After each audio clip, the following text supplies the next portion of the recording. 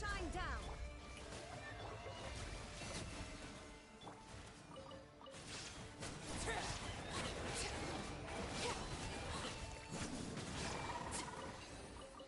An impressive bounty.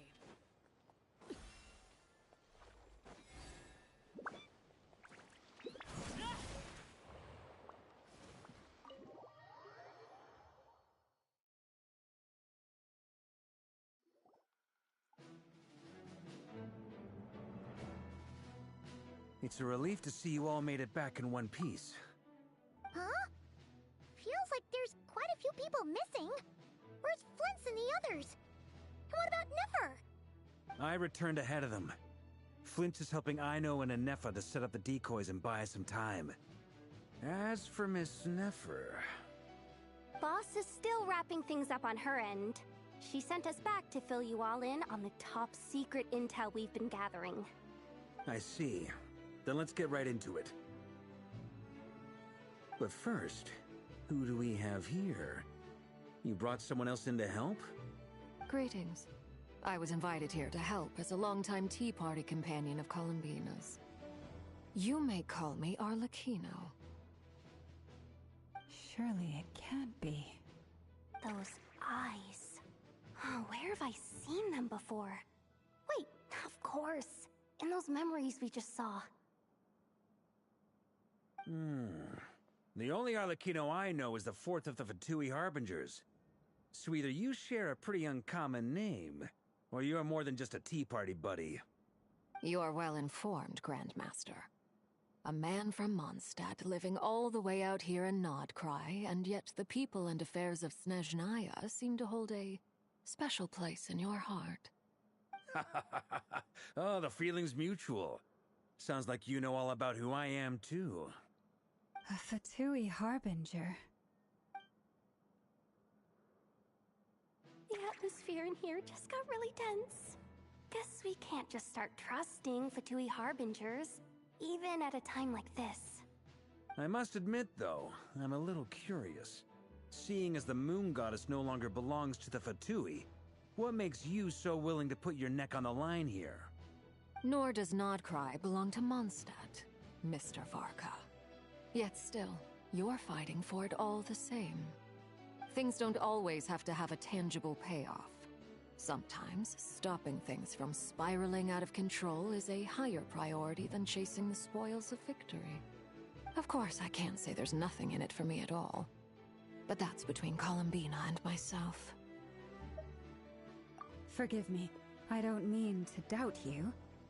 It's just that the Fatui really have been the source of many of our troubles.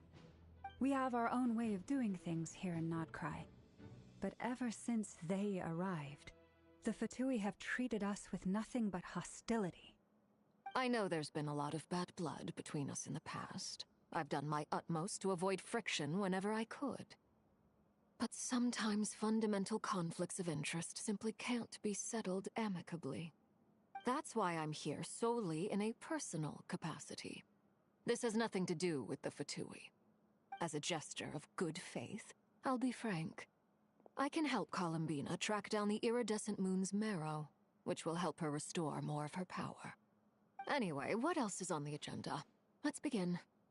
She says she'll be frank, then completely skips over the details. Looks like she doesn't want to give away too many secrets after all. But she clearly wants to change the subject. It'd be awkward if I tried to bring it up again now. I guess we'll just have to go along with it. She's the fourth of the Fatui Harbingers after all. One look and you can tell she's not someone you'd want to mess with.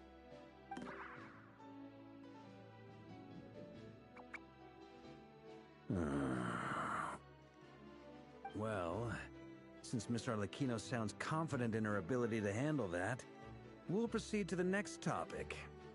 Yehoda, time to share that top-secret intel. Alright, listen up everyone. First, we now know that Rerir was originally a Conrian secret agent whose primary mission was to hunt down and assassinate the so-called Dregs of the Crimson Moon. The Dregs of the Crimson Moon? Mm-hmm. In the memories, there was a lot of talk about the Crimson Moon and Eclipse, and a whole bunch of other stuff from the time of Conria.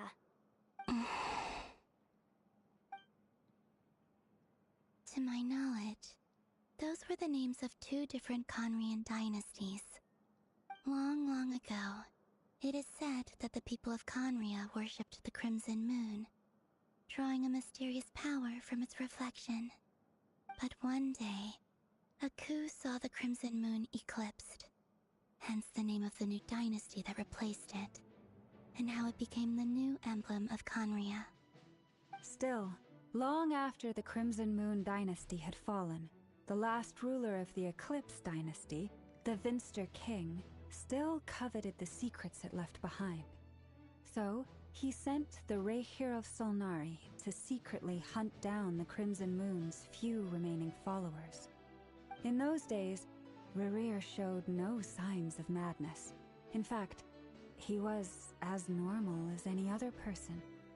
Oh, and he had a fiancé, or at least a would-be fiancé, called Tholindis. What's the matter?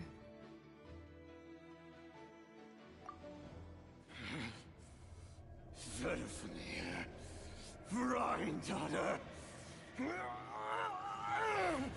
Flinders.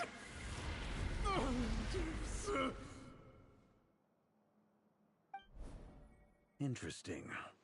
Anything else? What about this would-be fiancé of his? Do we know anything about her? Well, she was a researcher at the Universitas Magistrorum, but it felt like she was hiding some kind of secret. Oh, and one more thing. For some reason, Rerir's fragment also contains some of Tholindis' memories, though only a very small portion. Well, no shortage of potential leads, I'll give you that. In any case, it sounds like we can conclude that while Tholindis was still around, Rerir appeared to be lucid and quite normal. Tholindis, it seems, must have been the one thing in this world that he couldn't let go of. Tell me, though, were these pure-blood Conrians we're talking about here? Why do you need to know that? Hold on. If she was a pure-blood Conrian... Oh yeah! Just like how it was with the captain! If we could somehow find her, do you think there's any chance Rerir might regain some of his sanity? It's possible, but it would take a miracle. We can't pin all our hopes on that. That merchant who Nefer knows, Dori Sangama Bay. Maybe we could hire her to look into it. All right, then. Let's keep working in our separate teams. Traveler, Paimon, Kutar, and Miss Arlecchino will go look for the iridescent moon's marrow. As for the others... On the way over here, I noticed that the Wild Hunt monsters had grown even more frenzied in their search for Kutar. At this rate, the people living here will be in grave danger too. So I'm thinking of gathering together some of our followers to go wipe them out. I'll head back to the Curatorium and meet up with the boss. Feels good knowing we've all got something to be getting on with. Given that the Wild Hunt has been a lot more active lately, the Lightkeepers have likely begun their own operations too. If that is the case, someone will need to pass the news on to Flint's. I'll hold the fort for now, then discuss our next move with Flint's, Ino, and Anefa when they get back. All right then. Well, the clock's ticking. If that's everything, we'll be on our way. We'd better get moving too. We'll try to buy you as much time as we can. Relax. Just do your thing. Now, I decided to call in some backup since things are getting so hairy. Our reinforcements should be here any minute now. Stay safe, everyone. Dismissed.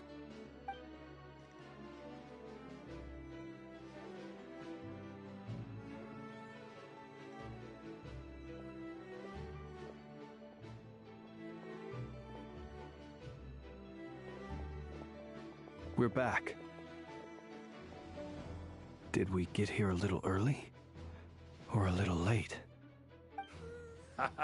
A tad late. The others have already set off.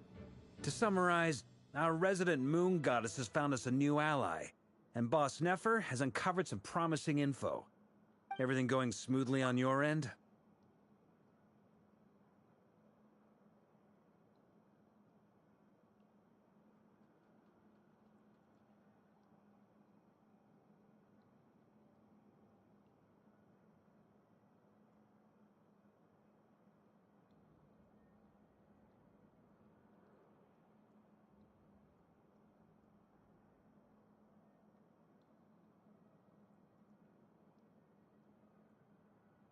Not great.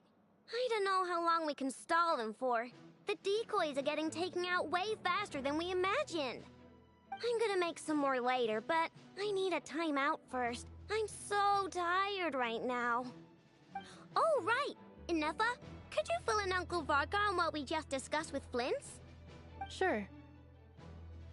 Uncle Varka, you previously told us about how when you went to investigate a source of the Wild Hunt in Amsvartnir, you discovered that it was just a diversion. But according to Flints' intel, several outbreaks of the Wild Hunt had already occurred in Notcry in the period leading up to that. That was before Rerir had regained his body, when he was far from regaining his full strength. In other words, in theory at least, he still lacked the means to act in two places at once. Flints, with everything that's been happening, the Lightkeepers across Notcry are rallying to fight back against the Wild Hunt. They're gonna need your help. I know, I'm sure you're capable of coming up with something far more effective than decoys. But for now, you should stay here and get some rest. Ineffa and I will head back over to Amsvartnir to see if there's anything I missed. I told you Uncle Varka would say that, didn't I? A deal is a deal. Not a word about my snack intake for the next week. Database updated. Reliability of Aino's predictions increased. What does that mean?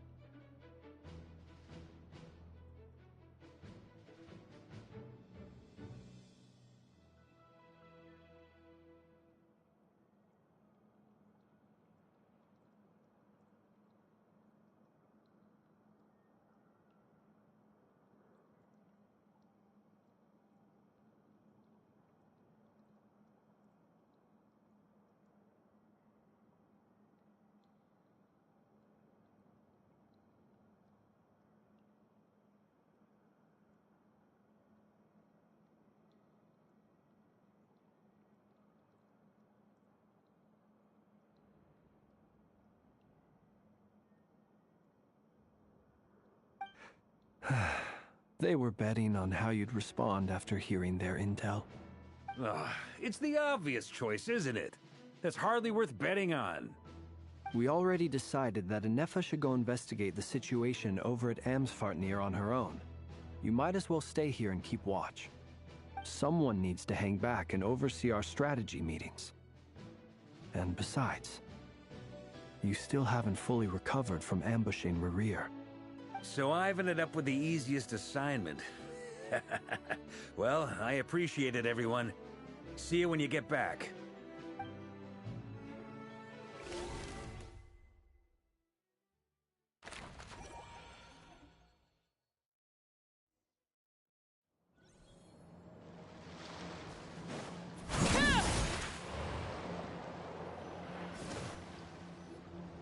Here, this will serve as a good spot to cross over.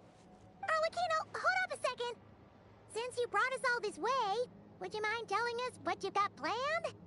We still haven't got the slightest idea what's going on here. And if even Columbina doesn't know where the iridescent moon's marrow is, how do you? Simple. Because I am an inheritor of the royal bloodline of the Crimson Moon. And one of the last surviving embers of the Two Worlds' flames. Huh? Are you serious? Isn't you're a descendant of that Crimson Moon dynasty we were just talking about? The one from ancient Conria? Your surprise is understandable. I was also taken aback when I first learned of it. But the more I thought about it, the more I realized the signs had been there all along. When I was young, I discovered I could wield a very special kind of fire. It coursed like blood through my veins and smoldered away inside my nerves. What's more, whenever I experienced strong bursts of emotion or drew too deeply on this power, it was like some kind of presence within the fire would begin to gnaw away at me, consuming me from the inside out. Exactly. That is why my hands are like this, too. At first, I saw it only as a curse, but once I became a harbinger, the Jester apprised me of the truth. Together with my own investigations, over the past few years, there are several things that I have gradually come to understand. For instance, take the so-called Crimson Moon. In truth, it is nothing more than the shattered remnants of the iridescent moon, fused with the Abyss to prolong its lifespan. Since this blood flame was bestowed upon me by the Crimson Moon, it is a fusion of the iridescent moon's former power and the corruption of the Abyss. You all understand the nature of the Abyss well enough. I draw upon its power, and in return, it hungers for my soul. This strange blackness is the mark of corruption it has left behind.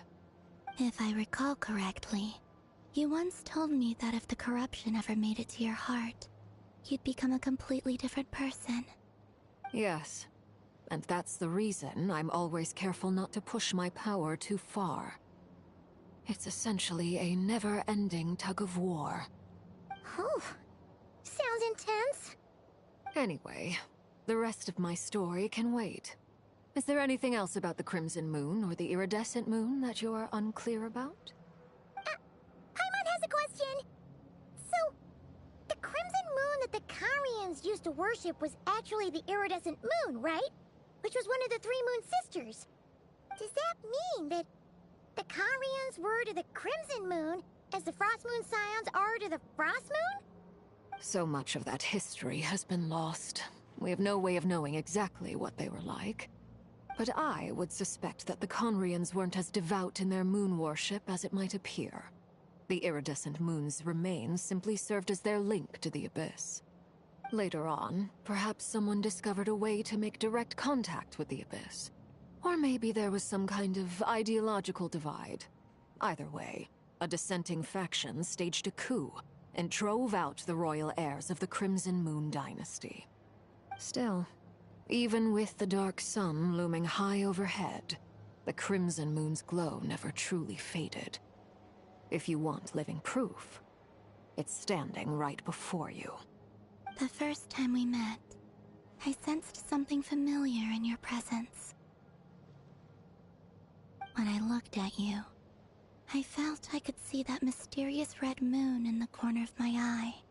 In your flames, I saw its broken image, surrounded by a strange black aura. Well, I appreciate that you kept it to yourself. Much about the Crimson Moon is still a mystery, and I'd prefer not to end up as the object of an insane research project. Anyway, time is against us here, so if there's any other questions, they'll have to wait. I just want to make sure I've got one thing straight. In her letter, Sandrone mentioned that since you are unable to contain the iridescent moon's marrow yourself, you intend to leave it in my custody. Correct? That's right. For now, it's the only way I can pay you back for your help.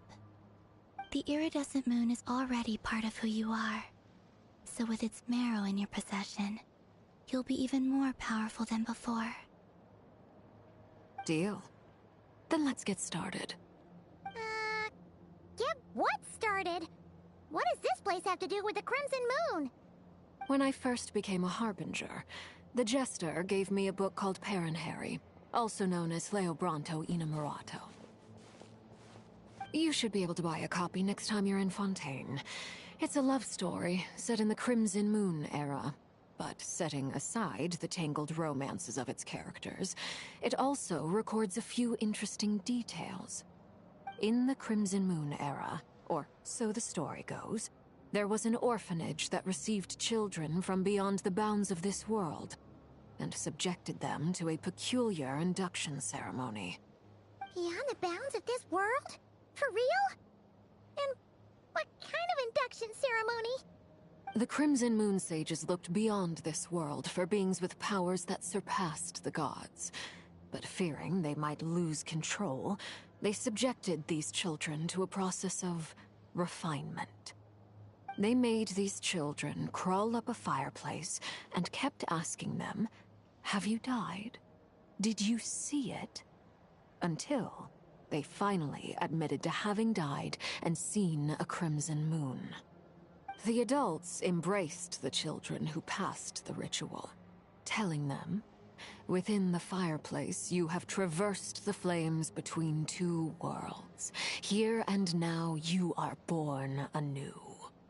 The book leaves much unsaid, but I suspect that this was their way of branding the children they had enrolled, leaving an indelible mark upon them so that they would forever live in the Crimson Moon's light. That explains why I can't sense the Crimson Moon's marrow in this world. It makes sense that it would be sealed in a special space that can only be accessed temporarily through some kind of ritual. But there's no fireplace here. Do you see a chimney anywhere? Oh, are we supposed to build it ourselves? Okay, fine. Paimon will go find some bricks.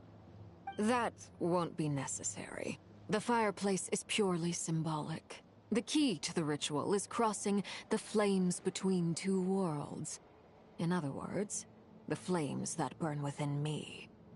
Those burned away by such flames leave behind a kind of ghostly afterimage in the world. In the days of Conria, people believed they could be used to bridge the gap between the two worlds of life and death. In short, I can open a passage to that space for you. That's the easy part. The catch is I'll need to stay on this side to keep the passage open, so I won't be able to come with you. Once you're inside, you'll have to find your own way. Very well. Then I'll open it up. Traveler, spare me a little more moonlight if you would. I may need it.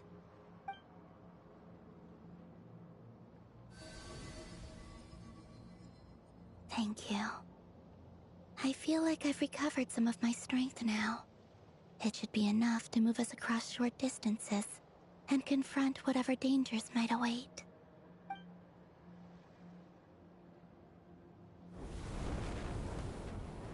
Mistress of the seven hues of ages past, great mother of the present, crimson-clad sovereign of the two realms, by fire severed, by fire renewed, I offer myself now and beseech your descent.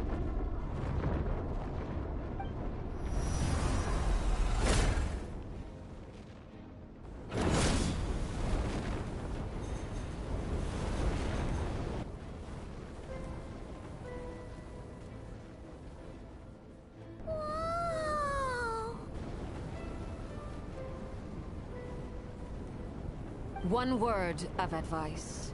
As you're crossing over, no matter what voices you hear, do not answer. Got it! I sense a sinister gloom inside, but also the familiar light of the moon. I feel that I am about to meet an old friend who has changed beyond all recognition. All right, let's go.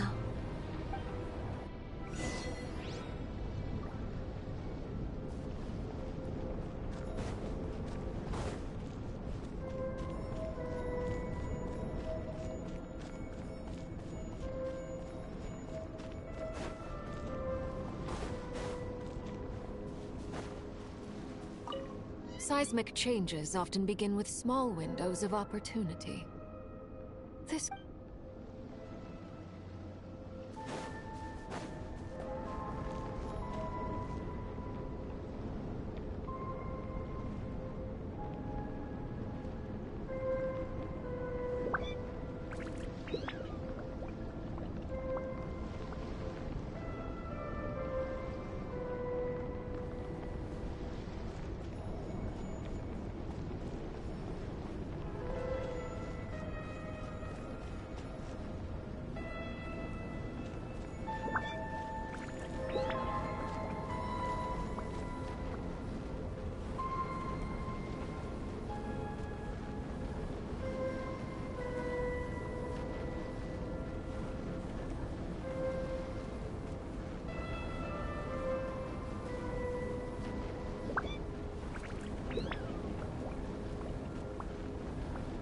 Something you wish to report? Go on. You have my undivided attention.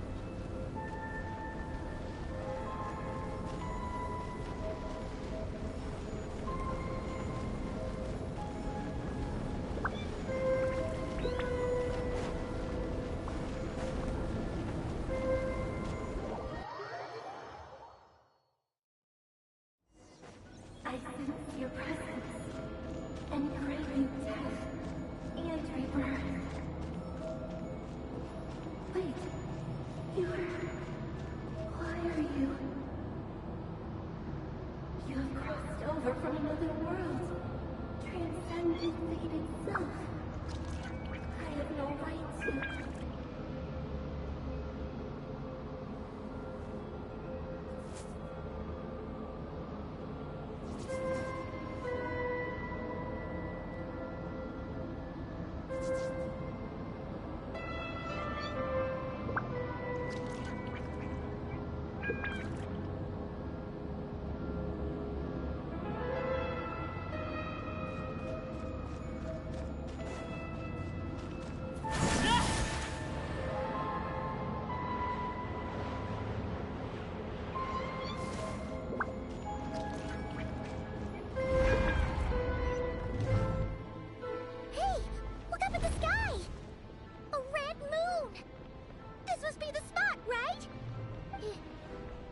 The abyss?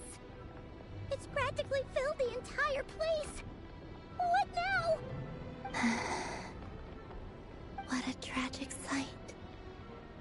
Fragments of your broken body, seized by the abyss, and hung up aloft like mummified remains. Iridescent moon, was this truly what you wished for?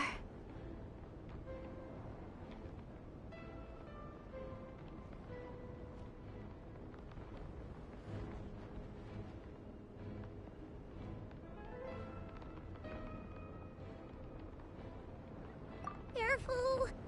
There's something spooky about this place. Feels like something is lurking in the fog. Haimon's right behind you. Whatever you do, don't run off without her.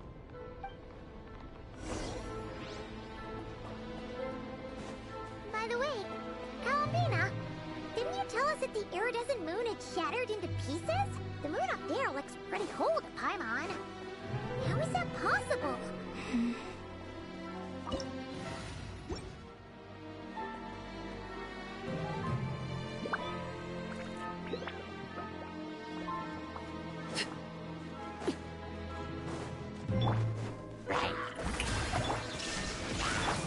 Leave this. Overruled!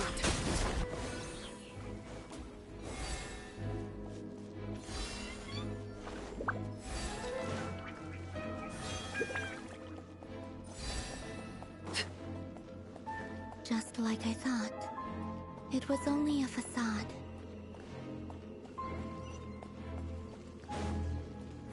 Illusion shattered! Forest?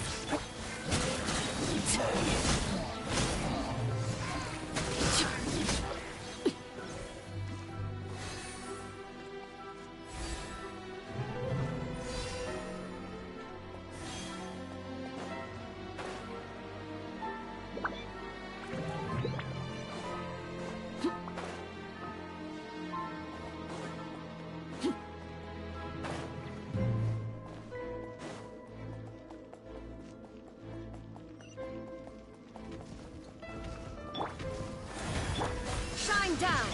Straight up. Pitiful. Transfixed.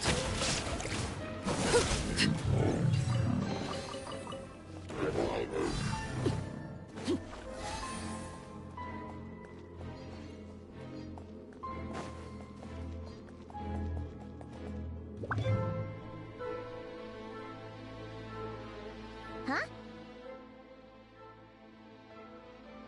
Huh? For real? That's way too high! There's no way we'll be able to reach it! No. I'm not sensing anything up there. It's coming from under the mountain. Let's see... Ah! There's some kind of weird shadow over the water! Wait, see that? Looks like a mechanism of some sort. Let's check it out!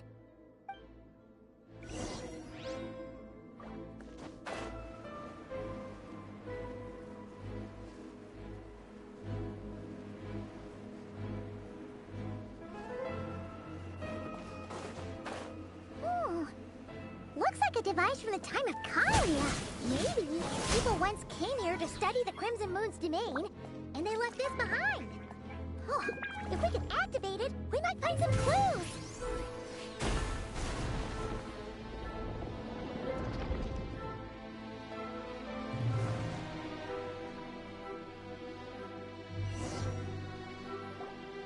Hey, look at that! Now that the mechanism's running, the shadow in the water looks different. Do you think these mechanisms might be the key to unlocking the secret? Let's try to find more of them! Thalindis, we'll leave the rest of the research in your hands. We'll be heading back now. I hope this isn't ruining date night. Ugh. Mind your own business. Just leave me some snacks on the table. Thalindis? Is that Rere's girlfriend? How come we're hearing her voice here? Oh yeah! So, do you think she was studying this strange space all along? The Abyss has made this space extremely unstable. Maybe that's why some of the things she said and did were preserved here. Like echoes. Or after images. Whenever I see this view, it takes me back to a poem from my childhood. Waning moon, oh lifeless damsel, weeping on the mountain crest. Mourning still in wistful tone, her fragile soul now laid to rest. For me, of all people, to be here investigating the mysteries of the Crimson Moon space. Is it a coincidence? Or something more?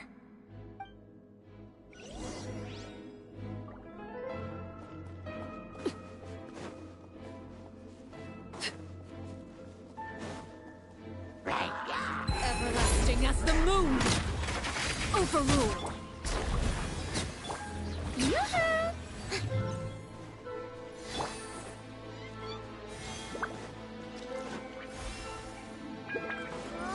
Looks like the Abyss has messed up this mechanism.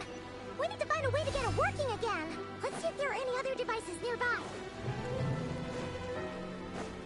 There is no... Leave this place.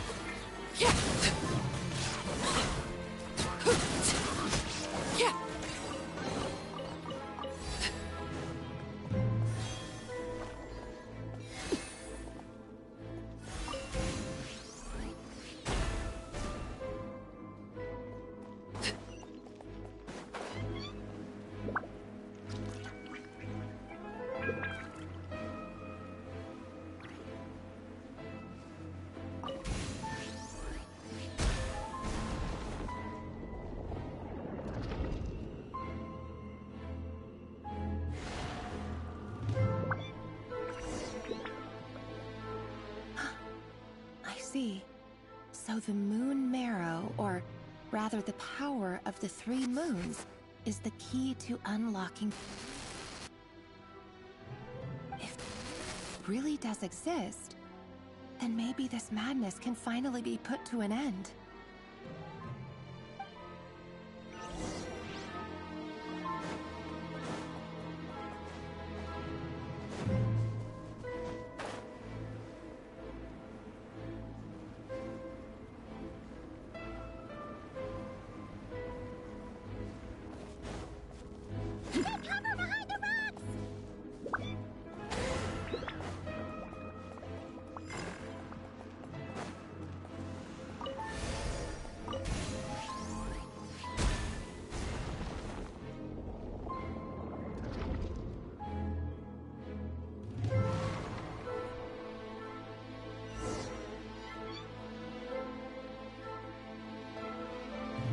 With the Abyss inhibitors in place, I should be able to access the chamber with the Moon Marrow. Oh, Rerir, with every step you take, you're drifting further from what you truly desire. But you're not the root of the problem. Ever since that outsider set foot in Conria, the Vinster King has sunken deeper into madness. If only I could get my hands on that outsider.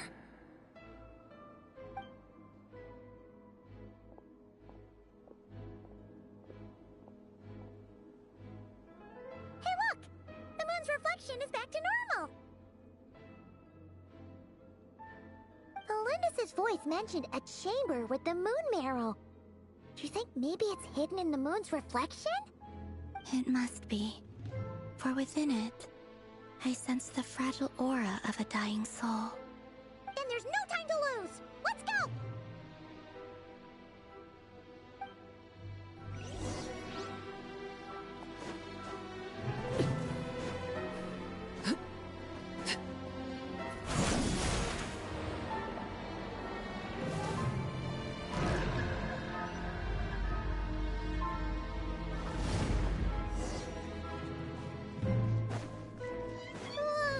These things are so creepy!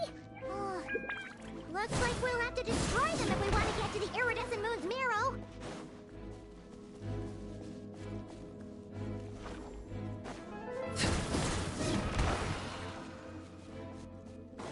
That must be the Iridescent Moon's Marrow! Oh, we'll need to destroy these things before we can reach it!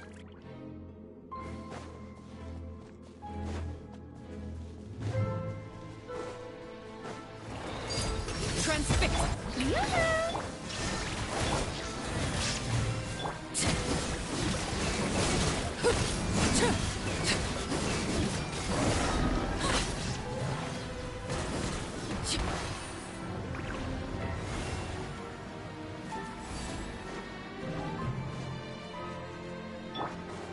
Shower me with praise!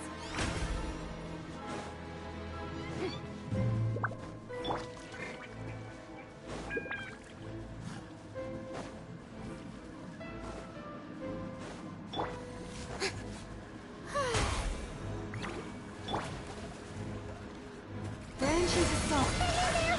We're so close!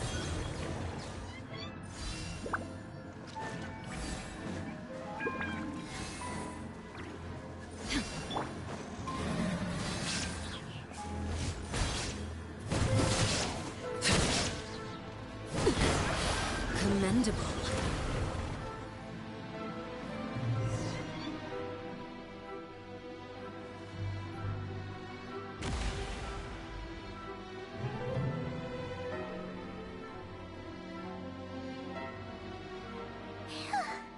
We finally did it! The iridescent moon's marrow. Still burning away like an undying flame, yet now contaminated by the abyss. It has taken on a new form entirely. If we can purify the abyssal power within, we should be able to obtain its untainted essence.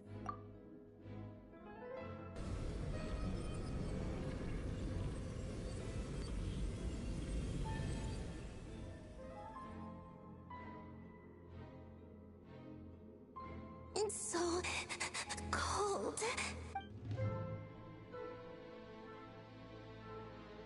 Is it you?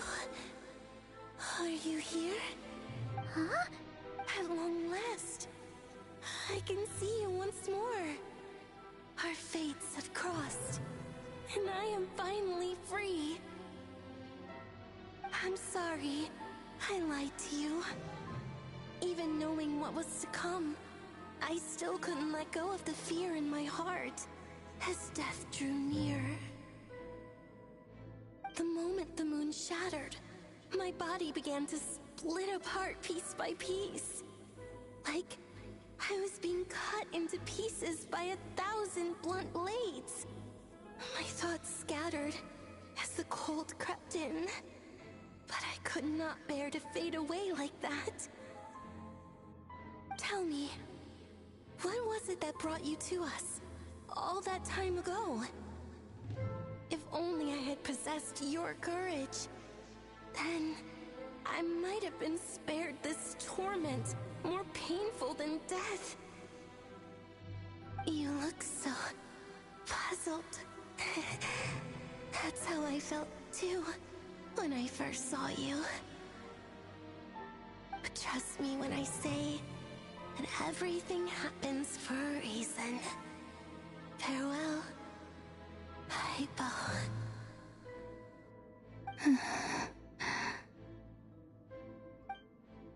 What was that all about? Was that the goddess of the iridescent moon? Oh, it sounded like she was speaking to a long-lost friend. But none of us have ever met her before, right? Perhaps. She took me for the goddess of the frost moon she once knew. For a fading soul like hers, our auras must be too similar to tell apart. But anyway, we've got the iridescent moon's marrow now. That should help you regain your strength, right? Alright, time to leave this place and meet back up with Arlecchino.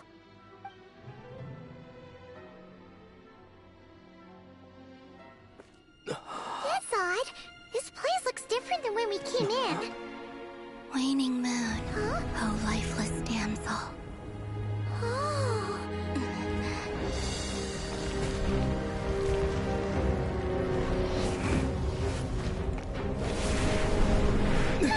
Hurry! The place is collapsing! It wants to trap us here. Who's it? The Abyss? Now we've taken the moon marrow. All that's left here is a dark will. It will show us no mercy. Give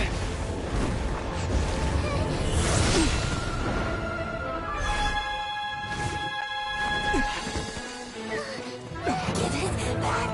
The crimson moons! My marrow! My heart!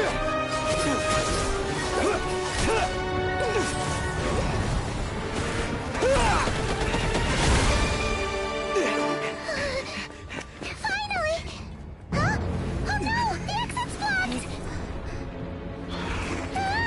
They're back! Now what do we do?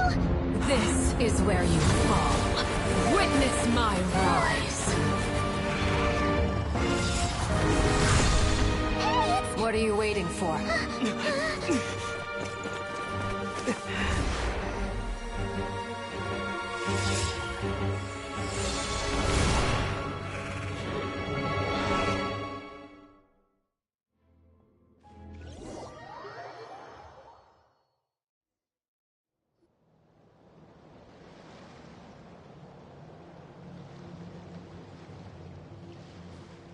Oh, we made it! Was that you, Arlecchino? Did you save us? Wait, your hands! They're... Oh, this?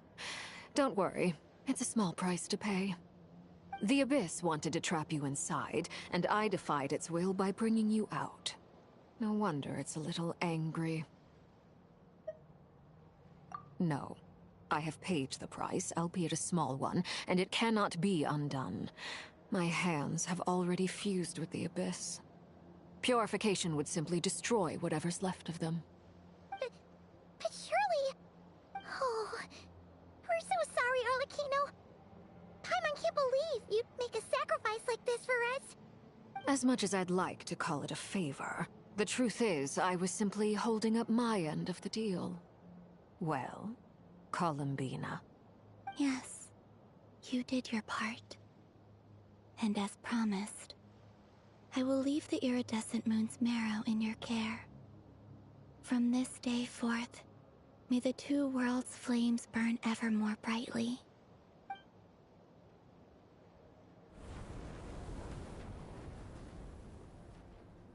I'll take that as a blessing. Now, Columbina, give me your hand. Accept this moonlight I offer in return.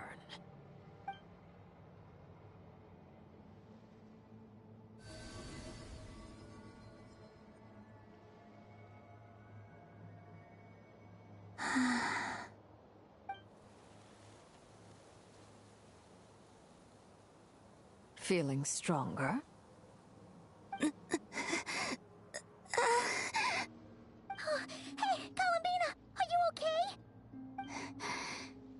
I'm fine.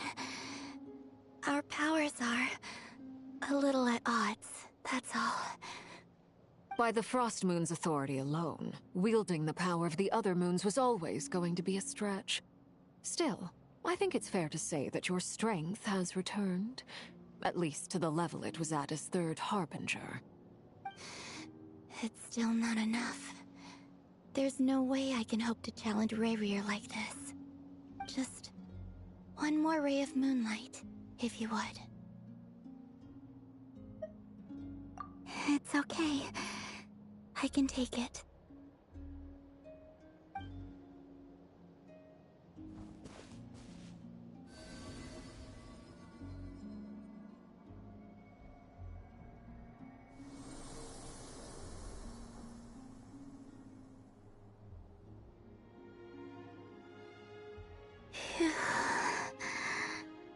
How about now? Fighting fit? At the very least, I won't have to stay hidden like before. I want to see him gone from Notcry. The Rayrir of Solnari and his wild hunt must be sent back where they belong. Well, it's good to have something to aim for. You certainly seem more alive now than you did earlier. When I first met you, you didn't strike me as a ray of moonlight. More like a wisp of fog drifting in from who knows where, ready to scatter at the first sign of a breeze. But now, you're full of vitality. Just like the Frost Moon, once the brightest of them all. May you keep shining, Columbina. This is who you are. Thank you. Look after yourself too, Arlecchino. I know you have plans of your own, and that's why you're always seeking to grow stronger. But whatever you're after, don't let the Abyss take a hold of you. I do not wish to see you go down the same path as Rayrir. I appreciate the concern, Columbina. Although perhaps it's time you took a new name. A new name? Kutar, the Moon Maiden, Columbina. They're nothing more than code names. They describe who she is and the roles she's played, but they're not her real name. We often use code names in the House of the Hearth, too. But it's knowing your real name that keeps you grounded. Up till now, you've been living a wandering life, so you've probably never really cared. All I'll say is this. Once you've defeated Rayrir, give it some thought. All right, that's it from me.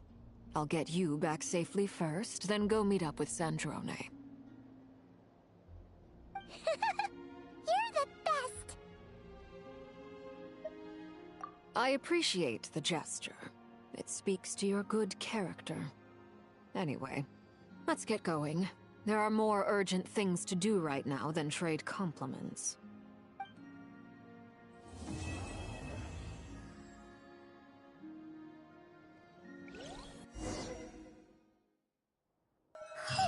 It was a close call, but we got the iridescent moon's marrow and restored Columbina's strength. And that's all that matters. In other words, mission accomplished. Paimon wonders how everyone else is doing.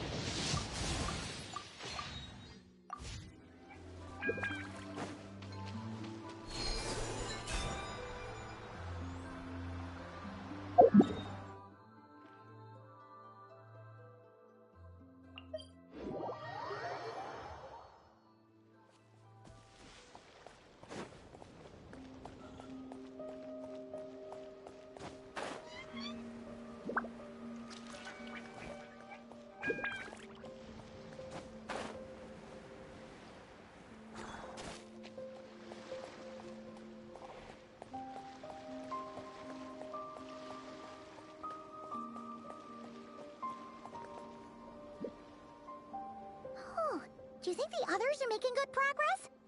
Hope it's all going smoothly. Oh, hey look! They made it back as well! Flintz! Llama! How did it all go? All is well, thank you.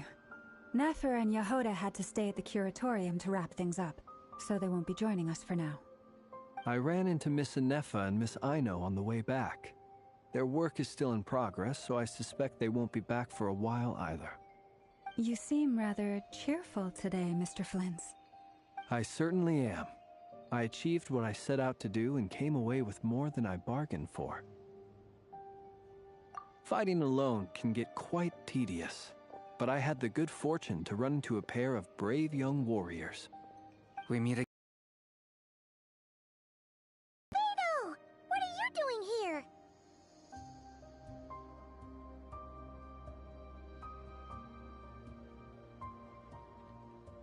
Thankfully, tracking you down turned out to be a lot simpler than we envisaged. These two courageously lent me a hand while I was fighting the Wild Hunt. When they told me they were Servarka's colleagues, it all made sense. And given how people of outstanding talent tend to cross paths, it's no wonder you're already acquainted. So, who's your travel buddy, Albedo? Why don't you come and introduce yourself?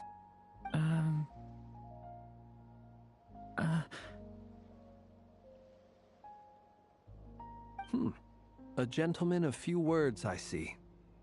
And a rather stern countenance. I presumed you were acquainted with him. Is that not the case? It's nice to meet you. Again. We've technically met before. Wait a sec! You're Minnie Durin! That's right. It's me.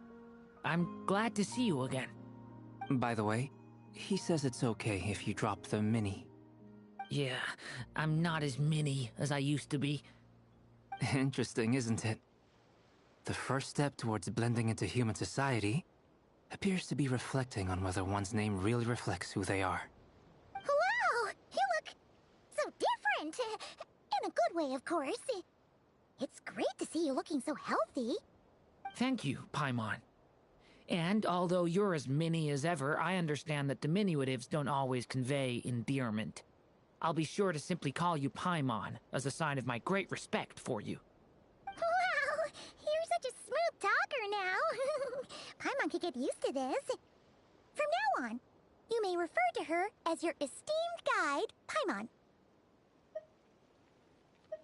Personally, I think our little Paimon is the perfect size. When people call her Little Paimon, it's just because she's so adorable that they can't help themselves. If that's not a sign of endearment, what is? You're absolutely right, Miss Lauma. My brother still has a long road ahead of him when it comes to understanding human relationships. Anyway, speaking of long journeys, didn't Columbina, leave with you? How come she isn't back yet? She's been catching up with old friends. Wouldn't be surprised if she stopped for a cup of tea, or 10, on the way back. Uh-oh. People are talking about me. Hope it's nothing negative.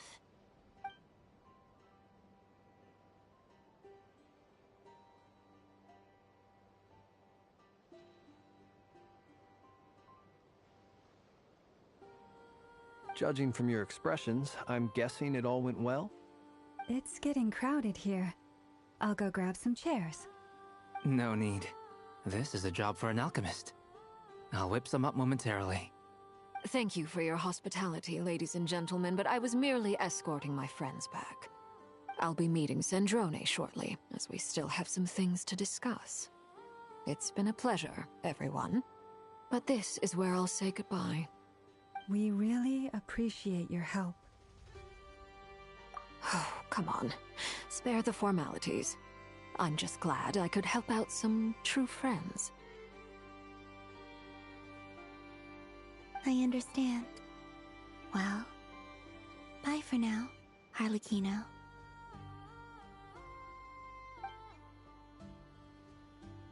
Oh, this place is hopping. It's probably a good thing one of us left. Otherwise, we might not fit all these people in. Are you saying we're about to run out of chairs? As a matter of fact, I am. Come on in and see for yourself.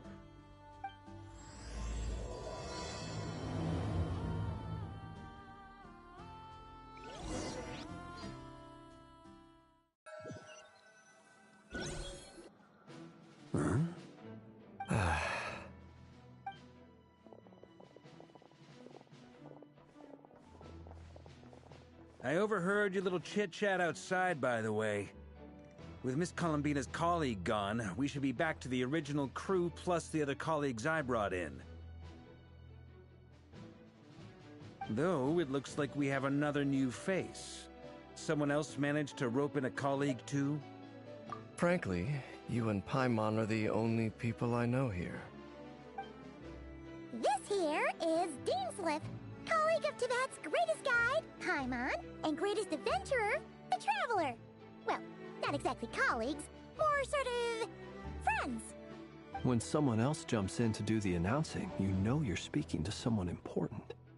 Let's hear what he has to say. Note to self. Once Paimon knows your name, the rest of the world will soon follow. When he comes looking for us, it's usually something important. Paimon's guessing you've heard about the Wild Hunt, then. From the looks of it, you're about to hold a meeting. If I were to say that the Wild Hunt is our mutual enemy, would that earn me a seat at the table? As the saying goes, the enemy of my enemy is my friend. Mr. Dainsliff, there's a seat with your name on it. Though, I can't promise the same for everyone else. Hey, Albedo, think you can rustle up a couple more chairs? After all this time apart, Grandmaster Varka's first order is to rustle up a couple more chairs. I've missed this. Is he being sarcastic? Hey, he's your brother. Why are you asking us? I've still got a lot to learn about the nuances of human conversation. Trying to decipher Albedo's way of speaking has been like jumping in at the deep end. Oh, good point. Paimon gets you now. Don't sweat it. There are people who go their whole lives without getting the hang of it. You're ahead of the game already. I wonder what's taking Nefer so long. Perhaps you should go and check in with her. If anyone can hurry her along, it's you. I just got back from the Curatorium. Besides, aren't you curious to see what's taking her so long? Miss Nefer doesn't strike me as the type to share secrets. And since gathering intel is her specialty, I'm guessing she'd prefer to keep her methods confidential. Under such circumstances, would it not be tactless for me to impose? Oh, but it's fine for me to impose. What can I say? You have an unrivaled ability to garner people's affection, Miss Moonchanter. Besides, you have far more in common with her than I do. All right, then. Impressive. She barely fought back at all. I admire your powers of persuasion, my friend. As I'm sure Miss Lauma will realize soon enough, the trick in life is to always pitch in with other people's responsibilities so that you can be selective with your own. Another trick is to simply hide in the background. Spoken like a true sage. Anyway, looks like we've got some time to kill before the meeting. Let's take a little breather, folks. And feel free to chat amongst yourselves. We'll get down to business once the other two arrive.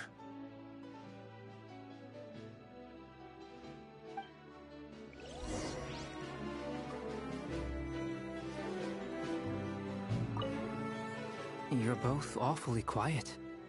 Why don't I start us off with an icebreaker? Much obliged. Have either of you ever had your portrait painted? If not, I'd be glad to help. That sounds like a lovely idea. You know how to paint, then? I dabble occasionally.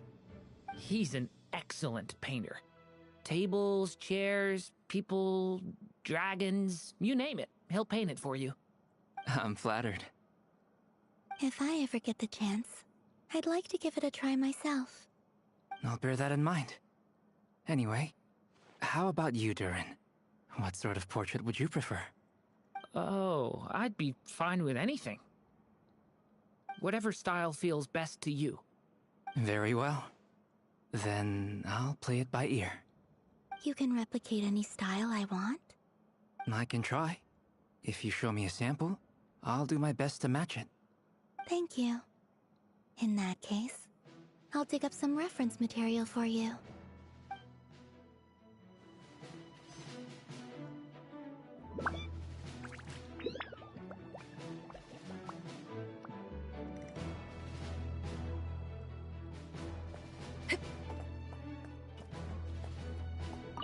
Truth be told, I can't remember the last time I was in a meeting with so many people.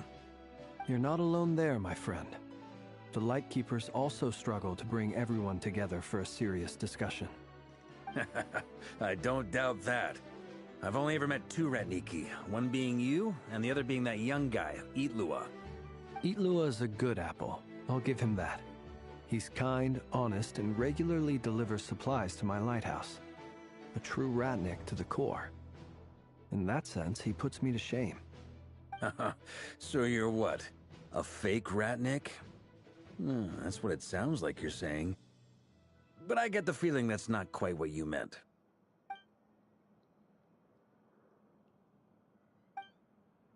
Come on, why the awkward silence? Sorry. I'm not even gonna bother trying to hide it. You've known all along, haven't you, my friend? Now that was an awkward silence. Let's just keep this between ourselves. Probably best if Itlua doesn't know, huh? That goes without saying. Gotta be careful what you share with youngsters, after all. Anyone else in the know? Let me guess.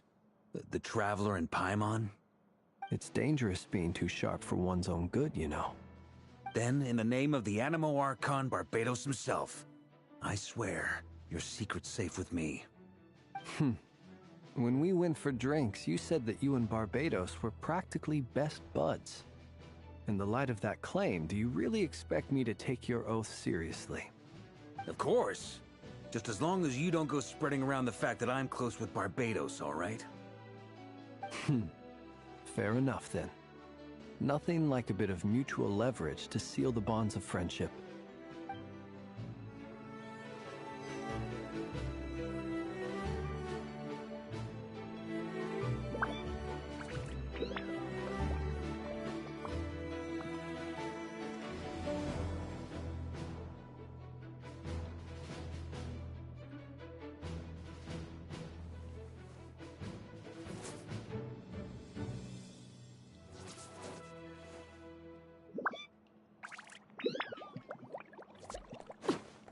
Is there something you'd like to say to me? Yeah! For starters, why'd you just show up here without even giving us a heads up? If you think back to our previous interactions, you may recall that that's hardly out of character for me. You do have a point there.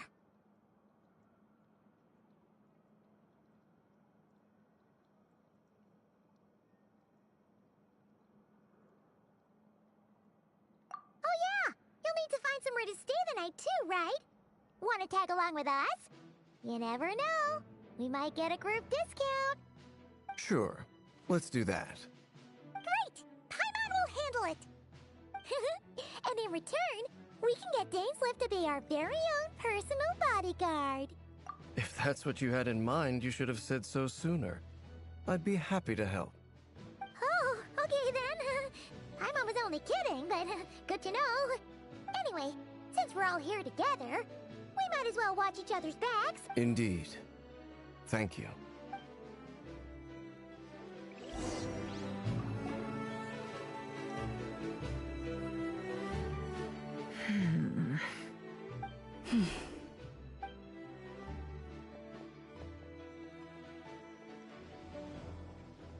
Ah, Miss Nefer.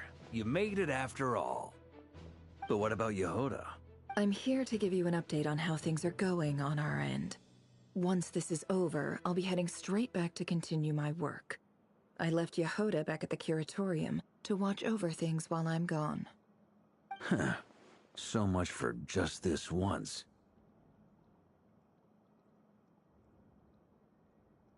Shh!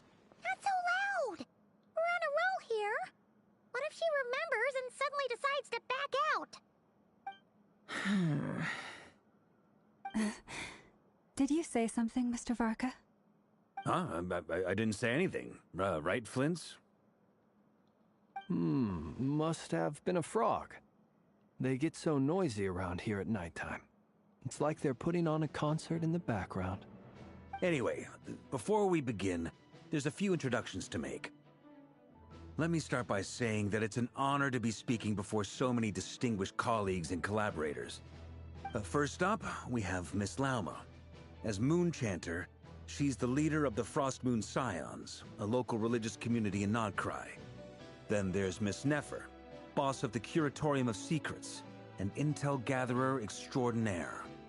Nefer is leading the investigation into Rerir's background, assisted by Yehoda and Lauma. From the little I've heard, they're making some great progress. Over here, we have Mr. Flints, a Ratnik and guardian of the abandoned lighthouse.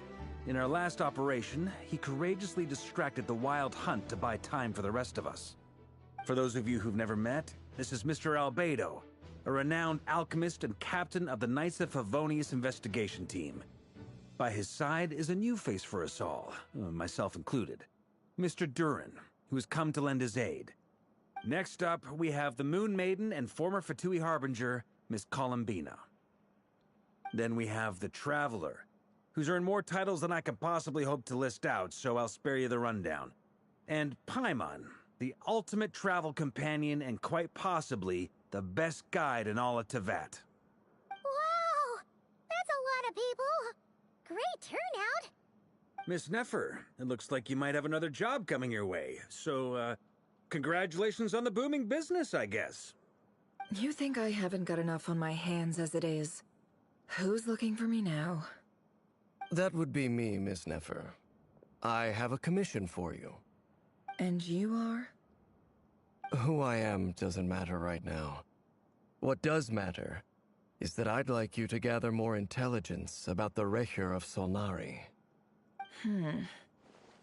Well, it's not as if we never take on anonymous commissions, but in your case, I'll have to decline. I'm gonna take a wild guess and say your job's probably more hassle than it's worth. Something about you seems like bad news. It's my eyes, isn't it? Conrian, I assume. And what's with the mask? Are you trying to hide your identity? In any case, the fact that you're even still alive raises an awful lot of questions for me. My name is Dainsleif. And yes, I am from Khaenri'ah. As I'm sure you're aware, the Rehyr of Solnari's real name is Rerir. He was once an acquaintance of mine. Really? Then you must have been quite an influential figure yourself. You flatter me, but none of that matters anymore. My point was simply to clarify why I have asked Miss Nefer to investigate Rerir's background. So you're both from Khaenri'ah, and it sounds like you used to be friends? What am I missing here? Surely you already know how he became one of the Five Sinners. I'll tell you everything I know. The history of Khaenri'ah, the names and identities of the Five Sinners. I remember it all like it was yesterday. I have never spoken openly of this before. But the truth was exactly as people say. The Five Sinners were each driven by their own desires, and it was by playing upon these that the Abyss tempted them to their fall, tearing Khaenri'ah apart in the process. The visionary, Vedifenir, who wished to foretell the future. The wise, Haroptatyr, who sought limitless knowledge. Gold, Rheindotter, who desired to create life. The foul, Surtologi, who pursued supreme strength. And last, but not least, Rehyr of Solnari, Rerir, Ravager of the Moon. Of the five, Rerir is the only one who remains a mystery to me. He never harbored grand ambitions. So what changed in the space of a single night? How did he come to fall like the others? In other words, you're saying that his change came as a shock to you, and you have no idea what actually happened? That's right. You mentioned how the Abyss tempted them, which led to their fall. But what did that look like in practice? And what other context can you give me about the events of that time? The more detail you can give me, the better. Strangely, now that it comes to it, I hardly know where to begin. The fateful night took place during the era of the Eclipse Dynasty. One day, my elder brother, the visionary, Vedifenir, was summoned to the palace by the Vinster King, only for the king to gouge out his eyes and cast him into the dungeons. When I came to hear of this, my fury knew no bounds. I gathered together every ally I thought I had, and together, we set a night to storm the palace and free Ved. Centuries on, the memories of that night still haunt me like a never-ending nightmare. We broke through the palace gates, just like we had planned, each striking towards our separate targets. But then, I was betrayed. Even Vedifenir, the very person I had come to rescue, abandoned me and partook of the Abyss's power. So, it's personal after all. Then tell me, Mr. Dainsleif, what price are you willing to pay? You, of all people, must know that nothing comes for free. I cannot say what price would be worthy of such a commission. But know this. Rerir was not always a madman. Believe it or not, there was a time when he was just an ordinary man, working for the Conrian Intelligence Service. Uncovering the truth of Rerir's past is the only way to unravel this mystery. But before you decide if you will accept my commission, I will tell you more about him. Enough, I hope, to help you plan your next move. Sounds pretty good to me. Feels like we just flagged down a random passerby, only to discover he's actually a master strategist who has a score to settle with our enemy. Can I borrow your halo? It could be useful in the lighthouse. Hey, enough with the wisecracks! Besides, isn't that lamp of yours bright enough already? Relax. It was meant to be a compliment. If that was a little over the top for your liking, I'll make sure to tone it down next time. I'll give your proposal some serious thought, Mr. Dainsleif. Let's speak in private once the meeting is over. Before that, there's a few things I'd like to share.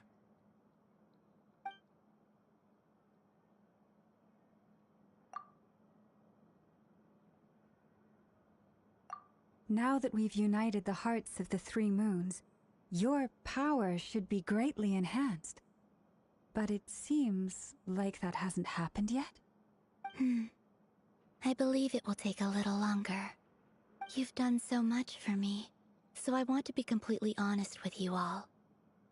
Even though I'm doing a lot better now, the truth is, my recovery will likely be an ongoing process.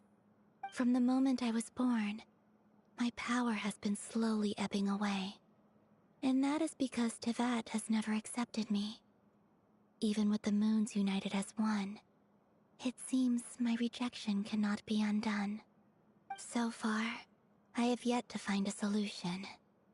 It may turn out to be a problem that will plague me until the day I finally leave this place behind. Even so, I will do everything in my power to help you drive out the Reihir of Solnari.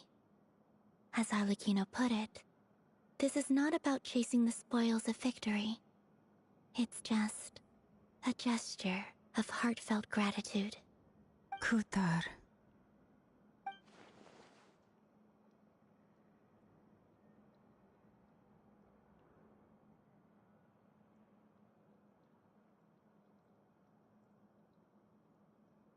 Defeating the Reihir of Solnari will be no easy task.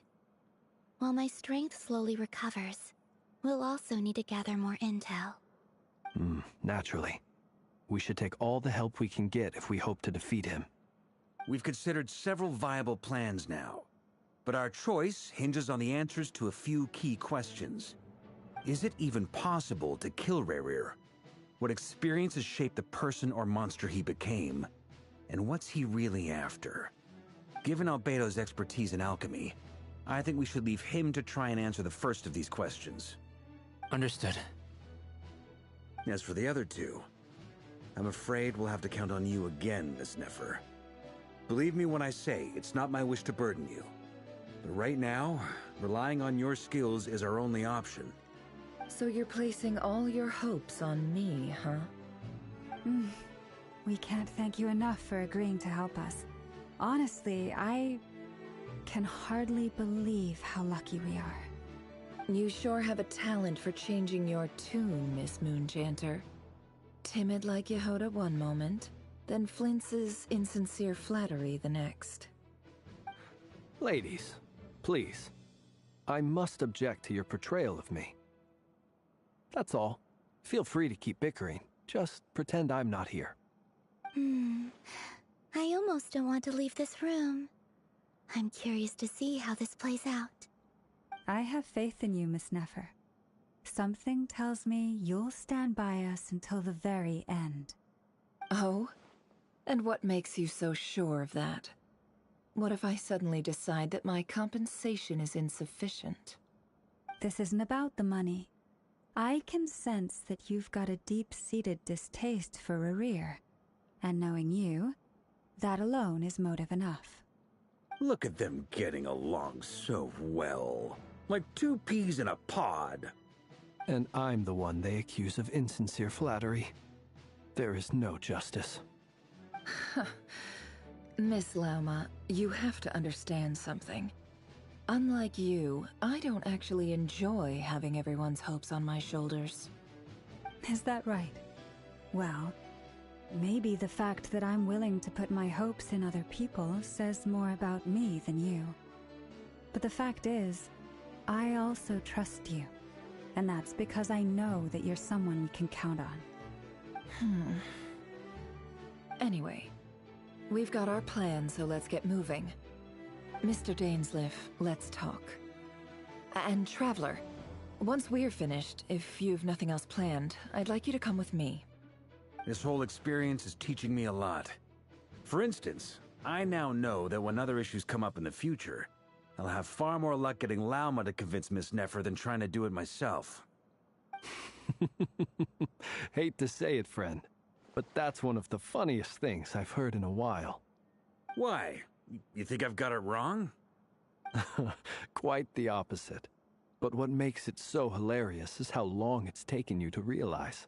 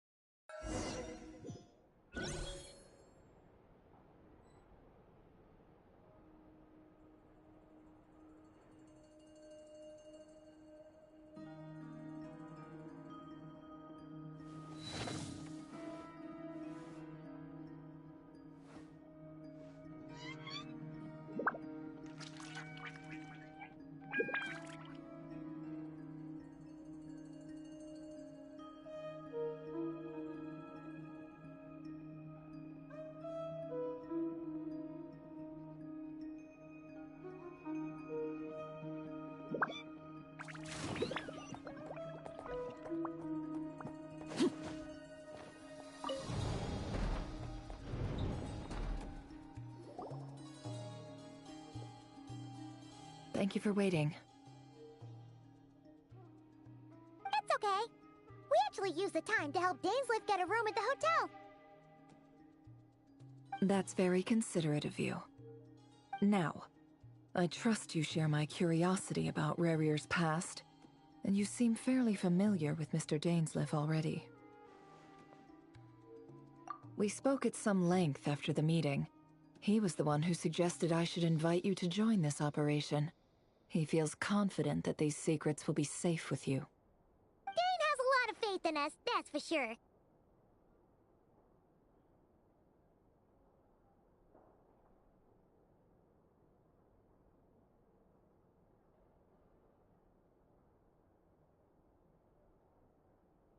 Likewise.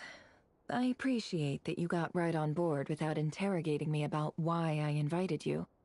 It shows that you trust me to explain everything in due course. That's because we know what you're capable of. We appreciate you too, Nefer. You might have been forced to help in the beginning, but this time, it was your choice. That's one way to put it. Another is this, that once a decision's been made, it's set in stone. After that, my only goal is to see it through. Alright, so here's how it is. I'm going to access Rarier's thoughts again using my confidential method. Now, I'm sure you've seen things like this before on your travels, so you're surely well aware of how dangerous it can be. The reason I've gathered you all here is to ensure my safety during the proceedings. I plan for us to enter the fragment of his consciousness together, and once inside, I will focus on searching for information. Think of this as a diving expedition into someone's brain. If I'm the diver, you are my safety equipment, tasked with keeping me alive while I'm under the surface. Once the ceremony begins, we will all be spying on privileged information.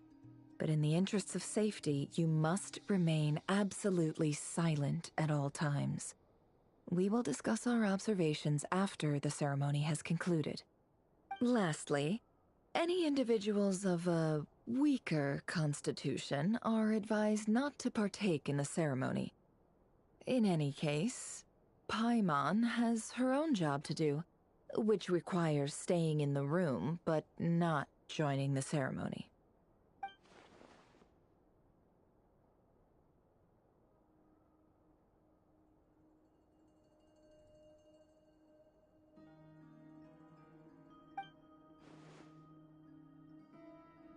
Well, good luck, everyone! Sounds like all Paimon can do is cross her fingers and root for you guys. There's a little more to it than that. I was being serious when I said you have a job to do. While the rest of us are inside Rarier's mind, it's imperative that we have a team member on the outside. In the event that something goes wrong, you will be our first responder. I don't anticipate any issues, but the extra level of safety will be greatly appreciated. I second that. This is a dangerous operation here, and you're our whole rescue team. That's pretty much the most important job in the crew. So, Paimon's like the lifeguard? Yeah, that makes sense. Alright, got it. Good. Please, take a seat. We'll get started momentarily.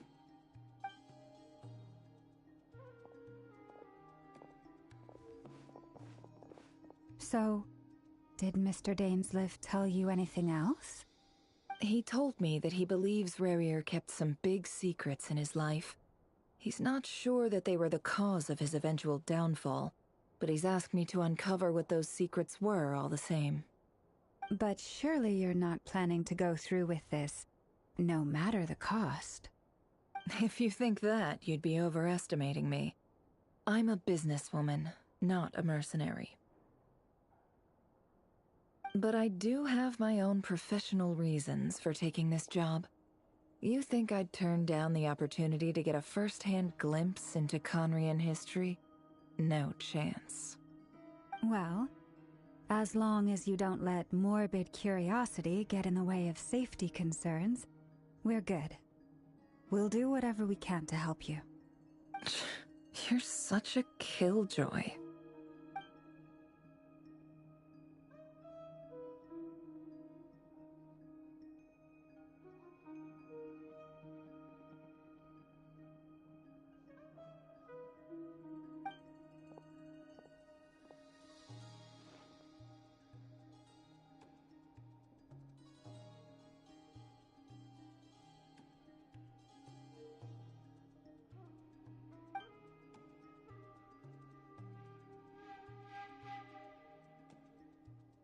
All right, I'm good to go. All set over here, too. Promise, Paimon, you'll be extra careful. All right. Let your whole body relax. We're about to begin. Close your eyes.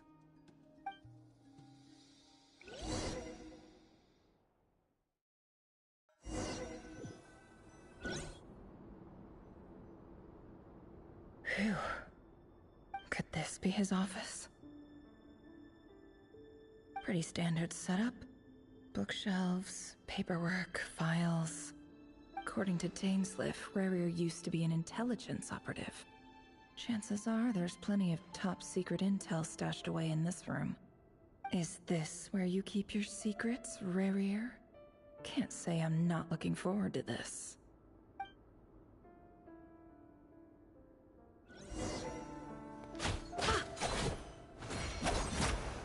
He looks even gloomier than last time. I wonder what's changed.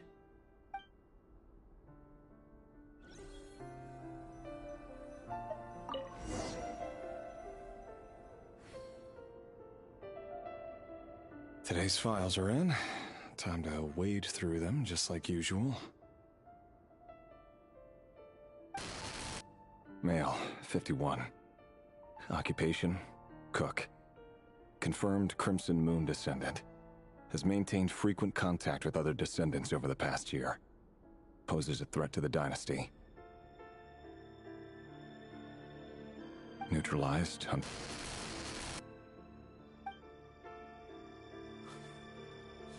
This one should be archived under purged targets.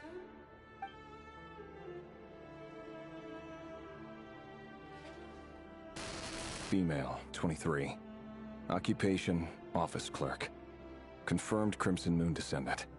Has maintained frequent contact with other descendants over the past year. Poses a threat to the dynasty. Neutralized. Another one for purged targets. Sounds like she was that other man's daughter. Never mind. What's it got to do with me?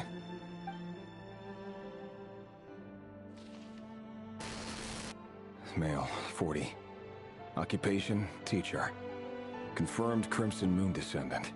Has been observed making contact with other descendants during the past year. Poses a threat to the dynasty. Neutralized on...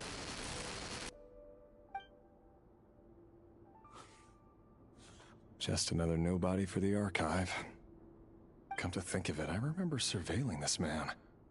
A case like his never would have been considered a priority in the past. Huh. He barely even interacted with other Crimson Moon descendants.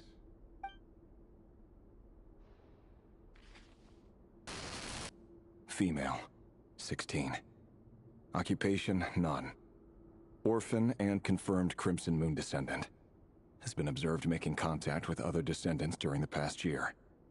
Poses a threat to the dynasty. Neutralized on...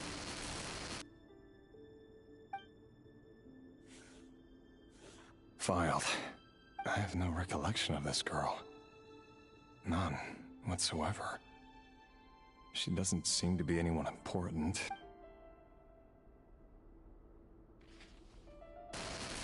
Female, 13.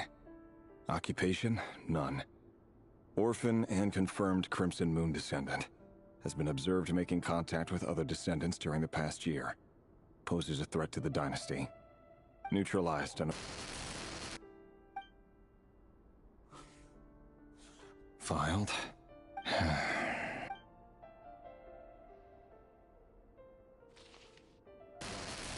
Male, 11. Occupation, none. Orphan and confirmed Crimson Moon descendant. Has not been observed making any contact with other descendants during the past year. Poses a threat to the dynasty. Neutralized on...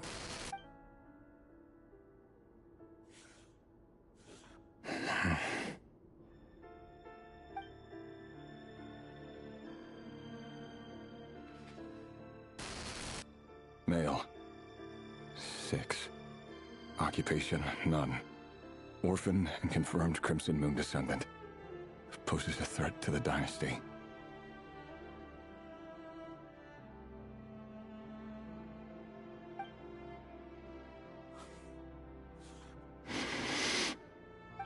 It's funny, isn't it? Your job is becoming both harder and easier at the same time, depending on how you look at it. Sooner or later, the Crimson Moon descendants will be completely wiped out. But as their numbers dwindle, they become harder and harder to track down. That's not how it is. Fortunately, however, most of the able-bodied adults have already been taken care of. The remaining weaklings will be increasingly easy to deal with. No! No. My job is to ensure the survival of the Eclipse Dynasty. And the only way to do that is by eliminating any and all potential threats. It's a perfectly legitimate line of work. Every single one of my colleagues can attest to my fairness. And if my friends were aware of the facts, I know they'd back me up too. Assuming, of course, that they were aware of all the facts.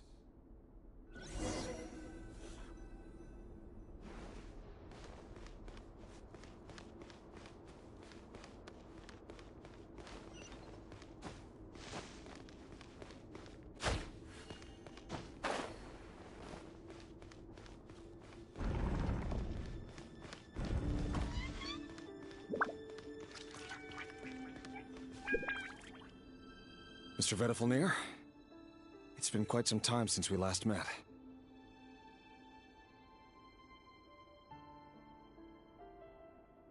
Rerir, I trust you're here because you have something important to discuss. Forgive me. I wasn't tuning out, it's just, I noticed you didn't even phrase that as a question. As if you knew I was coming. Tell me. Does someone in your position ever feel the need to ask questions at all? It is indeed within my power to foresee certain things. Things like your arrival. I was just thinking. It won't be long before I'll be inviting both you and Dane to my wedding. That isn't a lie, but nor is it a fact as such. It's a wish, isn't it? No fooling a prophet, is there? Ever since that day we met for drinks, I knew it was only a matter of time before you came looking for me. Does it feel good? Knowing how the future will unfold.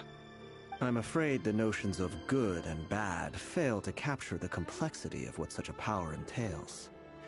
Once you've seen what will come to pass, it can be all too easy to succumb to fear and melancholy. Unless, of course, you learn to abandon these feelings.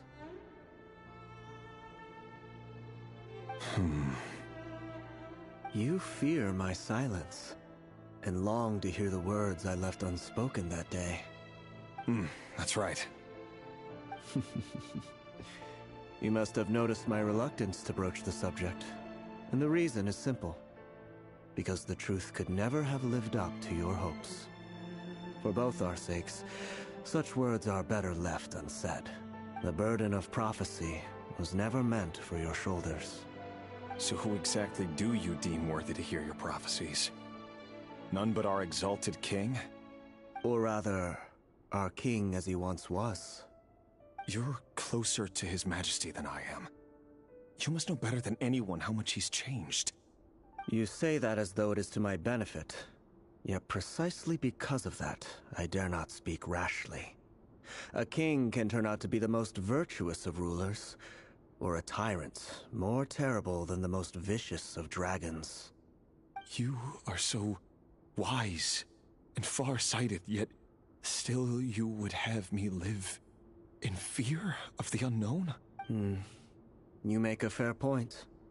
Especially given my silence alone was all it took to send you spiraling downwards. Very well then. Let me offer you some advice. And I say this not as a prophet or a visionary, but simply as the brother of your friend. For many reasons, there is very little chance of your marriage ending in happiness. If happiness is what you seek, you should find another fiancé.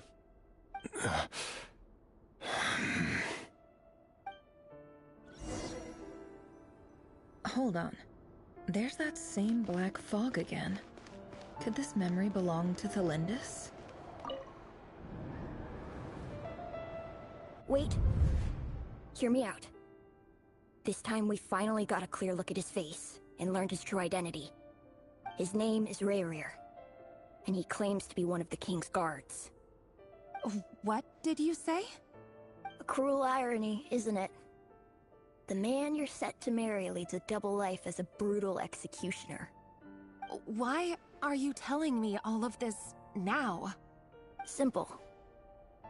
It's because I want you to kill him. You are the only person he would never suspect. No, absolutely not. I would never dream of doing such a despicable thing. So you'll just stand by and watch him slaughter us to the last? Do not forget that the blood of the Crimson Moon flows in your veins too. The blood of the Crimson Moon? What does that matter now? The dynasty has long been dead and gone. You think that alone is reason enough for me to throw away everything I have? Why wouldn't it be? You two were once a child of the Crimson Moon, just like me. Don't tell me you've never felt so much as a flicker of fury for the way we were trampled into the dust. As long as you promise to abandon this pipe dream of restoring your dynasty, I can try to persuade him. Or have him persuade the Vinster King. Persuade the Vinster King? Do you even know why he's so obsessed with hunting us down? Why he keeps trying to force us to hand over our secrets? Over and over again? Or why we refuse to give up on restoring the dynasty? The Vinster King. A blind fool. His eyes clouded by powers from beyond this world. A petty little man with a miser's heart. And he dares to sit upon the throne? Mark my words. Sooner or later, Khaenri'ah will fall. And it will be his doing. If you can't bring yourself to do it, so be it. Just you watch. It won't be long before calamity descends upon us all. The Rayrir of Solnari. That really is quite a secret you've been keeping from me, Rayrir. But who am I to talk? Am I really any better? I've kept my own past a secret this whole time too. Love should be built on honesty. But ours was born from lies. And yet, is it really so wrong to hide things that would only make life harder?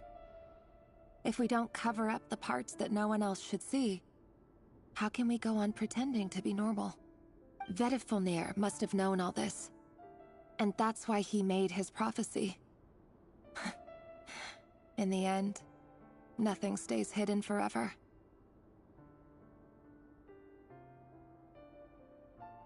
But I won't just sit by and watch this disaster unfold. I'll do everything in my power to protect what I cannot afford to lose, no matter who I have to face.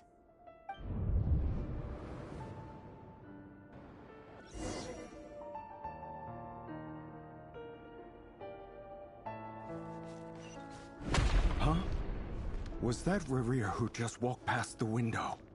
Doesn't it give you the chills that he still takes the same road to work every day? As if nothing ever happened. Those people at the deli. Enough already. They're clearly pretty taken by their own disguises, so just smile and play along. Pull the rug from under beasts like that, and you'll risk having your throat torn out. Deli? Oh. They're talking about those people from the opposition. Right. I'd almost forgotten they used to run a deli. People of no consequence always vanish so easily. And no one even remembers them.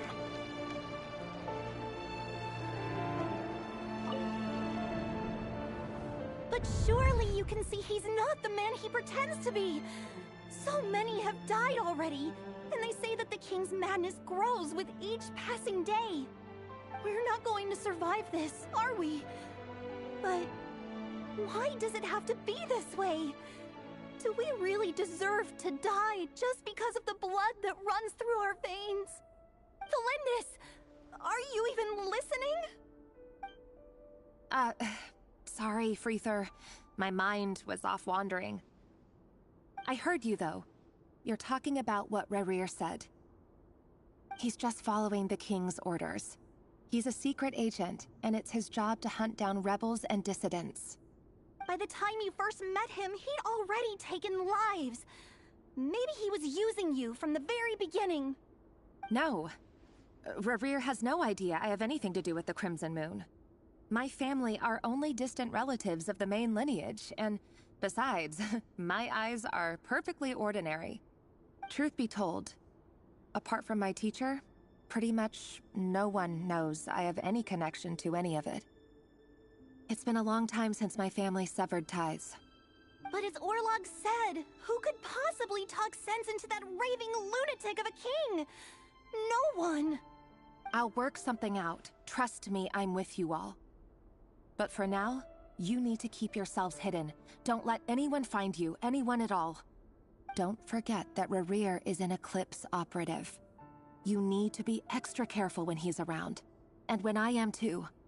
For now, don't come looking for me. And if anything happens to me, just act like we've never met. If even you can't escape this, what hope do the rest of us have? But after all this time together, surely he wouldn't lay a hand on you. I won't speak in his defense, nor can I give you a clear answer to that question. But I'll do everything I can to put an end to this. Here, hold on to this. If an opportunity to escape presents itself, take it. You'll be glad you took some spare change. You call that change? But what about you? I've got a job, and there's still money coming in. But you can't go anywhere right now. Please think about yourself for once.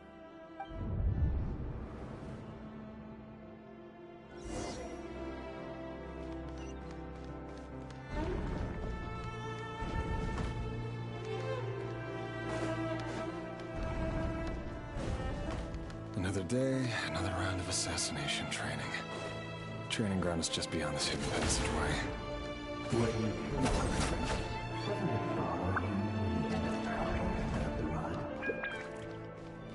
Why would it? Aren't we all just walking blood bags? But not everyone is accustomed to hunting down others like prey. You've been a hunter for so long now, you seem to have forgotten that most people don't just go around killing one another. Leave me alone. Make sure you have a firm grip on the handle. Then choose your angle well. Keep your movements light and brisk. And the prey won't sense a thing. I'll bet no one ever died a quiet death at your hands. I work clean. No traces.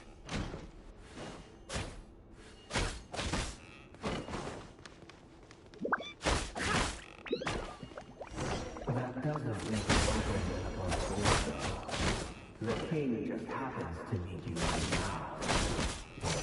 He doesn't. That won't happen. He's changed.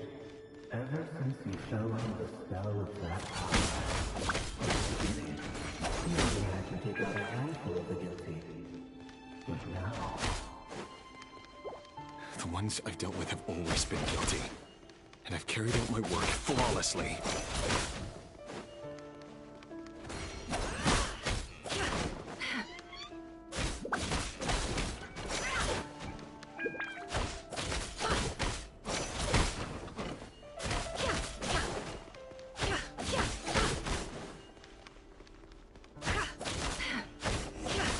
You know why Felindis didn't accept your proposal, don't you?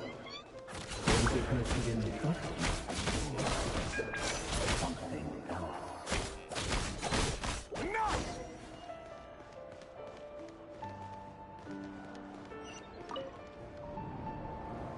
Thelindis, do you still remember Orlog?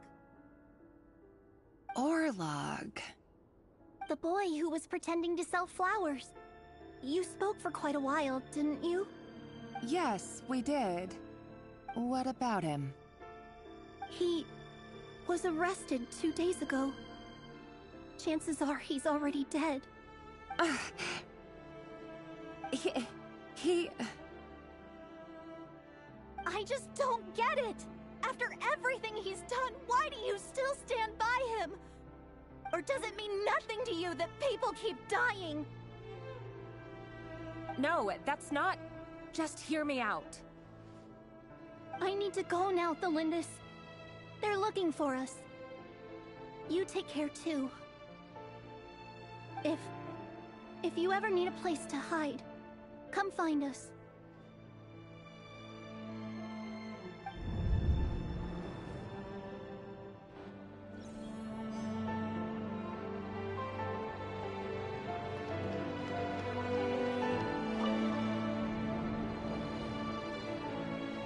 Author Thelindis. Over the course of this week, the research object was subjected to interference for a total of 47 hours for experimental purposes. The results are as follows. All subjects of observation that were sent inside have now... The situation within is proving more problematic than anticipated. No progress whatsoever. What now? Won't you give me even a glimmer of hope? Things are getting worse by the day. I have to find a way or we'll all be in danger. But I... If all this research comes to nothing, what then? Sooner or later, it'll be my neck on the line. But could he really bring himself to kill me? No. Surely he wouldn't have the heart.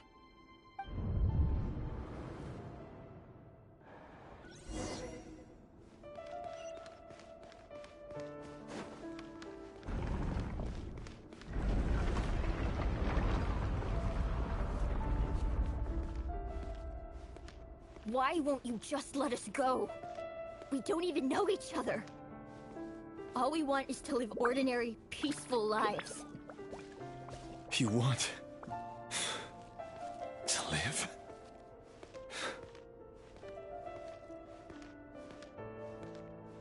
Yes. I just want to go on living. Is that really such an unforgivable crime?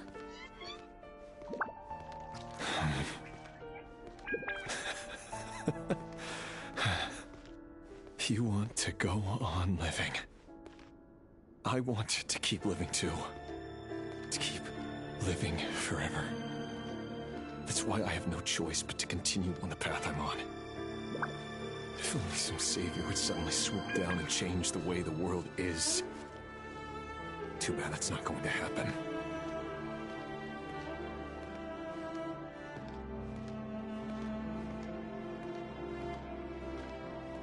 Imagine that. If there really were such a person, you and I wouldn't be standing here like this, would we?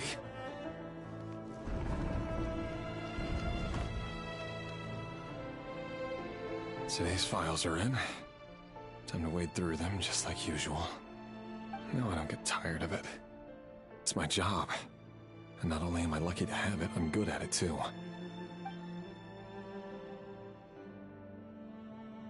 Huh. Wait. That's... Thelindis? No. No! No! Why?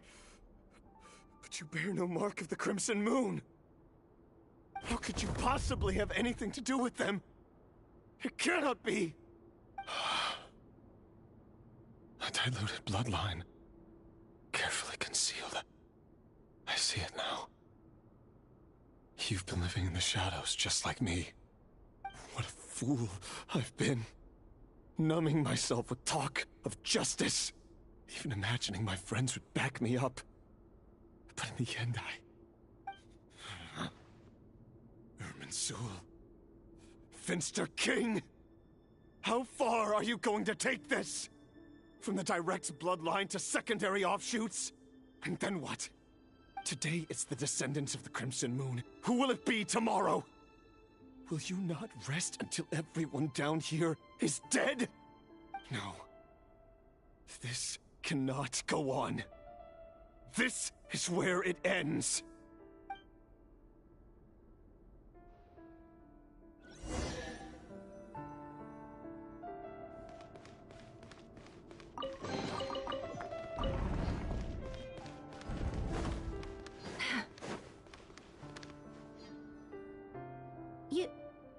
You're really letting me go?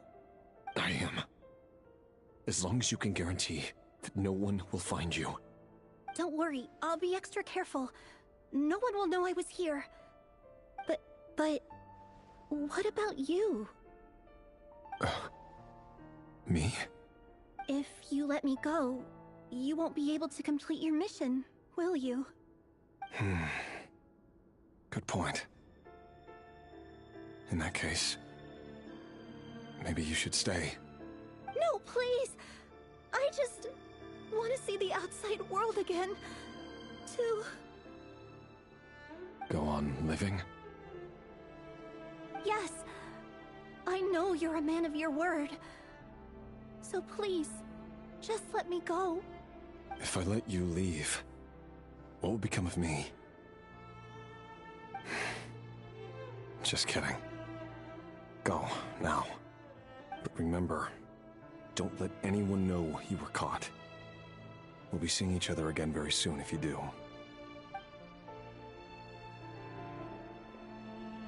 Even shadows in the dark must live by a code.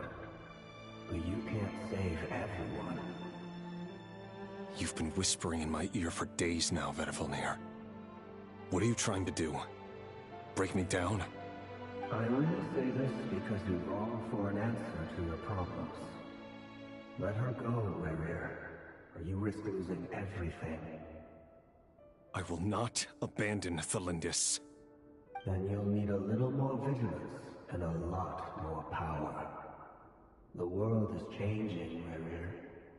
Keep your eyes peeled for your moment of opportunity.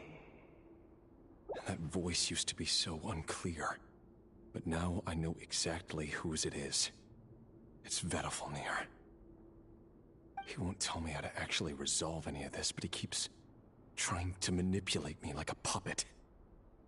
What's his game here? Tell me then. What will this moment of opportunity look like? And... no answer. He's like a ghost. Always disturbing me when I'm on edge, but never answering when I need him most.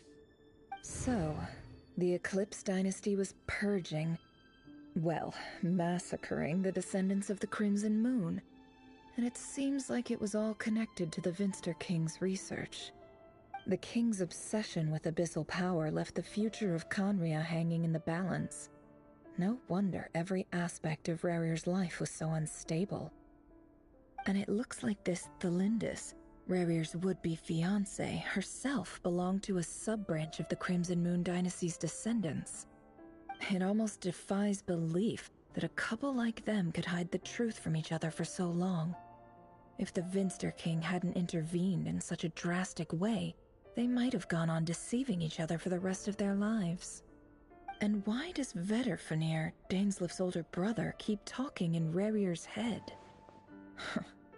This guy kept more secrets than I ever imagined. The human mind is like a vast desert of shifting sands. When you follow the flow of someone's memories, you only ever see the parts they're willing to let surface.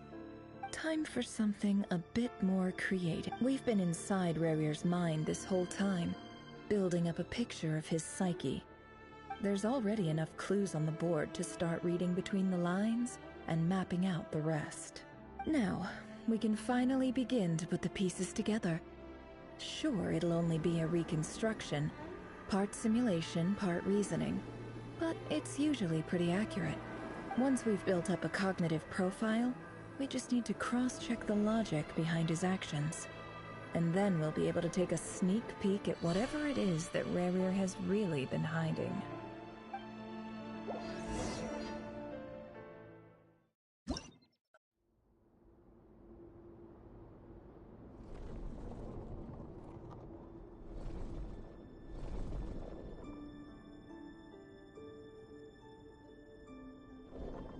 Rerir, are you there?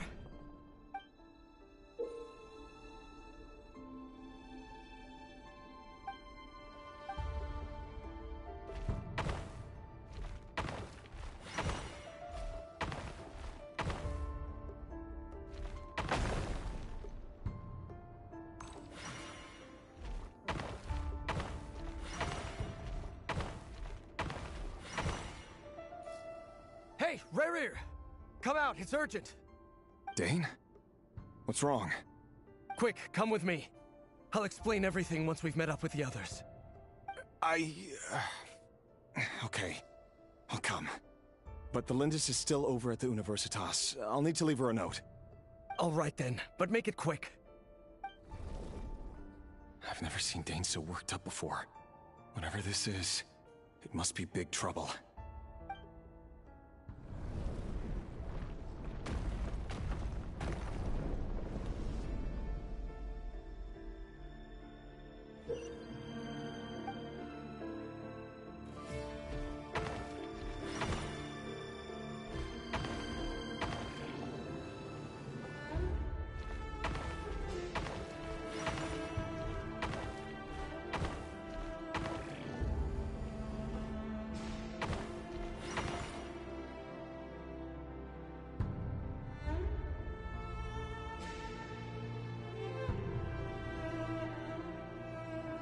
Well, this is a nice change, meeting you all at this hour.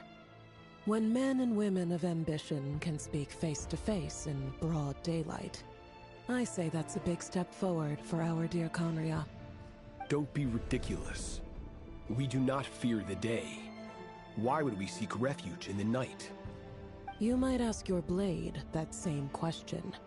I'm told it prefers the cover of darkness.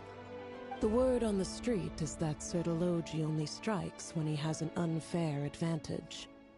But that is patently false. I see you're missing an arm and a leg. Surely only a fair fight could explain that. If this is your way of offering me replacement limbs, believe me, I'll take them. Oh, we can certainly discuss that. With bioalchemy, anything is possible. Assuming I have your full support in my research. Lunatic. Roptatyr, what brings you here? Why, Dainsleif, of course. He invited me. Please, cast aside your apprehensions, Miss Rhyndaughtr. Whatever the rumors may say, I am but a humble servant of the king, and I can assure you he affords me no greater convenience than he does you. Well, the Universitas Magistrorum won't stop fawning over you, so at least some of the rumors must be true. You're clearly doing well for yourself, so drop the humble servant act. It endears you to no one.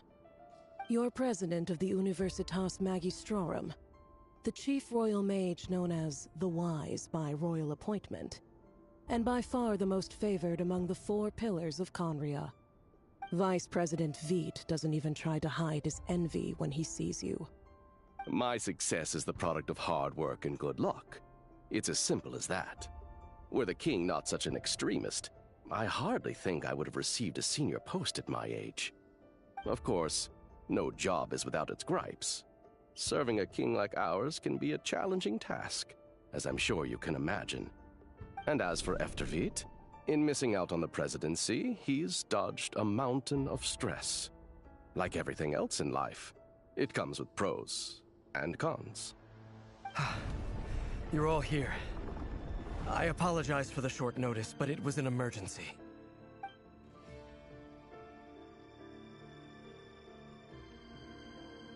You must be Rerir.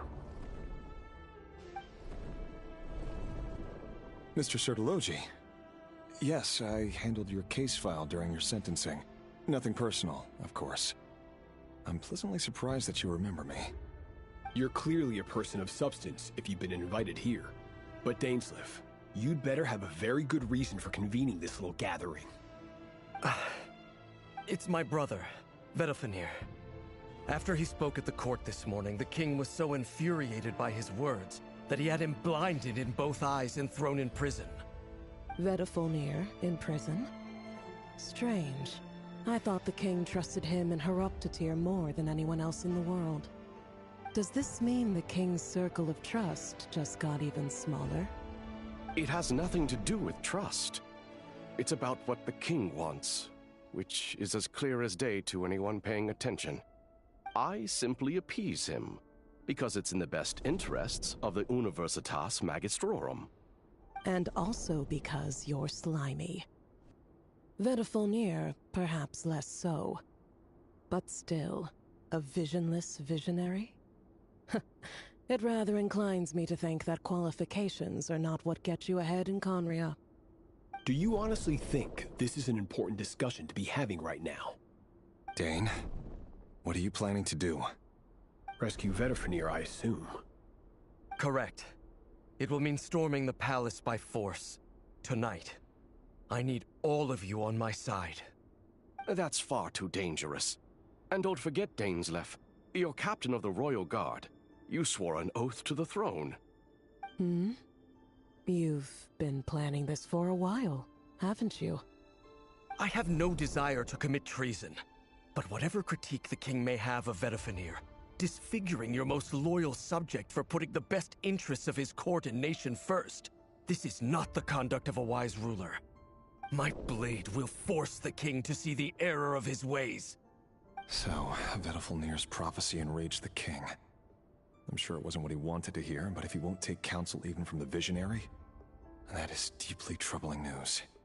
The extent of His Majesty's madness is now all too clear.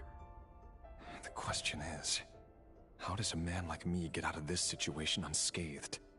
You have noble ambitions, Dane, but I'm afraid they don't do much for a guy like me. I'm not interested in saving the world. All I want is a letter of pardon. A letter of pardon? For whom? Thelindis? The chances of the Vinster King issuing a pardon for anyone connected to the Crimson Moon seem vanishingly slim.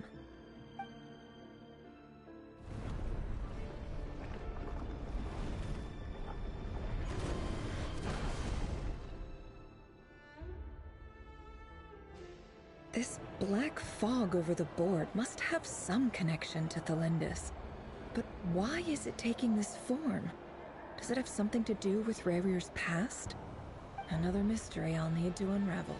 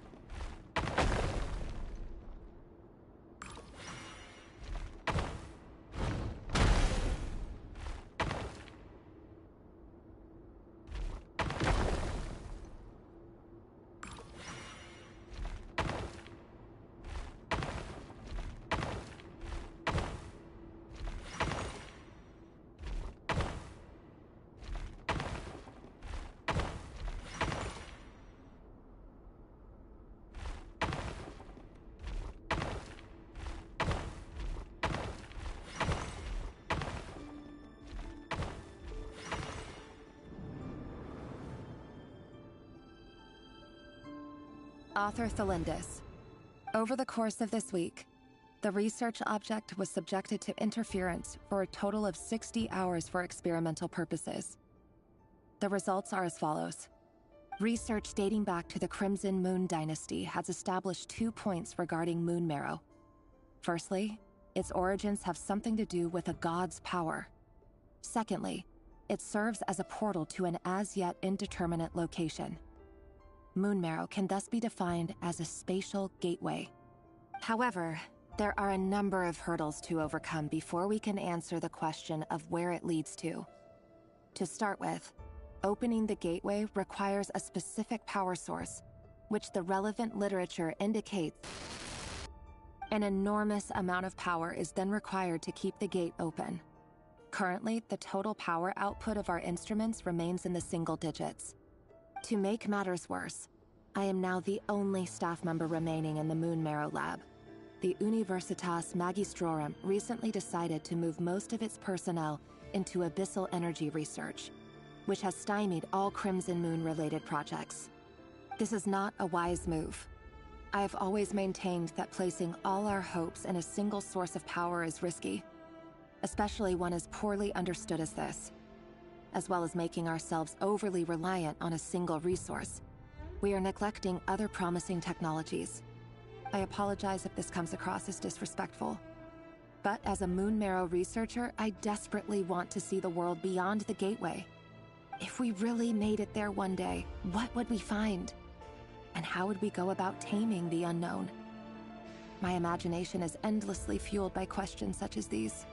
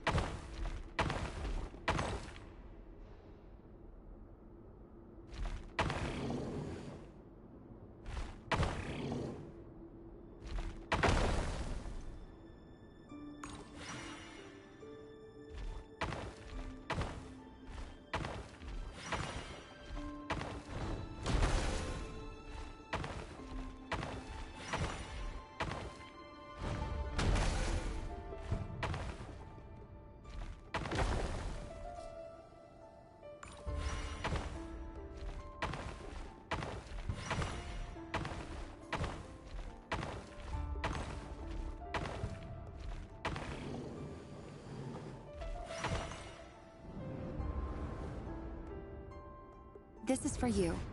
I heard you're gonna leave the city with your parents. Valindis, did you hear about what happened? I've heard nothing. Rerir got back very late last Friday, and he was acting a little unusual, but he slept pretty well, so I'm guessing whatever he did was a good deed. You never saw him, and I don't know what he did. And this conversation never happened. You understand? What if he finds out that you pried into his secrets? Don't be silly. I don't know what secrets he does or doesn't have. All I know is he's just a normal guy who happens to run some errands for the king. Are you scared of him? I don't know. The Rerir I know doesn't match the person you all describe. Logically, I should be scared of him. And yet, I don't want to lose him. But enough about that. You should get going, and be careful with the package I gave you. Keep it secret. Keep it safe. What's in it? A piece of the moon. All you need to know is that as long as you keep it safe, then in the future, everyone will be able to see a red moon. A red moon? You mean our moon? That's right. Our moon. Promise me you'll look after it. I promise, Thelindis. The Crimson Moon bloodline will never die out. Its light, the color of blood, will become like a fire that flows in our veins, no matter how long it takes.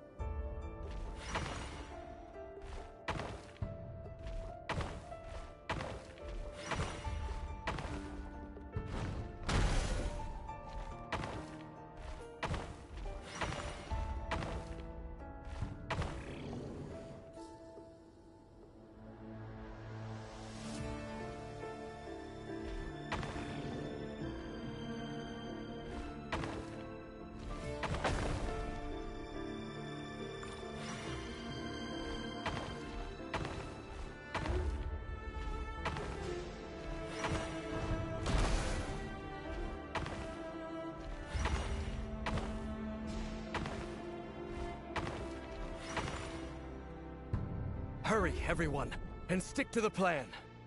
Sir Dainsleif, what are you? Is this treason? You know what happens to those who betray the throne. Please, don't do this! It is the king himself who has betrayed the throne. He has betrayed all of Khaenri'ah. If you have any love left for justice in your heart, you should join me. It's showtime. Dane and his group will handle the troops in the palace. Then Hraptatyr and Rheindater will disarm the security measures. My job is to enter the prison and rescue Vedifilnir. Stay safe. Wish me luck. Look after my brother. Draw your blade. It is time for justice to prevail.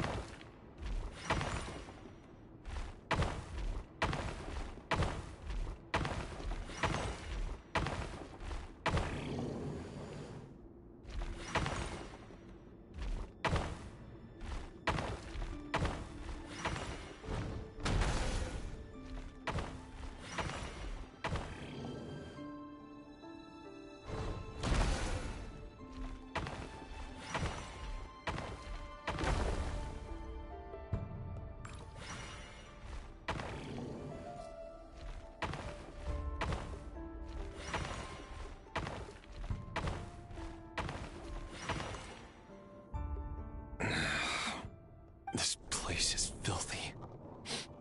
And the smell is abominable.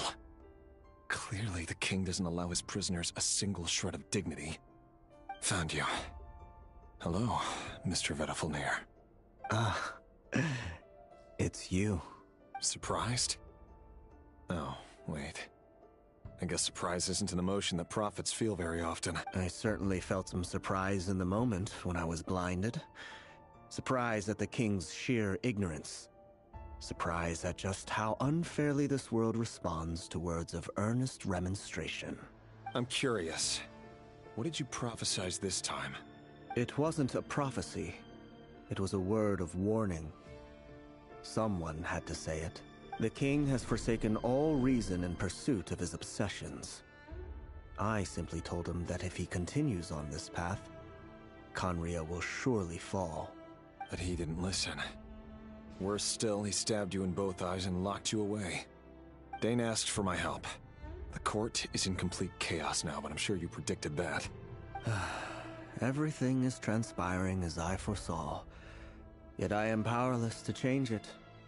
Fate is an immutable force. I can but lament as the inevitable unfolds. I do wonder whether giving a man the power to see the future does nothing more for him than slowly crush his spirit. Forgive my curtness, Vedifilnir, but the king did not suddenly turn on you today. His suspicions have been brewing for a long time.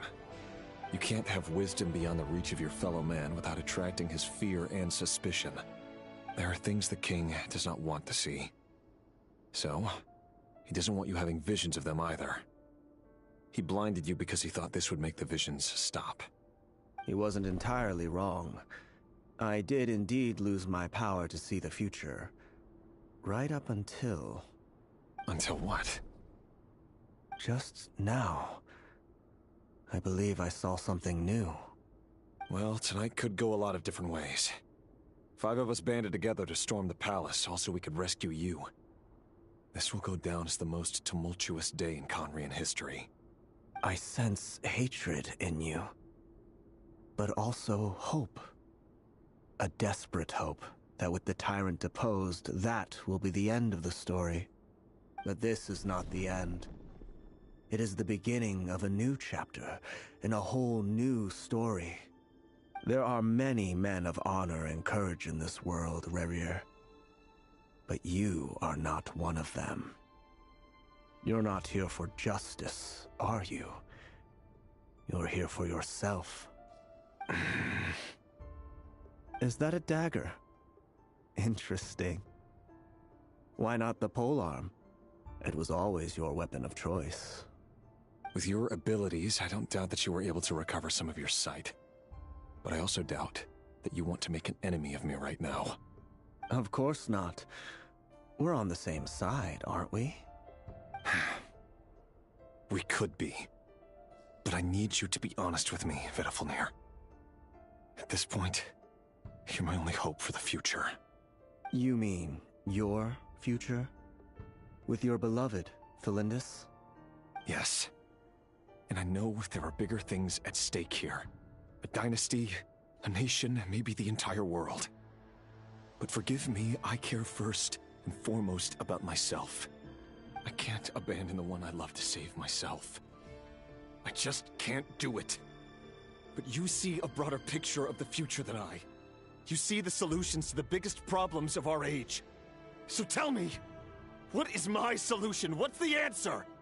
In matters of fate, answers are either right or wrong. What will be, and what will not. Maybe you are willing to pay a certain price in the pursuit of happiness, but unfortunately, fate does not negotiate. That is the cruelest thing about fate. It is unmoved by your sacrifices. That can't be true. I know it's your voice that I keep hearing in my head, urging me to see how the world is changing, to seek more power, so I can protect the things I love.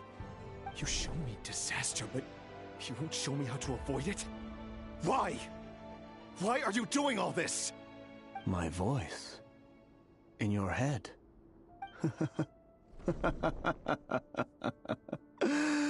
So, you hear it too? The voice that steals your mind, gains your trust, and drives you crazy. It turns out that we are not so different, you and I. Vedifilnir just broke into the strangest smile I've ever seen in my life, as if he'd discovered some monumental secret. But then he suddenly switched to looking extremely weary. Very well then. My advice to you is as follows.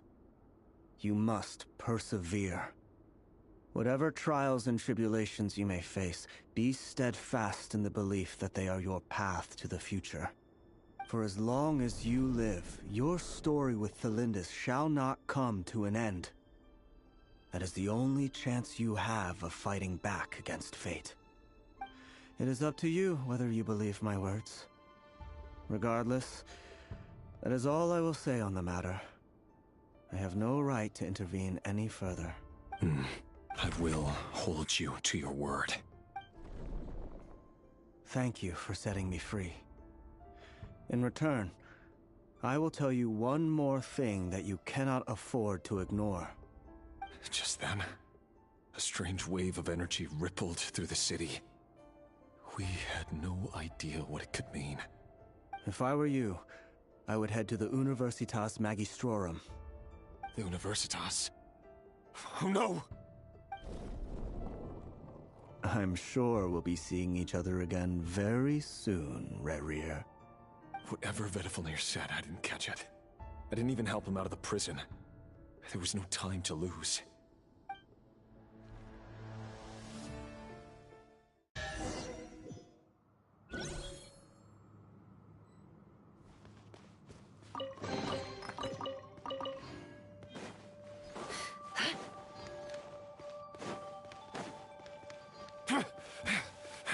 Monsters?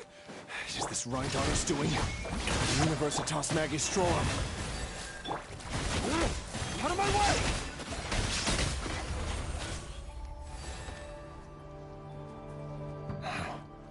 The Universitas. That reminds me of a rumor I once heard. Allegedly, the king installed secret mechanisms in the palace and around the city. No one knows where they are or what kind of power they hold. But if they were ever going to activate, it would probably be on a night like tonight. Help! Help! Hold on! Don't let them anywhere near you! Save me! I can't! Ah! That sounded like an explosion. So, the rumor is true? The king really went through with it? What other means does the king have at his disposal? They must run on power from the Abyss. And given it's a major center of Abyss research, anyone over at the Universitas will be in grave danger.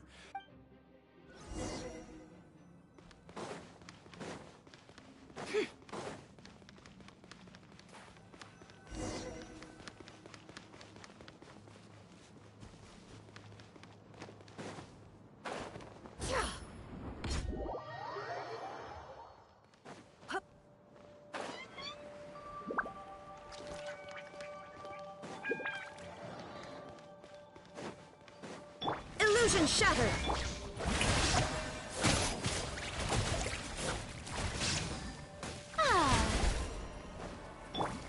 Forest, protect. No more lies.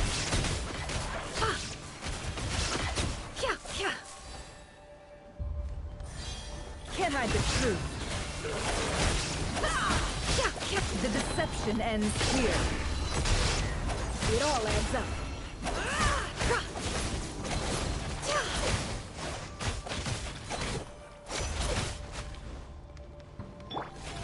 How brilliant! There is no escape. Leave this place. The hearth! Now it's...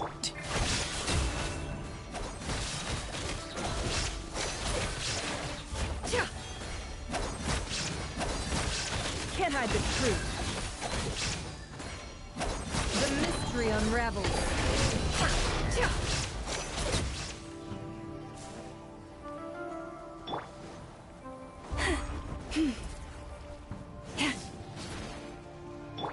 The show begins!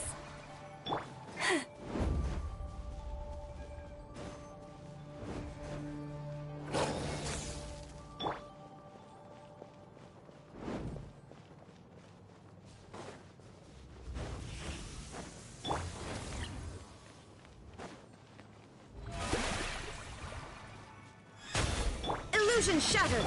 You poor lost lamb. By the frost moon. It all adds up.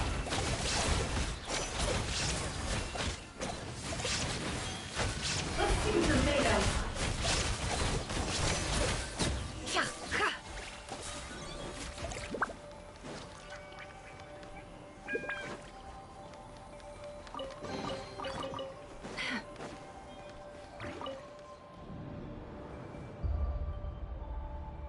Monsters at the Universitas Magistrorum? Why now? Oh no, they're coming. It's no use, the table won't hold out much longer. The weapons. Where are the weapons? Of course. All the lab equipment was upgraded after the inspection last week, but the new weapons haven't been allocated yet. I'm done for. Is anyone there? I need help! Ah!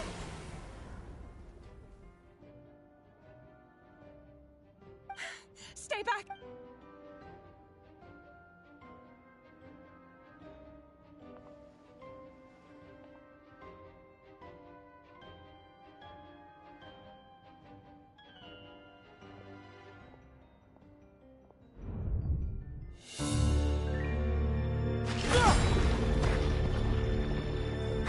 What's that? Reverie! So the rumors about your work are true. What? No! Listen, something happened at the palace tonight. We have to leave! You don't need to lie to me anymore. What do you mean? I know why you're worried, and I will respect the decision you've made. But it's okay, because I found a solution. I know how to end all this. You can have it back. The normal life you so desire. But until then, I'm afraid our wedding will have to wait. Felindus? No, don't do it! Felindus! Felindus!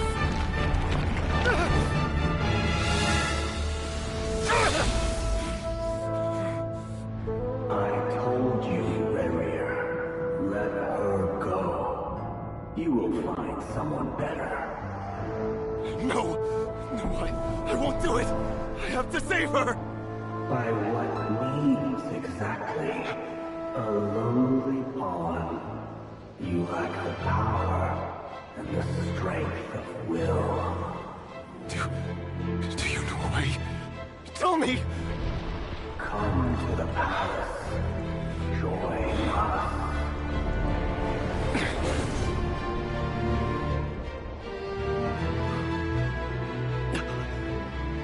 Reverie, thank goodness we...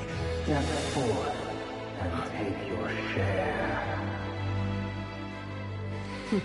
You made it. Not you too.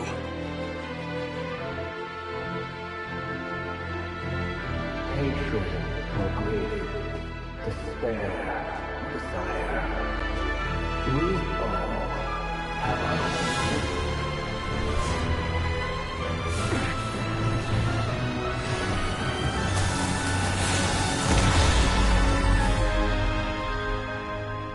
Reverie.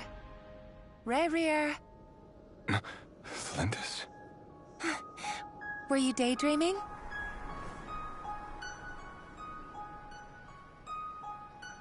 You still remember, Reverie? That question you asked me a couple of weeks ago? Oh. You mean the proposal? Yeah. I'm wondering, where do you think would be a good place to discuss it? Maybe in the garden? Or were you thinking a fancy restaurant? It's your choice.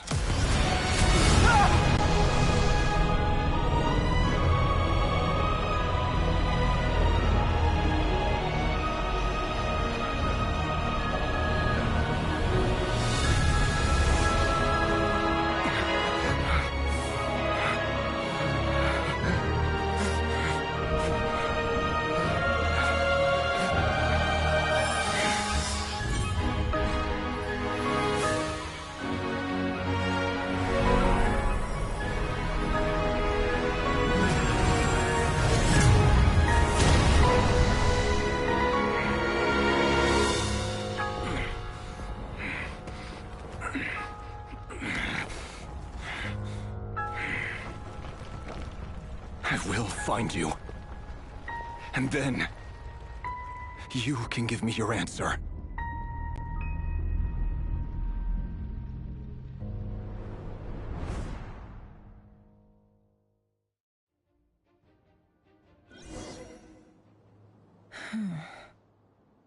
So that's how the Raker of Solnari was born. A monster created by circumstance is a monster all the same. Viewing other people's thoughts for too long can get uncomfortable. Right now, I'm feeling a strong sense of loathing. In a nutshell, the story of Khaenri'ah is what happens when the truth falls by the wayside. Everyone tells little white lies, and before long, you have a huge pack of lies that destroys everything. Phew. Time to get back. His past is filled with sorrow, but the tale of any fallen civilization is one of endless tragedy. Cruel as it may be, that was Khaenri'ah's fate.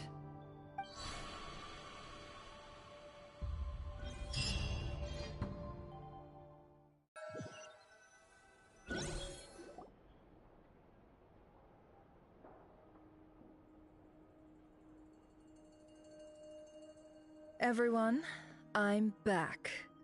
Can I get a standing ovation? Never! How are you holding up? Feeling okay? She's fine. Boss is a pro. Yes, I'm fine. You will have seen the events of Rarir's life through my thoughts. It's now clear that he is just a regular nobody, driven by personal tragedy, as he said himself. I mostly agree. There's only so much we can know about him from his memories alone, but they did give us a clear glimpse into his life in Khaenri'ah. However, I would not consider Rarir to be a nobody. He was deeply involved in the events of that era. Yet, when the catastrophe of a generation strikes, nobody is safe. Sounds to me like you're speaking in riddles again. Is this you urging me not to abandon the people of Nodcry in their hour of need? That's not what I meant. Although I do hope you choose to remain a part of the plan. Without you, the mission ahead will be all but impossible. Then try to remember that I respond better to the carrot than the stick. And I don't appreciate being bossed around. Now, as for you, Missy, you were excellent. You stuck to the rules of the ceremony and kept your mouth shut the entire time. Bravo. Cool! So, can you fill me in on the deets now? Most of what I saw went right over my head. Patience. You'll hear the whole story, don't you worry. But let's meet up with the others first. It will save me narrating it twice. Yehoda? Yes, boss! That's more like it. For a moment there, I was worried you'd forgotten about the first clause of your employment contract. Forgive my curiosity, but... It says I gotta do the annoying stuff that boss is too lazy to do for herself. Like opening the door, pouring the tea, yada yada. Is that right? If something is in the contract, it's because she willingly agreed to it. Rest assured that the Curator... In any case, I've hardly shied away from my share of the work today. Hope I don't catch Flints and Varka lounging about in their chairs, enjoying a leisurely cup of tea. There's nothing I dislike more than other people enjoying themselves while I'm hard at work.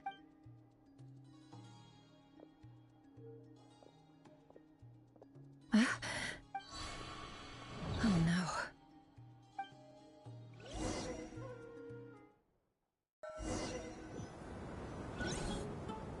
Sorry to disturb you, but we seem to have run into some trouble. Evidently so.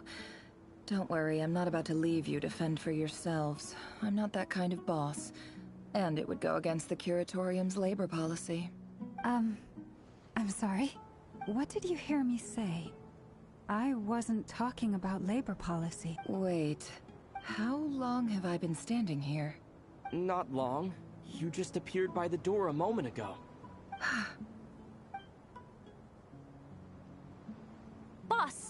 What's wrong? You look like you've seen a ghost. We've been tricked. We never left at all. Somehow I hallucinated that whole scene back inside the office. Hallucinated? How indeed. This place should heed my will alone. All thoughts and actions that occur in here are just a... So you control everything in here? More or less. But yes, it's a special technique of mine. Has anything like this ever happened before? Only once. It was the first time I used the chess set. Is there any similarity between what happened then and what's happening now? I suppose my thoughts are a little turbulent, which was also the case my first time. Is there anything I can do to help? The first clause of your contract clearly states that I only need your help with things that I'm too lazy to do myself. Meaning, you're not feeling lazy right now? Meaning, this is not something Yehoda can help with. The chess set is a personal treasure that I alone understand. I must be the one to find our way out of here. Boss, it's fine. Really. Let me do something useful. Oh, listen to you. Whatever would I do without you, Yehoda? What? Really? Yes, really. Where would I ever find another employee as obedient and servile as you? God forbid anything ever happens to you. Well, anyway, I was thinking of fetching some water.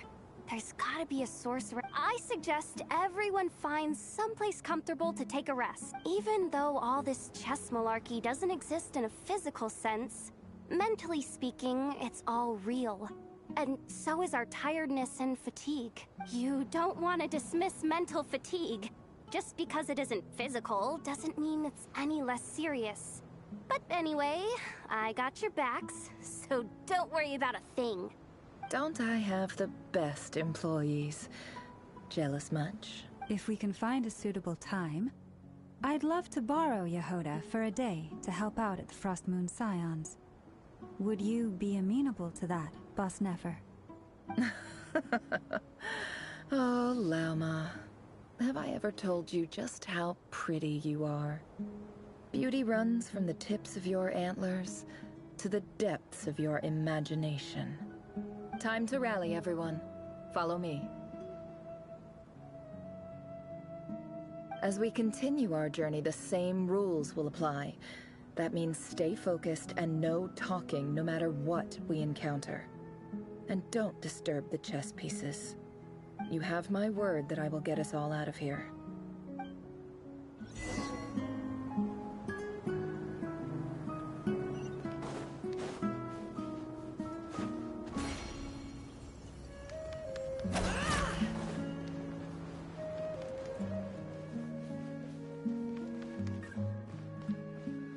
This place looks familiar. That's not a good sign. I wasn't expecting visitors at... Oh. It's him. There you are! Sinue's been looking for you all day. I think he has some news for you. Oh yeah? What were you doing just now, Uncle Retinue? Hiding away some more loose change? I know I saw some Mora. What do you mean, loose change? Oh, come on, I'm too old for this. Just pretend you saw nothing.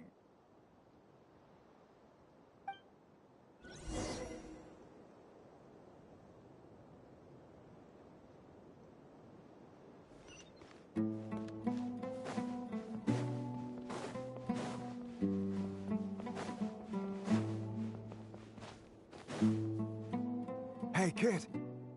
Mind telling me what Sinuhe's been up to recently? I'm trying to get in his good books and I need a way in. Get in his good books? Why? What do you want with my dad, Uncle Apepi? I've written a new song. I was hoping to showcase it at the next festival, but I'll need his approval. A new song, huh? I'd love to stay and listen, but unfortunately, Uncle Retinue says my dad's looking for me. Well, there's plenty of time and I'm not going anywhere. See that pile of stones? I'll be sitting there warming up my vocal cords. come find me when you're done. Pile of stones. Got it.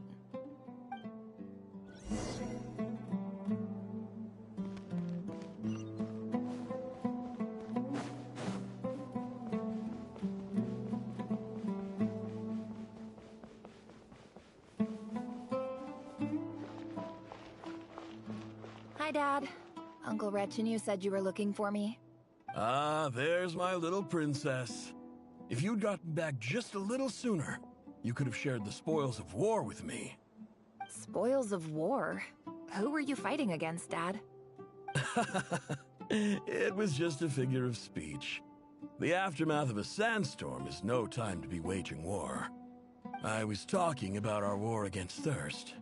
I went out to fix our water supply problem, and now I'm back. Which means... We have a well again! That's right. I found a new one and brought back as much water as I could carry. It should last us for a good while. If it wasn't for these blasted sandstorms, our wells wouldn't be caving in. You wouldn't be spending all your time out searching for new water sources. As the chief of our tribe, I'm supposed to be leading us out of hardship and poverty, onto better things. You know how prosperous our ancestors were. I've told you all the stories. And look at us now, squeezed into these hovels. No one would choose this, if it wasn't for the endless wars over the years. But things are looking up. I started working with some folks from the academia a few months back. They gave me some contacts in return for my assistance in the desert. So you're the academia's helper now? Special ambassador, they call it. Think of it as a partnership. It's nothing bad, okay? We've been isolated here in the desert for too long. Seeking opportunities elsewhere is the best thing for us, and the fastest way to progress. So, do you get anything good out of being a special ambassador? Of course. My luck's improving all the time. One day, I swear I'm gonna lead us out of this place. We'll find somewhere new. Somewhere better.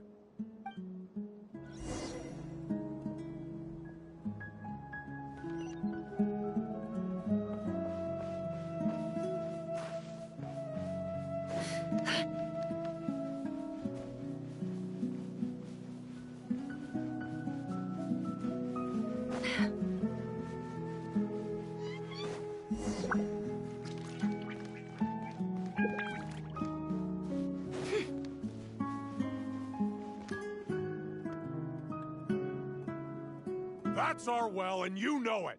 You stole from us. Well, you've gone from chief to thief, and now you have to face the consequences. Did you really think you could take our water without permission and get away with it? You're either brave, stupid, or both. And that Special Ambassador act? Yeah, nice try. We spoke to the academia. They said it was all news to them. You're a liar and a cheat!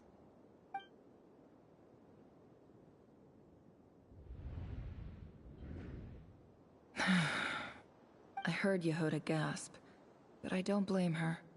Most people are terrified by the sight of blood. Corpses strewn across the ground. The wounds are clearly from scimitars and daggers. The desert dwellers' weapons of choice. There's a handwritten note on the ground. Let's see what it says. Halil, this is Sinuhe, chief of the Shimti tribe. Surely you remember me. I was the one who helped you and your colleagues avoid the quicksand in the desert. This is my second time writing to you.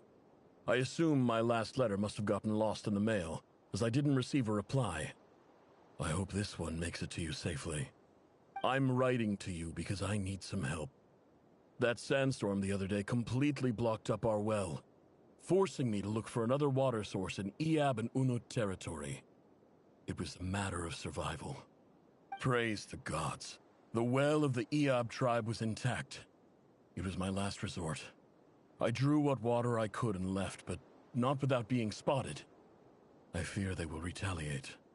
You told me to write to you if I ever needed help. You said you'd be my ally in the academia. I urgently need you to formally recognize my title of Special Ambassador and send some of your people to assist me for a few days. It's the only way I can convince them that this was the Academia's decision and prevent them from retaliating. This is an emergency.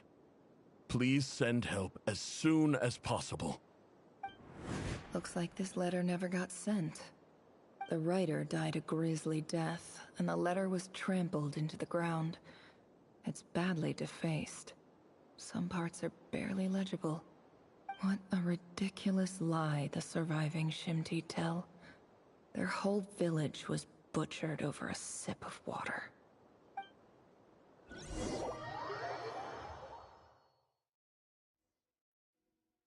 Ah, officer. Welcome. Welcome to our humble village. I thought you would at least have the courtesy to provide some respectable libations. This is the finest wine Aru village has to offer. I promise.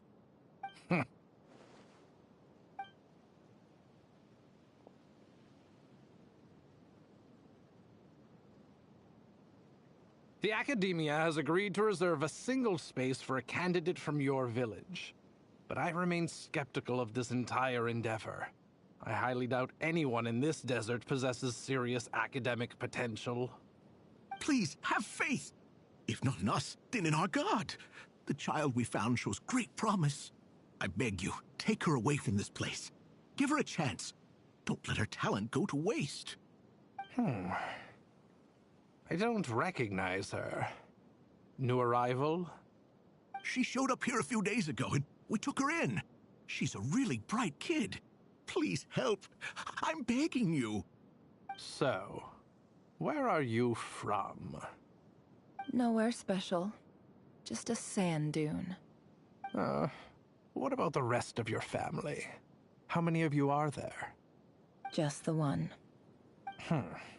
It's only you? Correct. So, no brothers, no sisters, no mother or father? Any who have slept on a bed of sand, I call my brothers and my sisters. Apart from that, I have no family.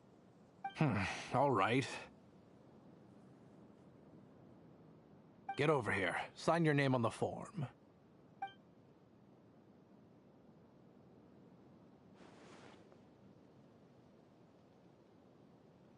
Never? You're rather fair-skinned for a desert dweller.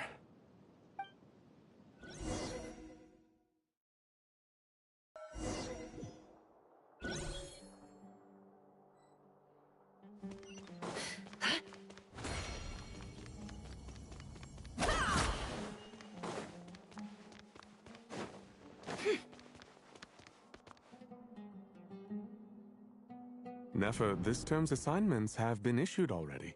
Please read through the materials thoroughly, conduct your own additional research, and then write an essay on the topic. Yes, Professor, I'm aware. I just had a couple more questions I wanted to get your perspective on. Oh? Please ask away. Well, I saw the other students' problem sheets, and I couldn't help but notice that my assignment is much easier than theirs. Do you really think I'm a weak student? A weak student? Goodness, no. Quite the opposite. You have a sharp mind. Almost too sharp. I think what you're saying is, a weak student wouldn't have noticed the discrepancy. And if they did, they certainly wouldn't complain about the lighter workload. You see, sharp as they come. You see things the way they are. And I'm sure you know why they're like that. Because of where I come from. Because I'm different. I'm sorry, Nefer. I don't like it any more than you do. It's just... Anyway, you said you had a couple of questions. What's the other one? I wanted to check... If someone sent me a letter to the Academia, where do I go to collect it?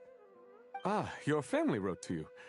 Well, as long as they put your name on the envelope, someone should hand it right to you. Not exactly. It's not even a recent letter. I was just curious where the mail would end up if no one collects it. The House of Dana, I expect. I know there's a box for unclaimed mail somewhere in there, probably sitting on a shelf. Whatever you're looking for, that'd be the place to start. Okay, got it. Thank you, Professor. Oh, don't mention it. Honestly, I feel like I failed you. I'm supposed to be your teacher, but I haven't taught you anything. Hey, don't say you're a great teacher, and you do your best for all your students. But the rules are the rules. You're not allowed to teach students like me. It's not just the academia either. The whole world bends over backwards for the successful, and leaves the losers to suffer and die. Oh, my dear child. Don't tell me you've given up on life already. I haven't. I just think that if you want to make it in this world, you have to find a way to become successful.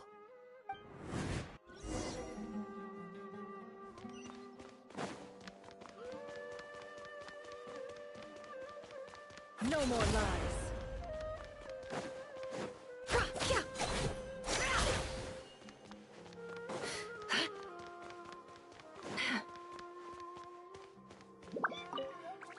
This must be it. Let's take a look.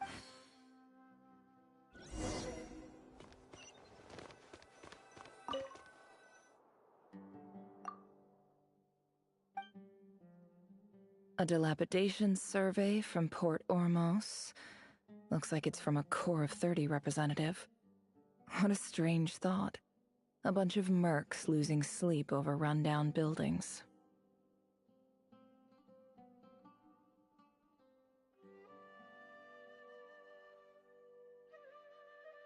This one was never even opened. I guess the recipient didn't care what the Core of 30 had to say about anything. Who was it addressed to? I don't recognize the name, but it must have been a Kshahrewar professor.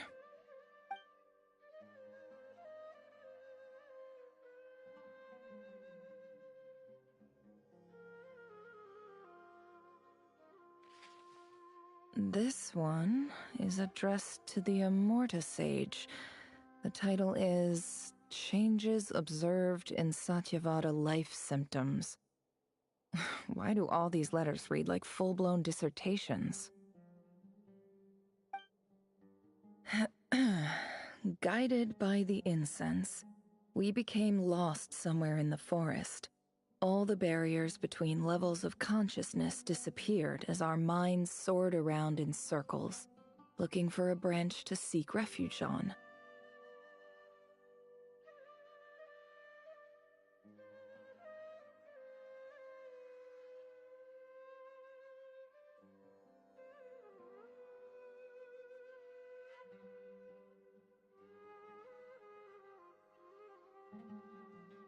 In clinical terms, these symptoms fit the description of incense poisoning. The Immorta Darshan strictly prohibits the use of hallucinogenic substances, but I believe there are still people getting away with it. For example, my neighbor who always breaks out into song and dance after this seems like something the academia would want to know about. Wait, what's this written on the back?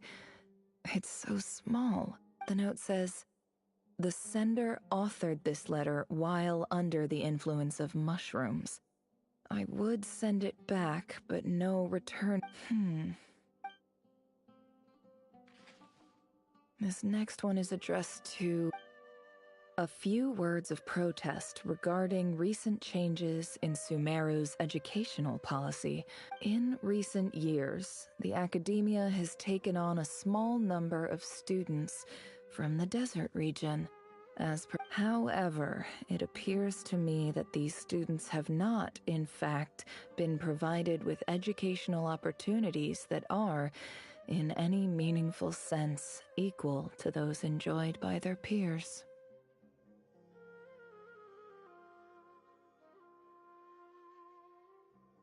As well as receiving dumbed-down assignments and perfunctory tutoring, they do not even have full access to the Akasha system.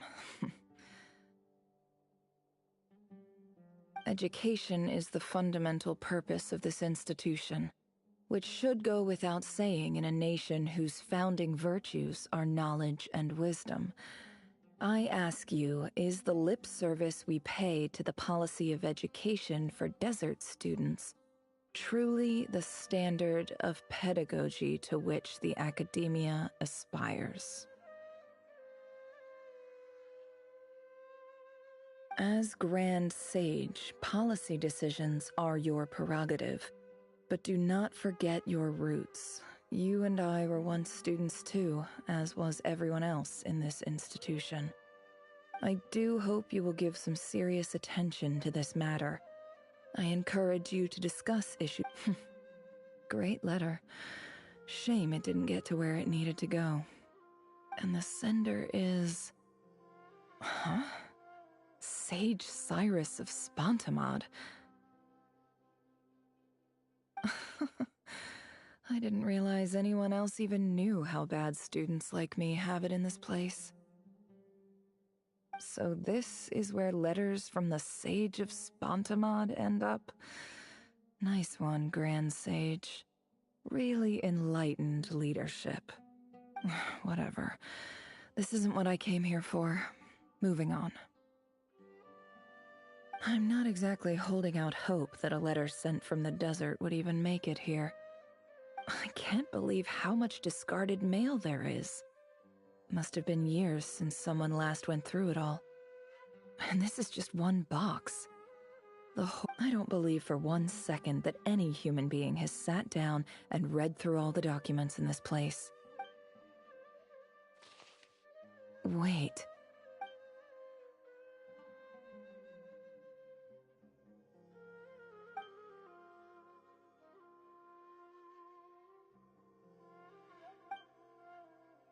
Greetings, Halil. My name is Sinuhe, chief of the Shimti tribe. I was the one who came to you and your colleague's aid when you ran into trouble in the Great Red Sand.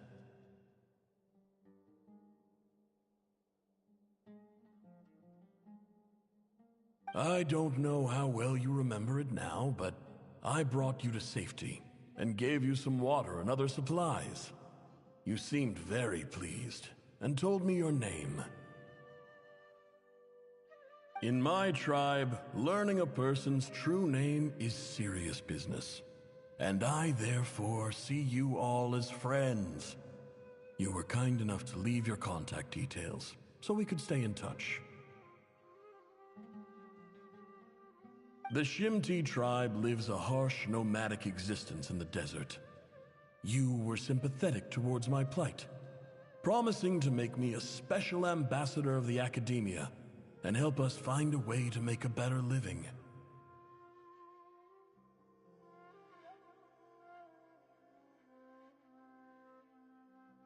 This brings me to my reason for writing.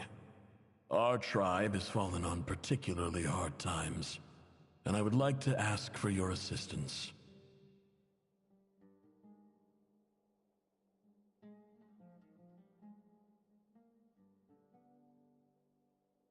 There was a terrible sandstorm a few days ago, which blocked up the well in our land. To ensure my people's survival, I had no choice but to venture into Iyab and Unut territory in search of an alternate water source.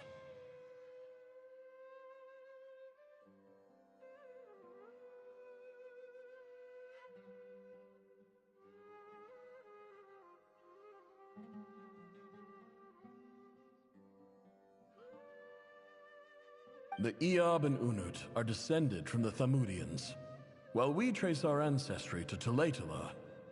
We worship the Lord of Flowers and have had relatively good relations with our fellow tribes up until now. I found a well belonging to the Iyab tribe. They declined to help us, but I really had no other option, so I took some water to keep me and my tribe alive. My actions are certain to incur their wrath.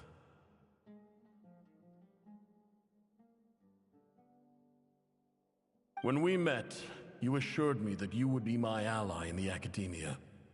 I would like to take you up on that offer, because I really need your help.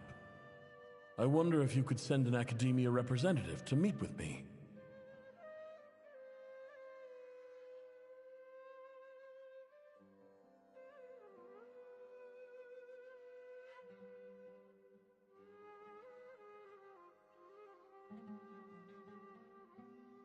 That aside, the last time you were here, you mentioned that the Academia had started accepting students from the desert, and I told you a little about my daughter, Nefer.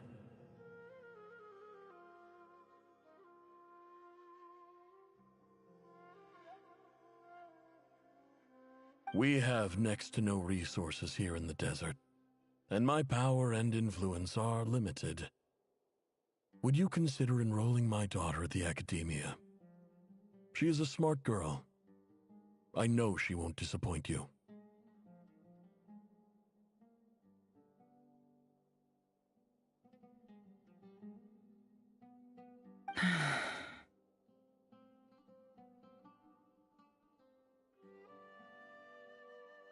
From the outset, the Academia never took you seriously. Those things they promised were just empty words. I doubt they even remember the name Sinuhe. And you were so emphatic that your luck had finally changed for the better. You swore you'd lead us to a better place one day. You spoke with such conviction, like you were the most powerful chief in the whole desert.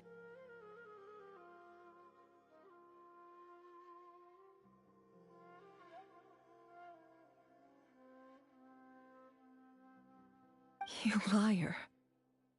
You lied about everything. You promised the world and delivered on none of it.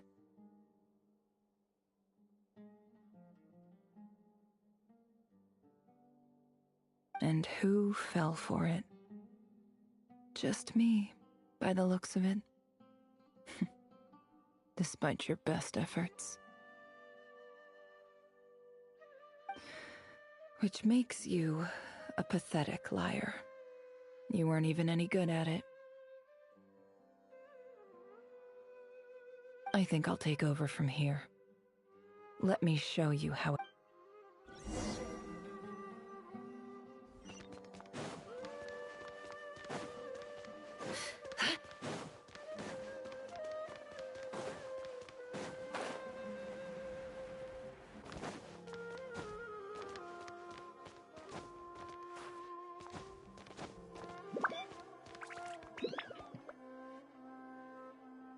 I just came to say goodbye. Thanks for everything you've done for me in my time here. Nefer? You packed your bags. Where are you going? I'm quitting. Something's come up in my hometown. Gonna head back and deal with it. Huh? But this was a hard-won opportunity for you. You know that better than I do. It was. But it doesn't matter. I have more important things to deal with, and they can't wait. Oh, and I didn't want to overfill my bags, so I left some incense on your desk.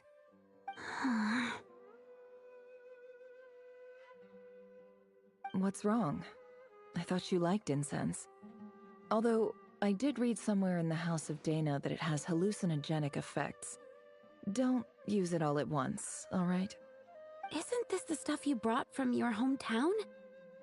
You're just letting me have it? But you said it's a rare and valuable commodity. Yeah, about that. I lied. It's not rare at all. There's this bunch of ruins near my hometown that are practically overgrown with this plant. It's not worth much. Keep it, it's fine. But Nefer... All right, that's all from me. You take care.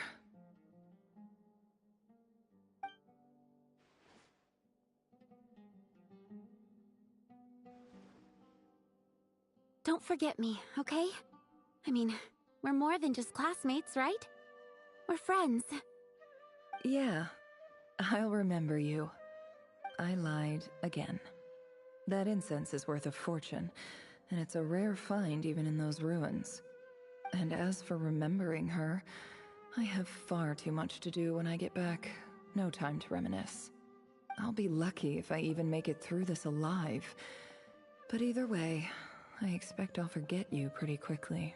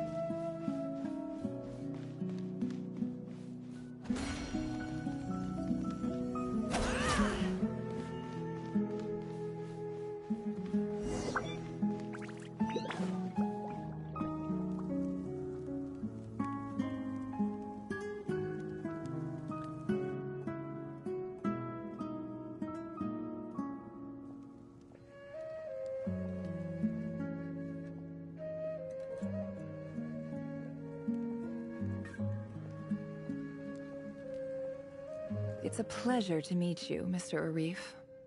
So, what does the Academia want? Since they've sent their special ambassador, I assume there's a big business deal to be made. If not, I'd be very disappointed. Please, sir, lower your blade. You're lucky I'm the one they sent. Not all special ambassadors share my admiration for the Iyab people. The ever-shifting balance of power in the desert reduced the once great civilizations of this region to rubble and sand. But the story of the Iyab has a very different trajectory. Others grew weak, but you grew strong, beginning in obscurity and moving to prosperity. You're the only ones who defied the trend. Huh. So, you do know who you're dealing with? This well is the perfect symbol of your strength, is it not? It used to belong to the Unut, but it looks like you have control over it now. You're not wrong. But I'm sure you didn't come all this way just to flatter us. Of course not. I came to bring you some very good news. Some information that recently came to light, which might just be your ticket to freedom. Records uncovered by the Vahumana Darshan show that a certain well currently under Iyab control is built on top of some ancient ruins. These ruins are of great archaeological interest to the Academia.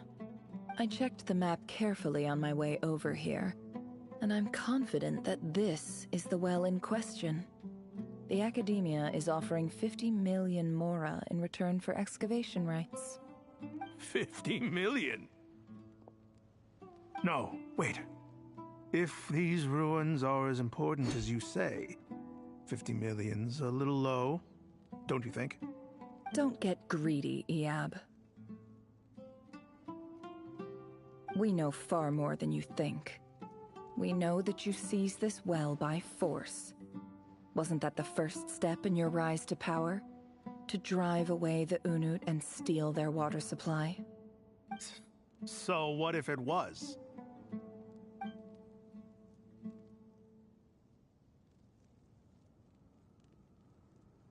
Don't worry.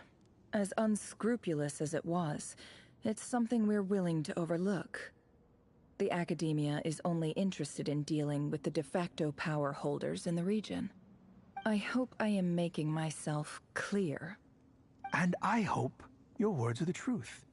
If I find out the Academia is trying to play me, I'll hunt down every one of your people and make you watch as I cut their heads off one by one. I assure you, Chief, that would not be in your long-term interests. You don't want to make an enemy of the Academia. You see how I'm dressed, don't you? I appreciate that you've never been to the rainforest, but surely even you recognize an ambassador's attire when you see it. And what does a barbarian like you have to lose anyway? You really think the Sumeru Academia would bother to come all this way just to lie to you? We have more important things to worry about. All right, I take your point. The Academia is the highest authority in the land. I'm sure you're trustworthy people. In that case, we have a deal. We will sell you the excavation rights. I'd like to thank you, Ambassador. This is good news indeed. Excellent news. In fact, it calls for a celebration. Would you do us the honor of staying a while and enjoying some Iyab hospitality? Gladly. I am partial to wine myself, and I trust you are as well. So let's indulge in a few drinks together, in celebration of this momentous occasion.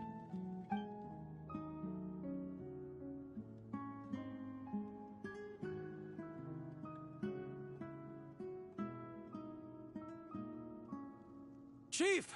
Chief, it's an emergency! It's the Unut. They've taken the well. What? Well, don't just stand there. Take it back. Yes, Chief. I have every confidence in the Iyab's military superiority, and yet... Well, what is it? The Unut's response was alarmingly fast. The day after we reach a deal, they seize the well. This can't be a coincidence. Perhaps there is a traitor in your midst. I don't think so. I am obliged to remind you, Chief, that the Academia will only deal with the de facto power holders.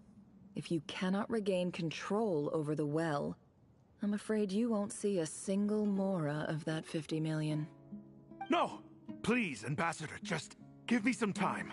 I swear the Unut will not get away with this.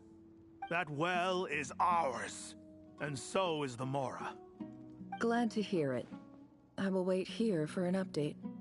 If there is a traitor, I will find them. In the meantime, make yourself at home. I'll report back as soon as I have an update.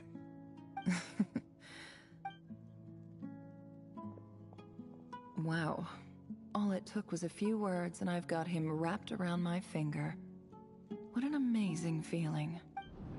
So, in summary, Ambassador, the Academia would rather negotiate with our tribe instead of the Iyab, yes? The Iyab are ruthless murderers who don't listen to reason. And now they have the gall to interfere in our research projects in the desert region. So let me ask you, Chief. If you were the Academia, what would you do? Kill them all, of course. Precisely.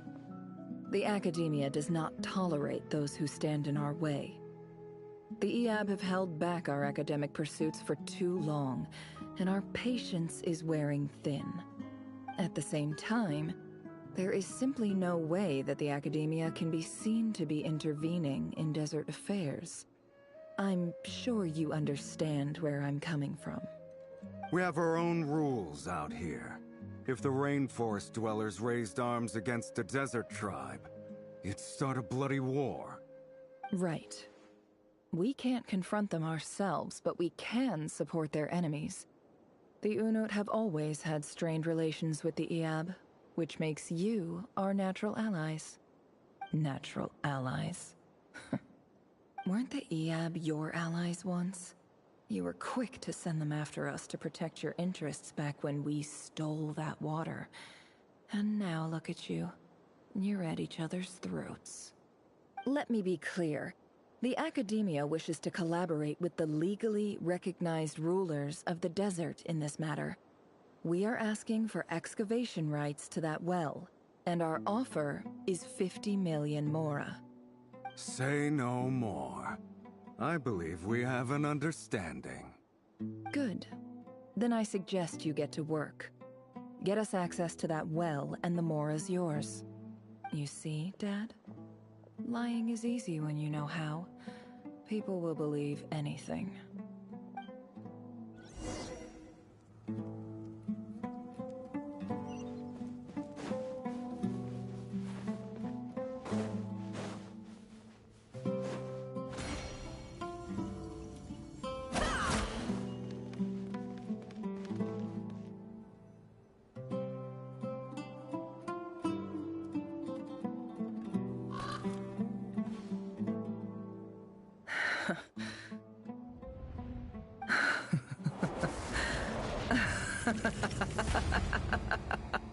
Look at yourselves. You may be vile, savage monsters, but your butchered bodies bleed like any others. You're no different. You're nothing special at all. The monsters who destroyed my home, they're just ordinary, petty human beings. What a joke. I think we're even now.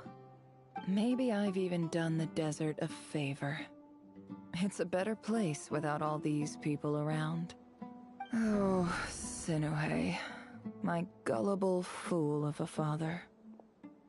Perhaps if you'd been as ruthless as I was today, our tribespeople would still be alive. In this dog-eat-dog world, a chief needs to be tough to survive. But you couldn't do what had to be done. So I did it for you. Nefer, it's okay. All of this is in the past now. I believe I remember you promising to remain silent. Yeah, but even so... Yehoda, is there anything you can do to ease the tension? Alright, time for a sharp turn onto a completely different topic. So, anyway, that's enough of that. When are we getting out of this place? Feels like we've been walking forever. I'm getting pretty tired. Oh, Alma, you tired? Yes. If we can find somewhere to sit down, I could certainly do with a rest. It's not far now. There should be a temple just up ahead. Yes. Really? A temple? That's where this story ends? I guess that's how things go in the desert. Desert dwellers can never escape their destiny. Or so everyone says. I never wanted to believe it, but looking back now, I'm as desert as they come. You mentioned a temple. What's waiting for us there? My biggest trade secret of all. Ah. Then I'm guessing it's where you got your power from. The power to peer into other people's minds. I didn't know you were clued up on any other religions. I'm no expert in the history of Sumeru, but since you come from the desert, I would imagine it has something to do with King Deshret. Sounds impressive. Ah, I know who you mean. General Mahamatra Sino. The spirit of Hermanubis dwells within him. That's Boss Neff for ya. She knows everything. Sino's hardly a figure of obscurity, but I know about Sethos too.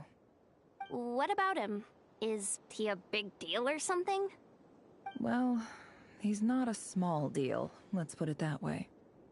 Please, this is the bare-bone basics. Save the flattery. Thanks for your patience, everyone. I'm sure it's been a lot to take in. With any luck, that's our exit just up ahead.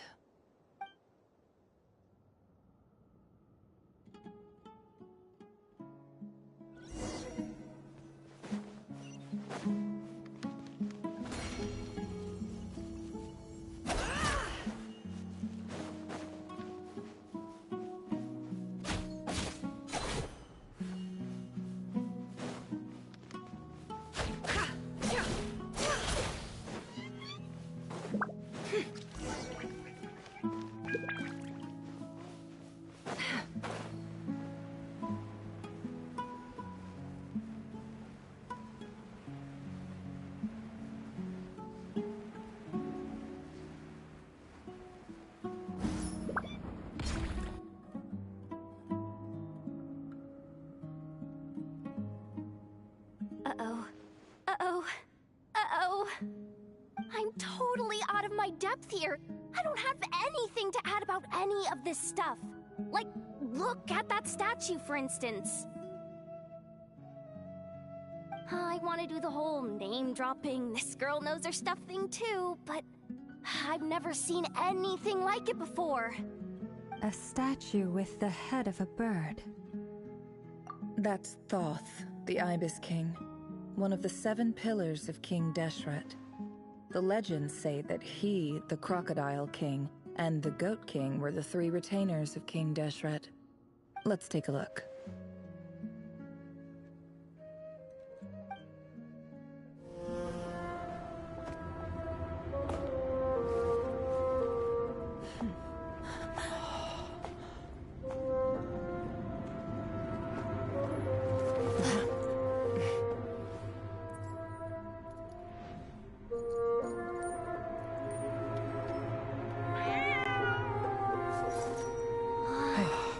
It's just Ashru.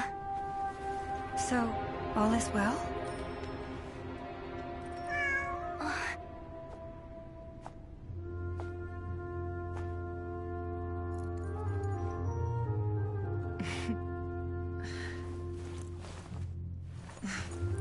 Typically speaking, at this point, the world disintegrates. Then we find ourselves back in the outside world. Besides, these are my memories. There's nothing to fear. You're sure? Of course. It's almost over.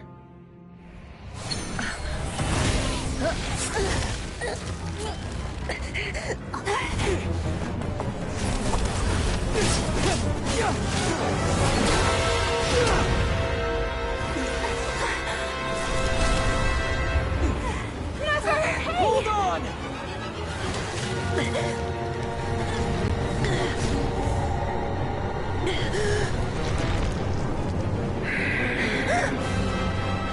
Knowing too much is always a death sentence. Speak for yourself.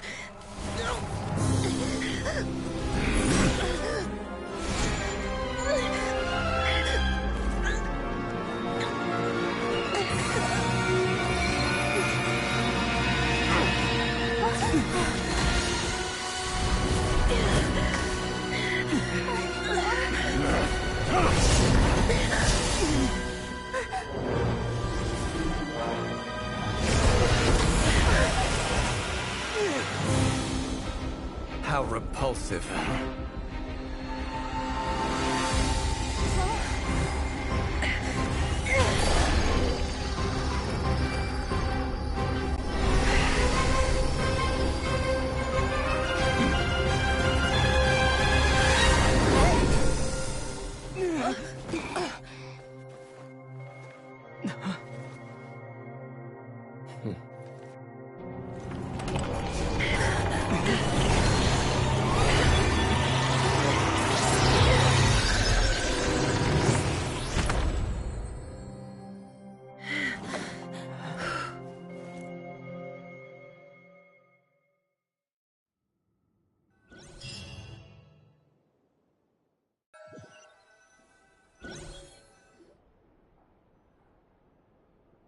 Timed that pretty well, didn't I?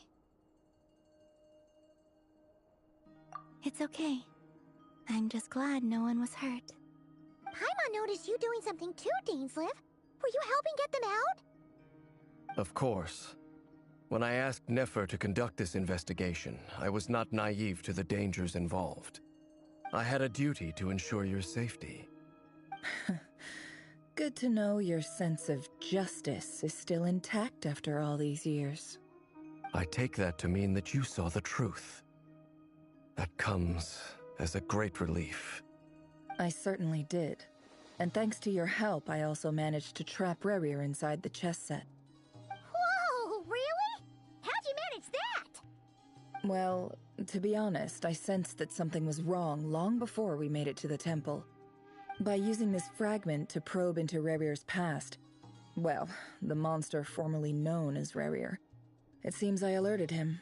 I was tracking him, then he caught on and started tracking me too. Can't say I'm surprised. But how did he track you through your thoughts alone? That shouldn't be possible. Rerir was a secret agent who reported directly to the Vinster King. He is an expert at finding a trail and hunting down his pursuers. No wonder. He infiltrated the chess set, read my thoughts, and built a new virtual chess set inside of it. That's why we weren't able to leave at first. Speaking of your chess set, it's quite a remarkable item. Would I be right in thinking you have some connection to King Deshret? You overestimate me. I only have a connection with one of his underlings, the Ibis King. You all saw how this came to be. A long time ago, the Iab massacred my tribe, the Shimti, in our home village. A few years later, I enrolled in the academia, where some new information came to light. The Unut and the Iab fought a bitter battle over the rights to a well, all for the sake of a non-existent 50 million Mora. The Iab ultimately won that confrontation, but their victory came at the cost of almost every warrior in the tribe. The final blow to the Iab came at the victory feast, when an Unut assassin beheaded their chief right before my eyes. The remaining Iab fled and have been scattered to the winds ever since. Having gotten my revenge, I returned to my hometown, where to my surprise, the nearby temple was still standing. There it was, seemingly immune to the relentless hostility of the desert, while my tribal home lay in ruins. As I stood there gazing at the temple, I noticed a cat just outside. This cat, as it turned out, was home to the spirit of the Ibis King. He led me to a gate deep inside the temple, and there he made a deal with me. This chess set is my gift from the Ibis King. The chessboard within is made to the same specifications as the one in the mausoleum of King Deshret, and represents his power of piercing analysis. With this chessboard in its container, I gained a certain ability to perceive hidden secrets. Now, you could conclude that the Ibis King simply wanted to give the people of this world the power to seek the truth, but I don't believe that's the full story. Every god plays favorites. Their hearts are as fickle as any human's, full of secrets, perversions, egotistical tendencies. But precious few gods are willing to admit this. It is the same with all powerful forces, including fate itself. Their gaze falls preferentially upon a select few. As you rightly point out, this is an act of favoritism. If you're alluding to the Abyss, then yes, I agree. Gather the others. It's time to share everything I've learned.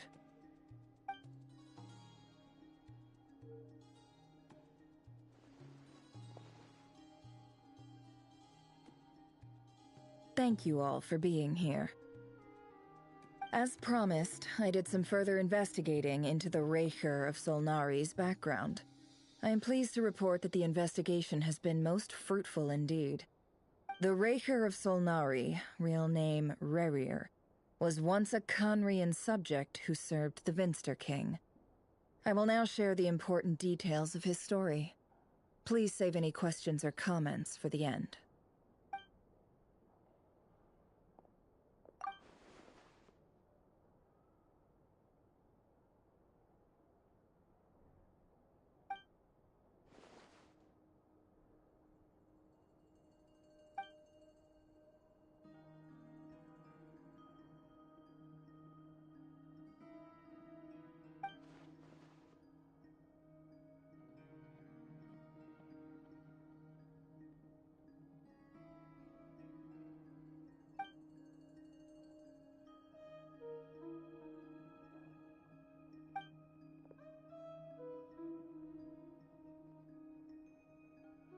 So that's why he's so obsessed with the moon. A tragic tale, to be sure. But it does not excuse his many transgressions. No matter how much Rerir suffered in the past, the fact remains that he is what we know today as the Wild Hunt, wreaking havoc upon innocent lives in Nodcry. He becomes more dangerous with each passing day. If left unchecked, it is simply a matter of time before all of Teyvat suffers the consequences. This is a threat that the Knights of Favonius cannot ignore.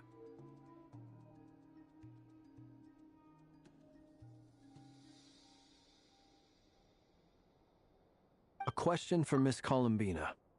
Forgive me if this is presumptuous, but have you ever seen the spatial gateway that appeared in Rarir's memory? Never. But I have heard stories of something called the Moon Gate, and this seems to fit the description. Miss Lauma, any thoughts on this? In the lore of the Frost Moon Scions, the moon is believed to hold many secrets.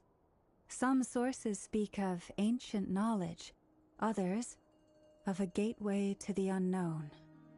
The term Moon Gate is one I have heard before, but as is the case with all of our legends, there are no records of any first-hand witnesses. We cannot know whether it truly exists. Then back to Miss Columbina. As a moon goddess yourself, do you have some idea of where the Moon Gate leads to? Not at this stage, sorry. I do hold the power of the Frost Moon, and my strength is recovering well. I can sense that the gate would open at my command, but... But there's more to the power of the Frost Moon than that? Yes. A moon goddess has the right to open the Moon Gate, since it is a path to the moon. But as Nefer mentioned, holding open a spatial gateway takes a huge amount of power.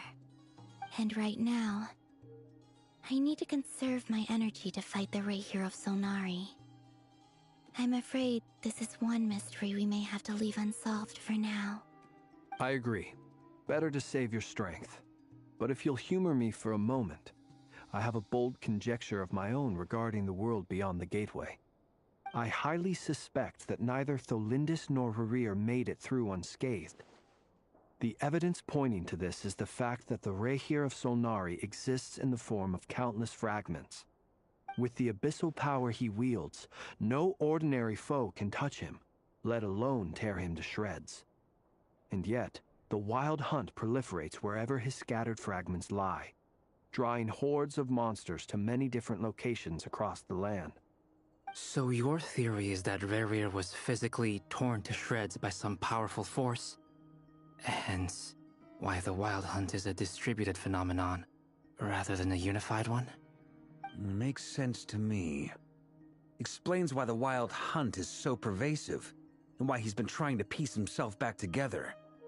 He was whole to begin with, and he wants to be whole again. Without the power of the Abyss on his side, he almost certainly would have perished the moment he was torn apart. But the Abyss, much like a curse, has kept him alive. I could not agree more. The power of the Abyss is most surely a curse. It is a compelling explanation, and one that accords with my present understanding of Abyss creatures. Whether the life form in question is primitive or advanced, if a curse has extended its lifespan unnaturally, it will continue to survive in spite of everything. This raises some interesting questions. I will run some experiments and see if there is any validity to my suspicions. That being said, regardless of whether my research bears fruit, I would like to thank Miss Nefer for conducting such a thorough investigation. Already, it has greatly enriched my understanding of the entity we face. My pleasure, Mr. Albedo. I too hope that the information I have shared today proves useful as we look to formulate the next stage of our plan. Hey! What is it, Dainsleif? You look really upset! It's just... when I think of the man I once knew as Rarir, I struggle to understand why things had to turn out like this. The two of you used to be friends, didn't you? I don't know if these words will bring any comfort, but my heart goes out to you. Mine too. We can never know all the hows and whys of the way things are. The moon and stars are full of untold secrets and lies, and the skies are host to many more mysteries than these alone. Yet, none of that can begin to compare with the complexity of human life. Those are the first comforting words I've heard in a long time. Thank you, both. Well, I think this is a good place to end today's meeting. I'm sure Nefer needs some time to recover. She's been through an awful lot today. That's very thoughtful of you, Llama. Of course. Sounds good to me. Take some time to rest and digest before we reconvene to nail down a plan.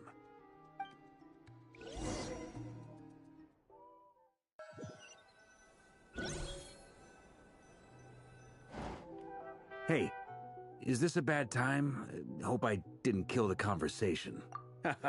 No need. Come on, let's talk outside.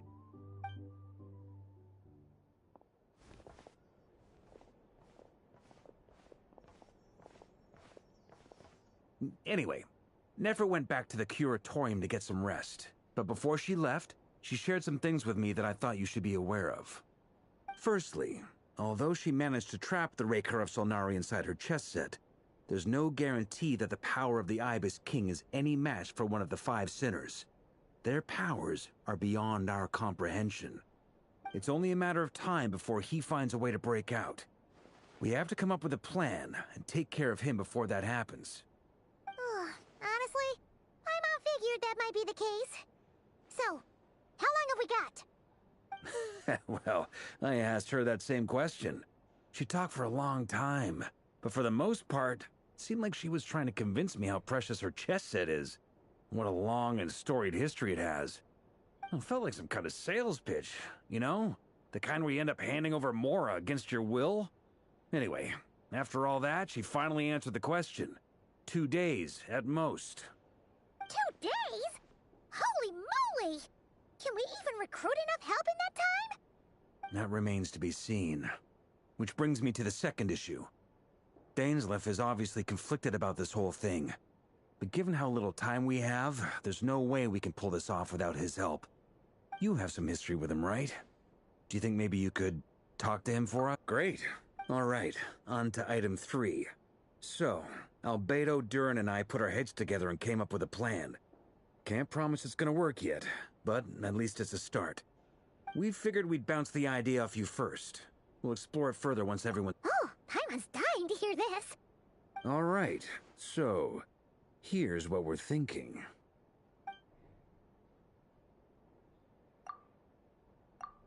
We felt a little uneasy about roping you into this. I mean, firstly, you're not locals, and secondly, none of us are your boss. You're well within your rights to refuse if you so choose. Roping us in? Why would you even say that? We know the stakes here. It's all of us against the Rayher of Solnari, or none of us stand a chance. I choose my words very intentionally, I'll have you know. I like to think there's an art to striking a down-to-earth tone even when the stakes are through the roof. Sir Varka, I have a few thoughts about this plan. I'm all ears. I think we can be more flexible with how the roles are allocated. In my view, the most sensible lineup would be like this.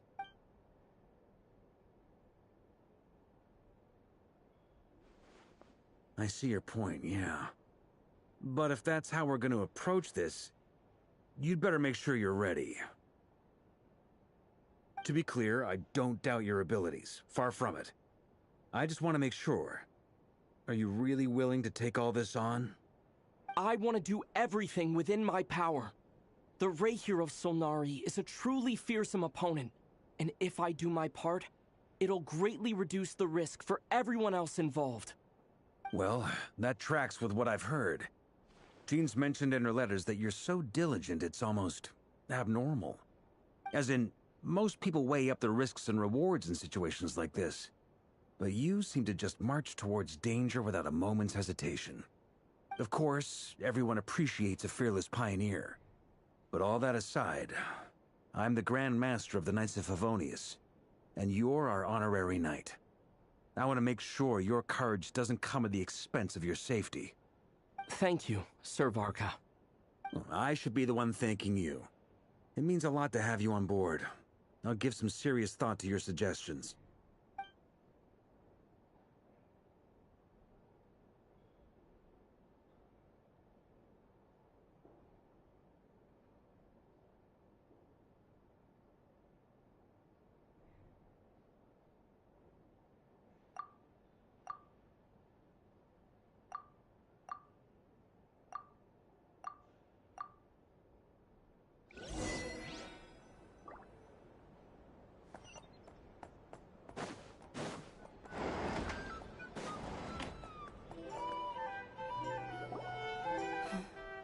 This is a thorough plan, but I do have one last question before we take action. Great question. Albedo's been hard at work analyzing Rerir and the Wild Hunt's behavioral patterns. His conclusions are as follows. Firstly, from the earliest known confrontation until now, Rerir has never displayed any ability to manipulate the dimension of space. So it's unlikely he has any power in that domain. Secondly, he seems to have a particularly strong vendetta against our group. If we put him in a fight-or-flight situation, he'll choose to fight every time. Thirdly, finally, and most importantly, he is consumed by hatred, both for the moon and for his enemies. Turns out, we tick both of those boxes. We have a reincarnated moon in our ranks, and a spy who accessed his private memories without permission. He'll be baying for blood, not looking to escape. As someone who's had their fair share of interactions with the Wild Hunt, those all seem like valid observations to me. Understood. Then I will defer to the verdict of the group. Well, everyone, that's the plan in full detail. Albedo and Duran are carrying out their part as we speak. Plan approved. Scheduling. Okay, any firepower you need, I got you covered. Let's light this baby up. The Frost Moon Scions are behind you as well. And the rest of you?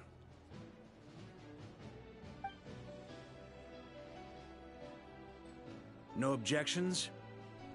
All right, then it's settled. This is the plan we're going with. Next up, an old tradition of mine. Anyone who wants to back out, now's your chance. Wait, we can still back out of this? Everyone says things they regret, right? I don't want anyone feeling trapped because their mouth said yes before their brain had time to think things through. A very people-first approach. I hear that's common practice in the Knights of Favonius. Heh. Who'd you hear it from? Diluc? Shh. We don't use people's real names at work. This contact will be known only as Owl, please and thank you. This plan can only work if everyone does their part. Flintz and I will absolutely support it. We shall indeed. You'll be glad you accepted our help. Also, you are the last person I expected to see here, Miss Dory. It's not often I get called Dory in a work context. My peers usually call me Lord Sangama Bay. So, the longer your name, the higher your net worth. Is that the idea here? In that case, Mr. Flint's here must be worth a fortune. That's right, I know your full name. It's... The walls are thin here. I'd appreciate you keeping that a secret. Okay, fine. I'm actually only here as a favor for someone else. Do you have any idea how much it would cost to hire me otherwise? Oh, does this mean someone out there actually has the power to boss Dory around? It most certainly does not. We have a long-standing and mutually beneficial business partnership. She's actually the mom of a friend of yours. Said mom supplied me with a great little trinket, but now that lady's ruined everything. If I don't start building a little goodwill now, my whole business in Notcry is gonna go down the drain! Okay. So what exactly is so special about this pendant? It's a lucky charm that a great mage made for me. We have a business relationship, and she was worried that something bad might happen to me. So, she wanted me to have something that can store power to protect myself with. I finally got it all fully charged up with Kuvaki, and then never went and used it all up at once! Never lost so big in my life! You're right. It was all my fault. I didn't mean to drain all the Kuvaki in the pendant, but I'll make it up to you. You will? Well, in that case, how about you give me your chess set, and we call it even? I knew you'd say that. Well, it's yours if you want it. In fact, take it now, and I'll even throw in a free Raker of Solnari. Deal? You're putting me in a difficult position here. It's a very useful thing to have around. But I have a funny feeling it won't be around much longer. I guess we'll see in a couple of days. Looks like bankruptcy for me. Hey, don't be so pessimistic. See this through and you never know. You might find a new business opportunity on the other side.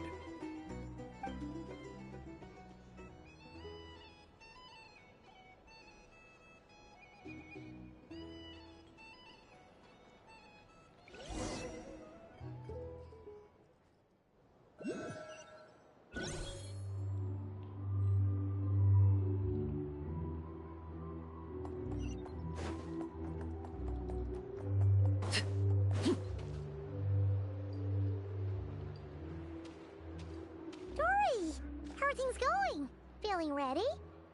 Oh, I was born ready.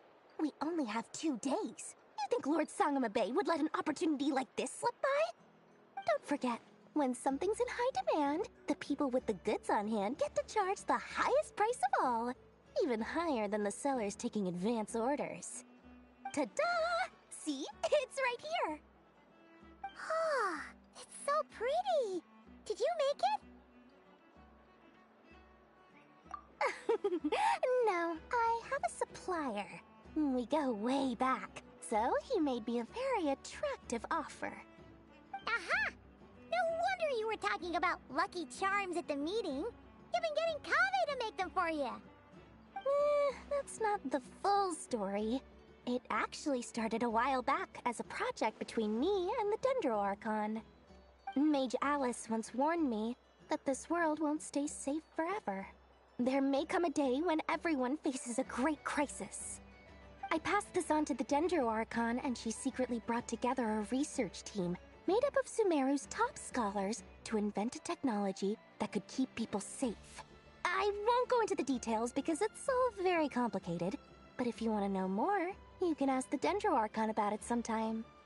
Anyway, point being, it was the Dendro Archon who asked Kaveh to build this little contraption. As one of the top Kashara War talents, he was the obvious choice. Took him long enough. He stressed over it for ages. Must have gone through at least a dozen designs before producing a final product. But that's Kaveh for you. Marak delivered it to me a couple of days ago, along with a letter from Kaveh. Could I ask why I'm sending this technology to you? And what's your proposed use case? Has it been approved by the relevant authorities? So nosy. My fault for sending him the research permit to begin with. Surely Nahida must have told him you were involved in this project. He was probably just nervous because you're always so secretive about your business. Could be, could be. Anyway, I just replied, let's hope there never has to be a use case, because it would involve grave danger. Fair enough. But it sounds like he was just being cautious. He probably felt responsible as the one who made it. Or maybe he was asking as a favor for his housemate. He's done that before. Not sure why, though. His housemate doesn't seem to really care that much about this kind of stuff. Either way, all's well that ends well. I'm just glad to finally have my hands on the product. I wouldn't want to be without it, given the potential dangers that lie ahead. Huh? What does that look mean? Paimon's just super surprised. This must be the first time we've ever seen you actually get serious about something.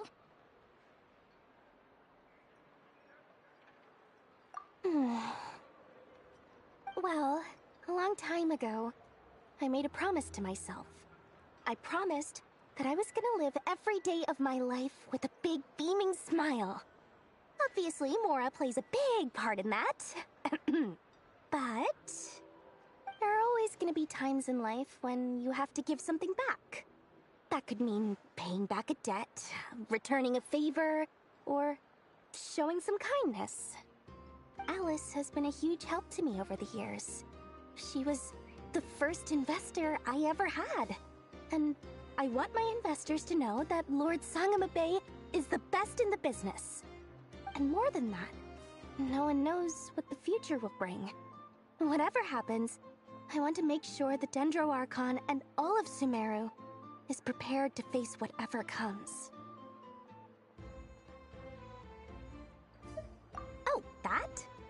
I was just making sure Nefer and I are square. Don't be thinking it was some sort of benevolent act. I'm no saint, so don't treat me like something I'm not. My priority is doing the business that I want to do. So long as my conscience lets me, but it usually does. That's the Lord Sangama Bay business model. Alright, if you say so. I do say so, and that's the whole point. I'm a businesswoman. Don't go trying to figure out what kind of person I am. You'll exhaust yourself. Much easier for everyone involved if you just take my word for it. Oh, and could you two help me get this stuff where it needs to be? Thanks so much. You're my favorite assistants.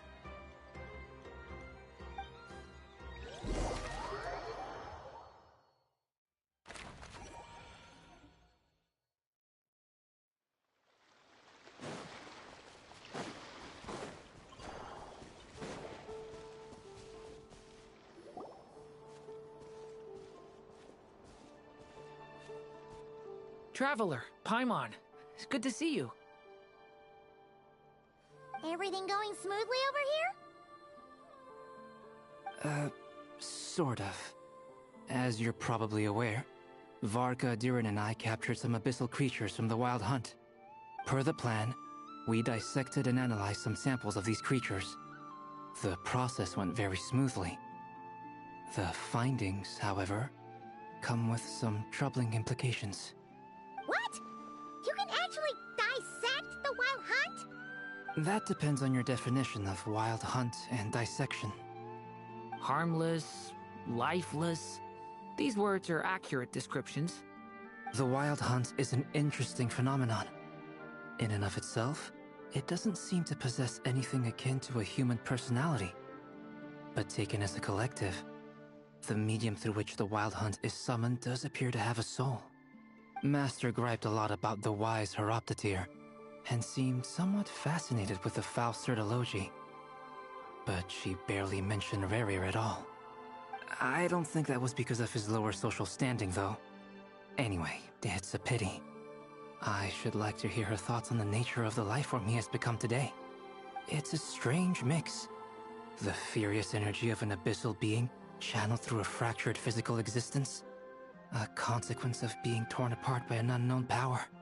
Perhaps the only explanation for his survival in this state is that he sacrificed a degree of individuality in exchange for a continued existence. Oh, sorry. Once I get talking about interesting research, I have a tendency to go on indefinitely. Back to our research findings. Essentially, they confirm my hypothesis. Rerir's corpse is completely contaminated by the Abyss, and the effects are irreversible. You could think of this as Rerir in mutated form. But in my view, even that would be inaccurate. In reality, his whole being has been consumed by the Abyss. In other words, he is now nothing more than a manifestation of abyssal power. Unfortunately, at present, we have no means of completely eradicating abyssal power. Hence, we cannot fundamentally destroy the Reihir of Solnari either. Oh, that's terrible news! So, that's it? We can't defeat him? Not even if we get the power of the Three Moons? Miss Columbina's situation is a difficult one. She can never achieve wholeness when the world does not accept her presence. It's as if her creator banished her to a place she can never be accepted. It means she spends most of her energy just on her own survival. Given the circumstances, it's only natural to despair.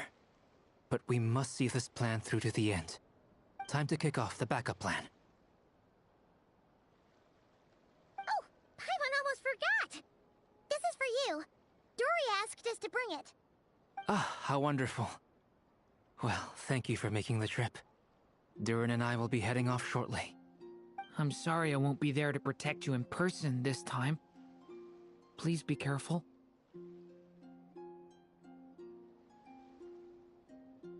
All right then. Stay safe.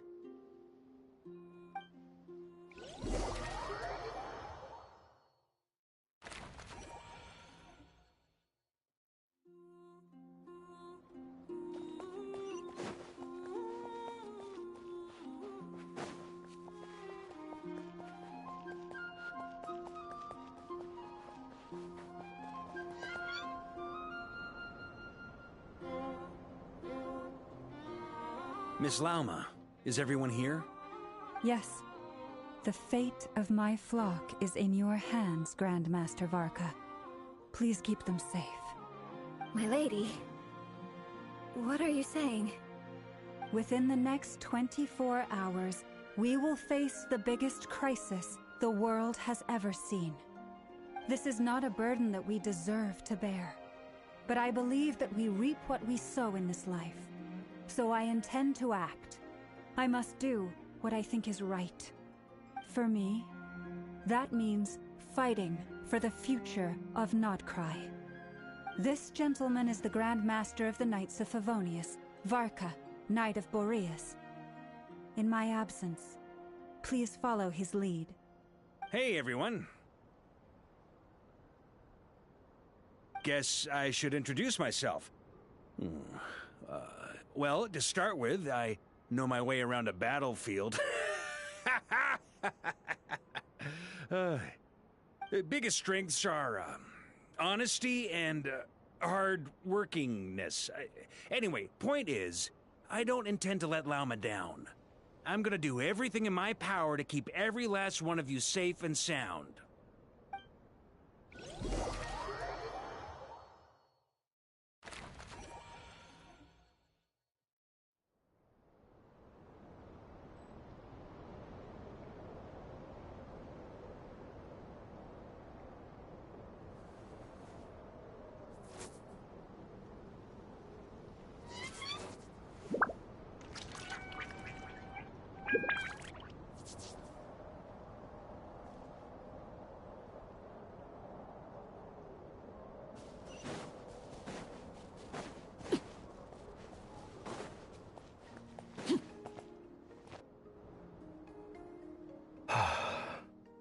Something on your mind? Miss Columbina, was it? I believe that's how the others addressed you. That's right. Names are funny things. Have you always been called Dainsleif? Yes. I take it your own name has a more complicated history. I have a different relationship with names than other people. To be honest, I'm not even sure that Columbina is my name. At least, not in the same way that Dainsleif is yours. But it's what everyone calls me, and I go along with it. A lot of my life has been that way.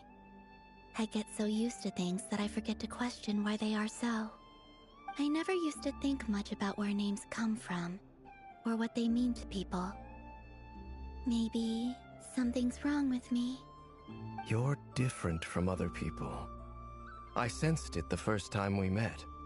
You're more perceptive than most. I'm sure your long life and rich range of experience explains that. Do you ever find yourself missing Conria, Mr. Dainsleif? Difficult to answer. I have dreamed of the past many, many times. Sometimes I'm fighting tooth and nail. Other times I'm lying on the ground, defeated. I don't recall any happy moments from that time. It has been too long. Is that because hatred survives longer than love and affection? That would not be for me to say. I make no excuses for the grudges I bear. But whatever the reason, I remember little that was beautiful or sentimental. Thank you for your help with the Rerir situation. Without your efforts, I never could have learned the hidden truth of his story. You're welcome. I know he's your friend.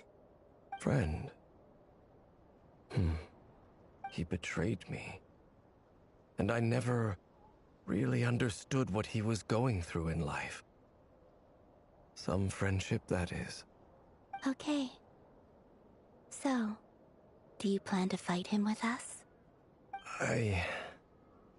You see, you're torn. Now you know what really happened. You see the things he's done in a new light. I need some time. Of course. I completely understand. Anyone else in your position would feel conflicted too. Actually, I went through something similar myself recently. Something happened that changed my perspective on a situation. A situation I took for granted at the time, but now I feel very grateful for it. You mean the Harbingers who still support you, even though you've left the Fatui?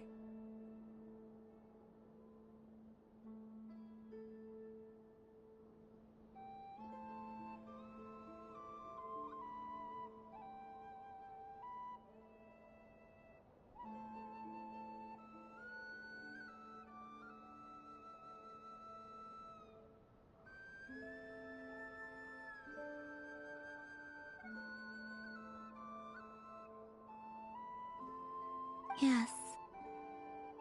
I always thought they were only helping me because Harbingers are forced to work together. But then I abandoned them. A warrant was even put out for my arrest. And even now, they still support me. Which means I was wrong about them all along. Clearly, they view you as a friend. I feel a little guilty now. I regret not seeing her help for what it was, and not treasuring it. I see the guilt that you're feeling now, because I feel it too. Hopefully, talking about it will do us both some good. Have you noticed that the Traveler and Paimon are over there? I think they've been listening. Huh. Shall we say hello? Sure. Hello. Ah! They caught us!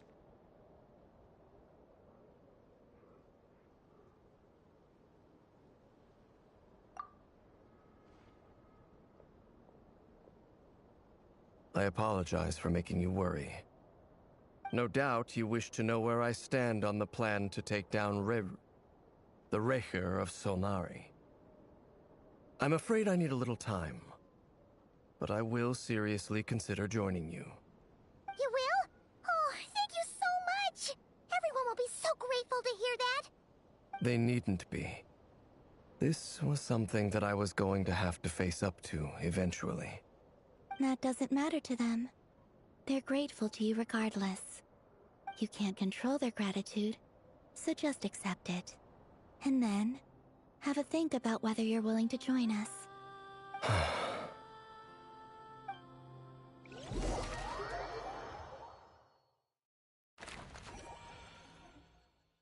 It's nearly showtime! Let's go rendezvous with the others. You know the place.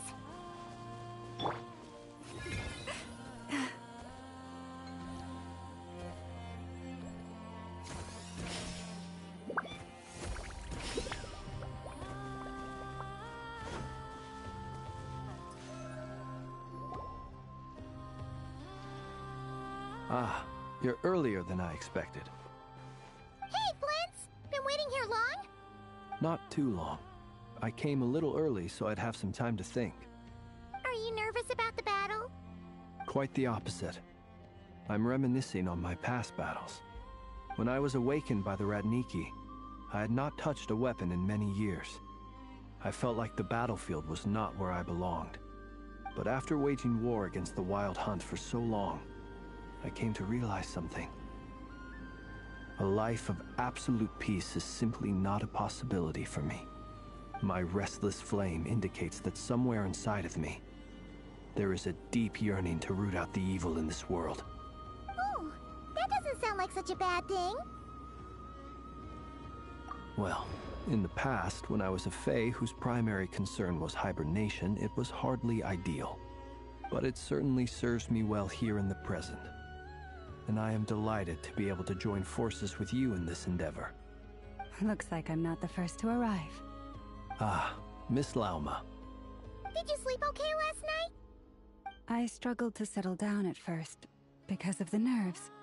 But don't worry. I got enough sleep in the end. I'll be just fine.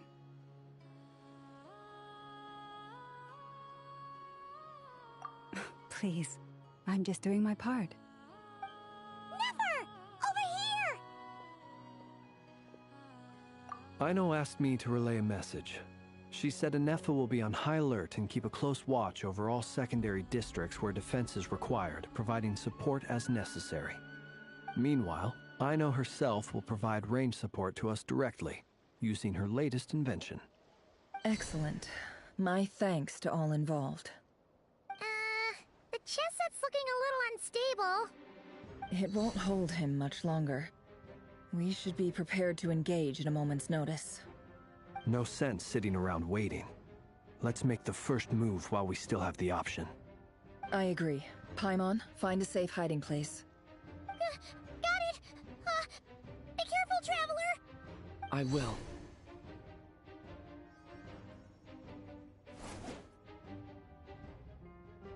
Everyone, take your positions as soon as the battle starts.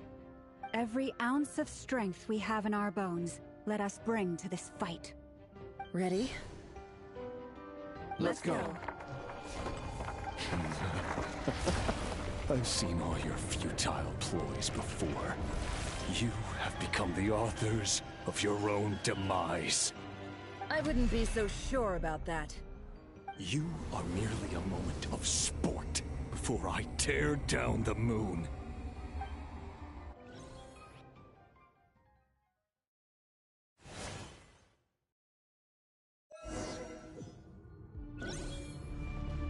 Stay on your toes. Yep, you too. Let me help you guys. Eat this!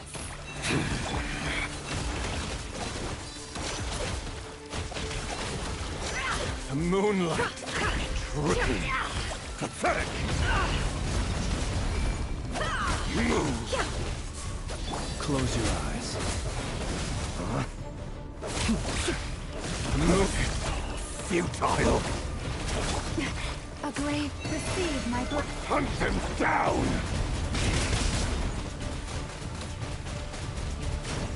Go! Be silent. Move! Close your eyes. To dust. Are you quite finished? Moonlight betrays you. Hunt them down! Observe.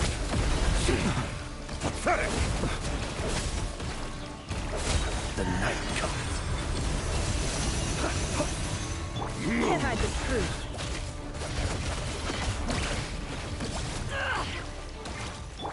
Branches of song for the everlasting forest. The deception ends here.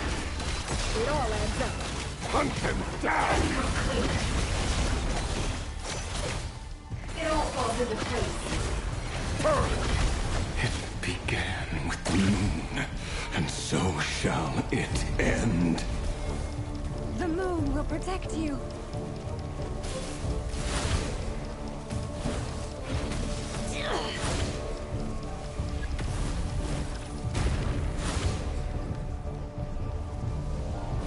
Do you see now?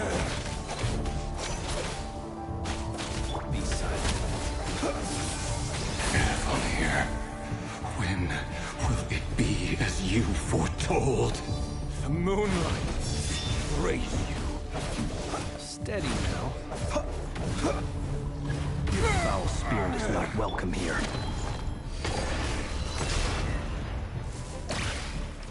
You poor last lamb. By the frost. Yeah! Close your eyes. Be silent.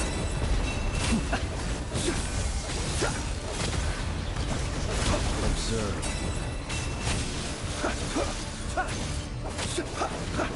Move! Receive my blessing. No more lies. Futile, hunt them down! Water jet! Be silent. Are you quite finished? Beware the creatures of the night. Moon! Pathetic! Observe. Hunt them down! Branches of song. With one heart, we pray. Move! It all adds up. The deception ends here. Close. Be silent. Are you quite finished? Futile! Night falls.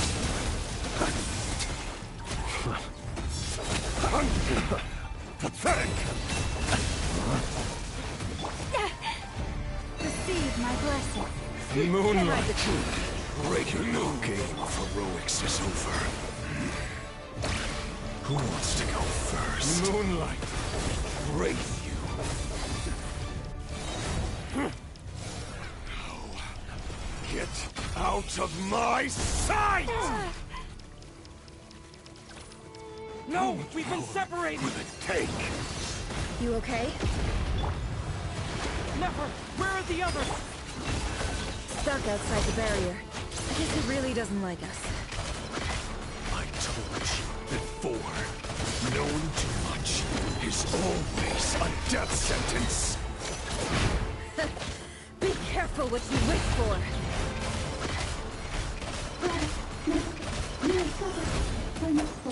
Lama! Can you hear me? Silence. The voices are gone. But at least I know they're still there. I need to focus. Stick to the plan. Remember my most important task. Just keep stalling him. If I can stall him for long enough, the moment will come. It all falls into place. Wipe out! Seek within. Let's see what you're made of.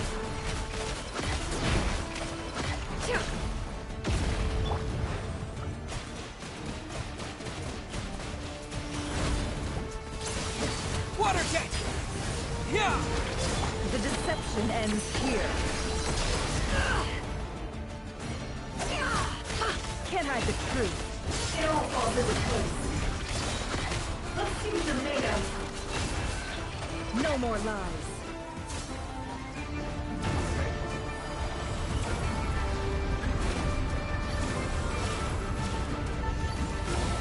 I've got this!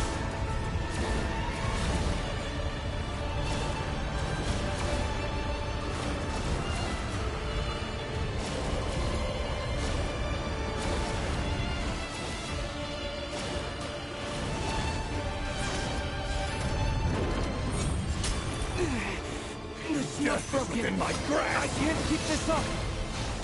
Don't push your luck.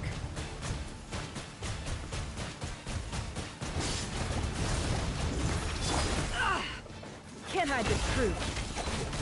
It all falls into place. Run. Nowhere to hide. No more lies. The mystery unravels.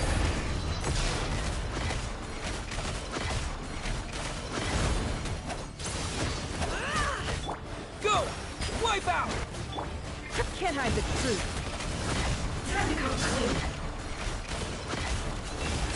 Time to come clean.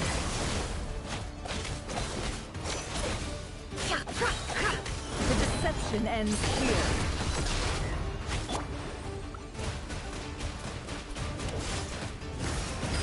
Yeah! No more lies. Time to come clean. It all adds up. Fate.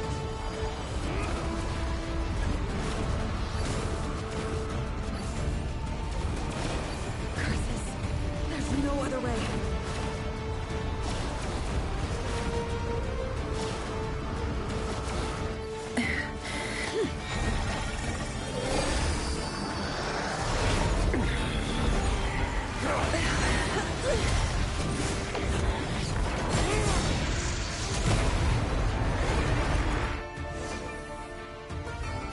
The only way to defeat Rarer is to borrow his own power. That means Columbina will have to disappear while you two bear the brunt of his attacks. You have to hold on. Find a way to keep him focused on killing the two of you.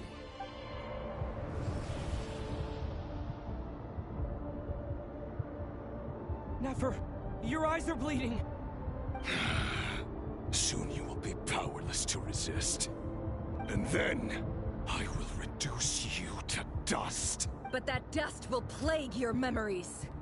Come on. Keep holding on. Any other tricks up your sleeve? Let's see them. As entertaining as they are. You've backed yourself into a corner. You don't fool me. I see your fear clear as day.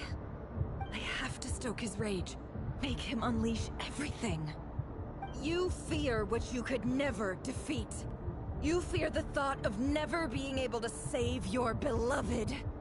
You cannot win the fight against fate, Rerir. Is that what you think? Well, now it's your turn to feel afraid!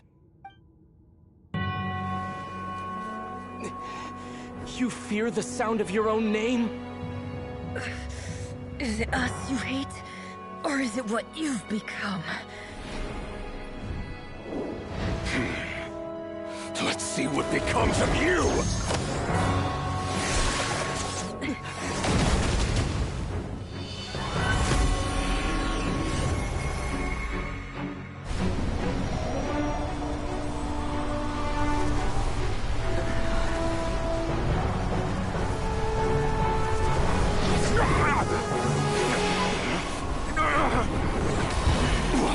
Happening? That power. I've seen it before.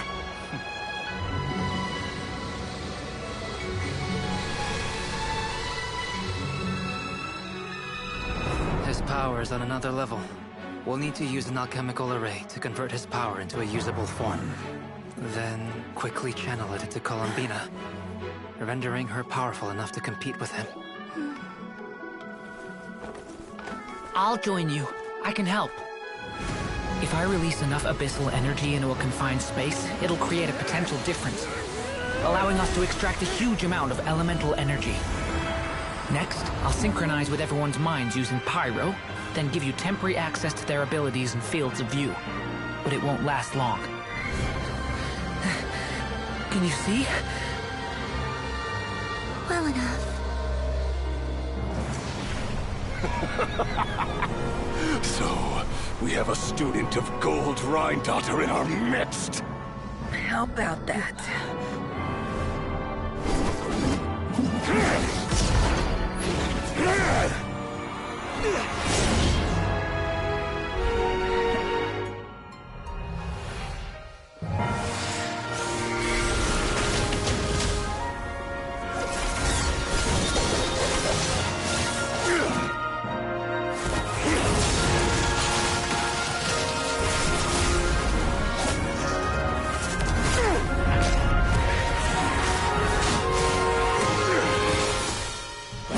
You use my own power against me? Just like how you stole Kuvaki. Look familiar?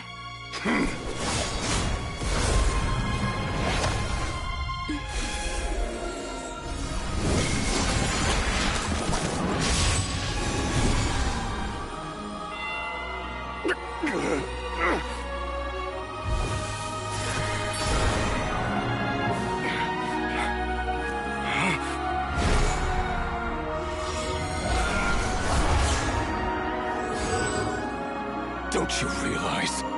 You don't have the power to hold that gate open! I don't, but someone else does.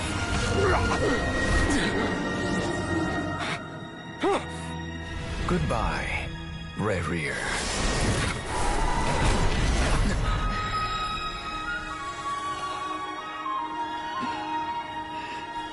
We won.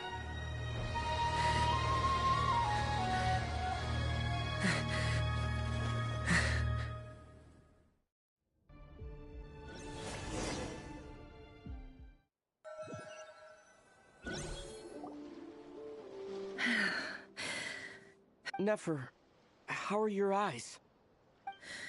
They're fine. Apart from the blindness, of course. It's not too late. Let me handle it.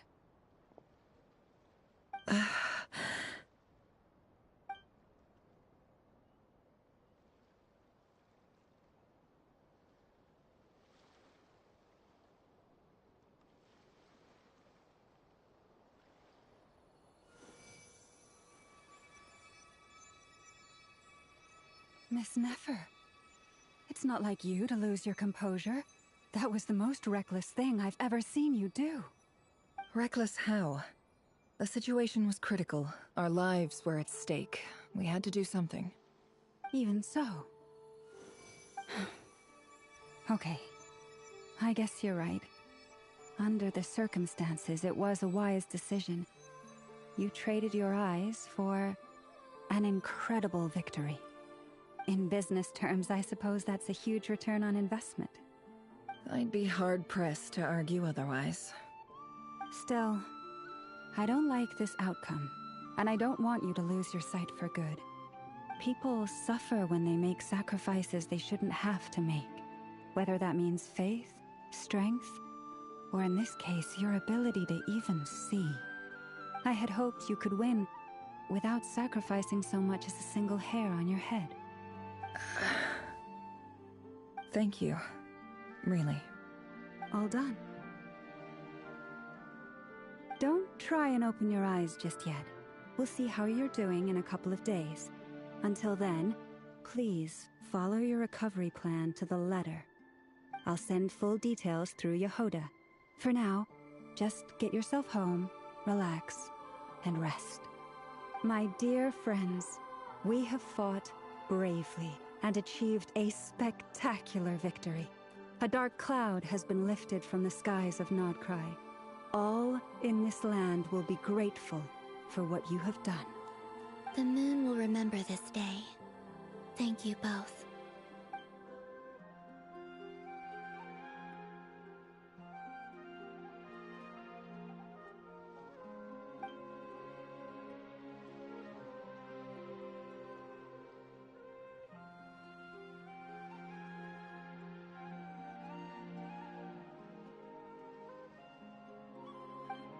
There's something I want to let you know. What is it? When Durin connected everyone's minds so I could access their powers, I also felt everything they felt. And since Nefer's eyes were injured, my eyes are hurting now too.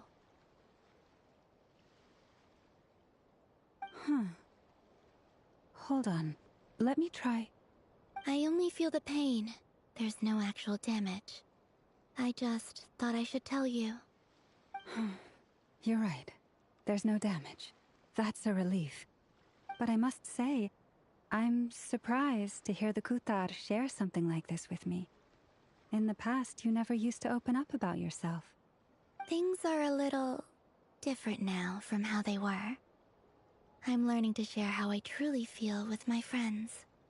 Friends? You have no idea how glad I am to hear that.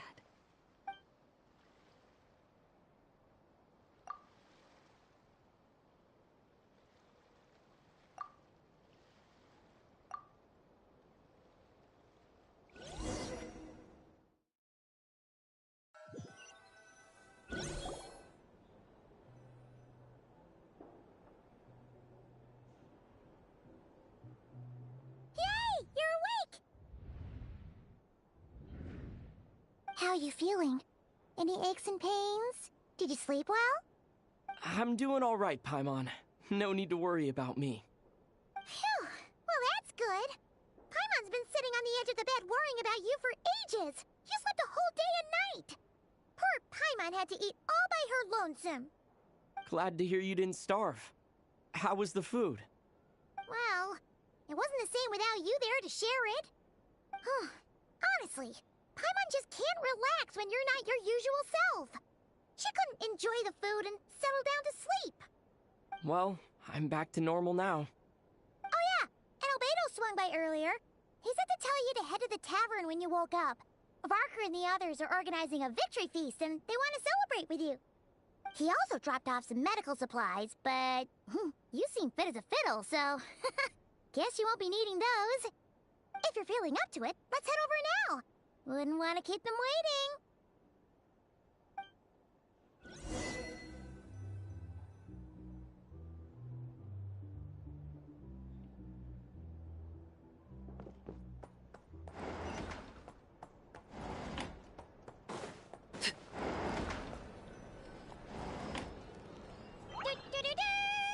We're here!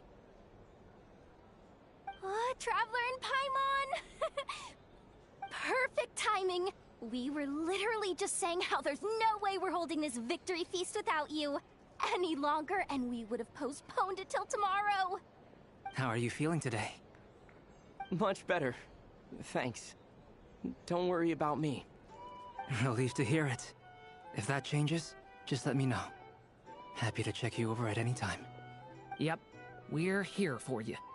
Anything you need, just let us know. Oh wait, where's Nefer? How are her eyes doing? Nefer's right over there.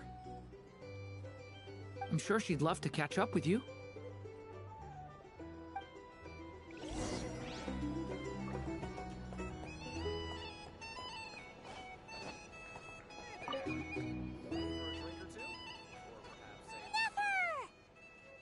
Traveler, Paimon, are you recovering well?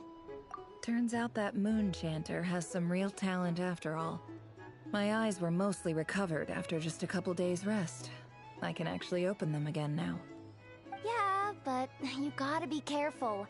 Lauma says not to strain your eyes while they're still healing. Yes, thank you. I'm well aware.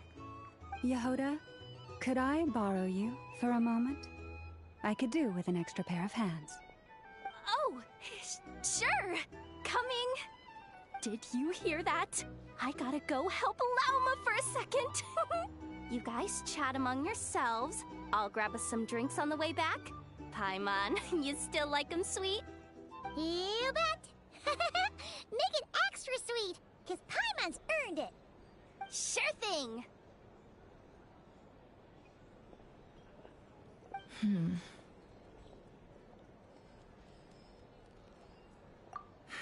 The Raker of Solnari. Kind of a snake, don't you think? No, definitely a snake. A poisonous one who spewed his venomous hatred everywhere. Anyone who seeks revenge out of hatred for other people has become a snake.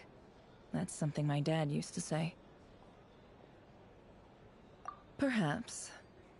I'm sure it sounds like a very wise and open-hearted perspective to your ears. But me? I think hatred is a perfectly justifiable emotion. What else is left when everything you depended on in life gets stripped away? Something's gotta fuel that drive to keep on living.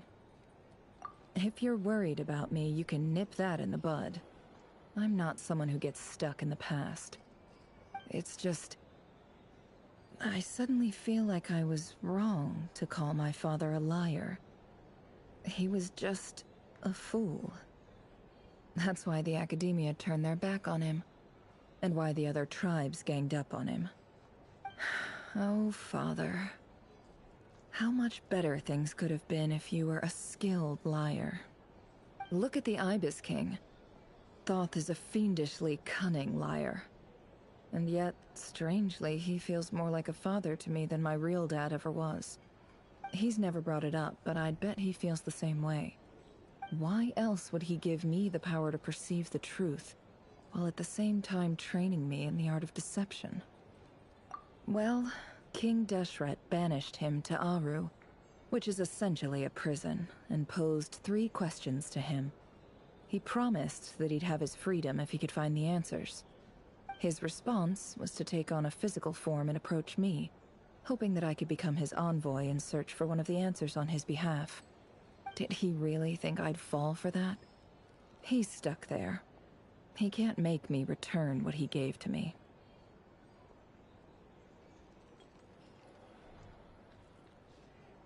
So that's enough for you to decide he's nice, is it? He's a prisoner, and he was scared. So he decided to perform some good deeds to win people's approval. He lives in fear because he's a deceiver. How is Rerir any different? You can't work as a spy your whole life and expect a happy ending. It's preposterous. Yet I can't say I don't understand it. Liars live in the darkness of their own making. But it's still human nature to want to go on living. They say that a liar's soul is the most worthless thing in the world. What do you think? Good. If you understand that, it means you're smart. And you see things objectively. If you ask me, the soul of a liar really is worth nothing. Because all they care about is themselves.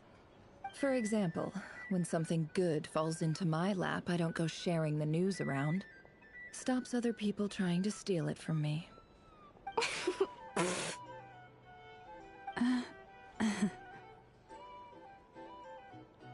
So be it. They have sharp ears. I can't keep anything from them.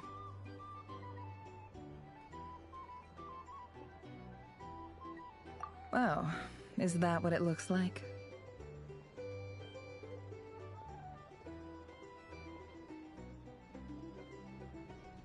Well, you all know my past now, and I can't simply eliminate everyone who knows too much. So I guess I just have to put up with you. For the foreseeable future, at least. When you find yourself in a situation you can't control, the safest play is to keep calm and start monitoring everyone involved like a hawk. In the intelligence world, you need to have a sense of perspective and play your hand accordingly. If you understand what's at stake, please ensure my secret is safe with you. I trust you'll respect my wishes as a friend. Very good. Oh wait! Now that the panic's over and we've all calmed down, Paimon suddenly remembered something. After all that build-up, our mystery ally never showed up even once!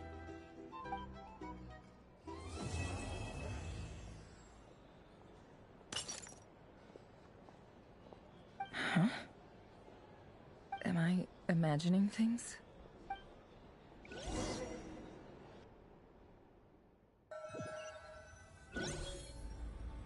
So, that close colleague who stayed behind with you? What's he been up to recently? Don't know, don't care. I get more normal human interaction from hanging out with Bosco 2 than him. Although, now you mention it, he hasn't bothered me in a while. I wonder if... If he's disappeared without a trace, it's the biggest gift he ever gave to the world. But I somehow doubt that's what's going on. He won't lie low forever. So we'd better stay on guard.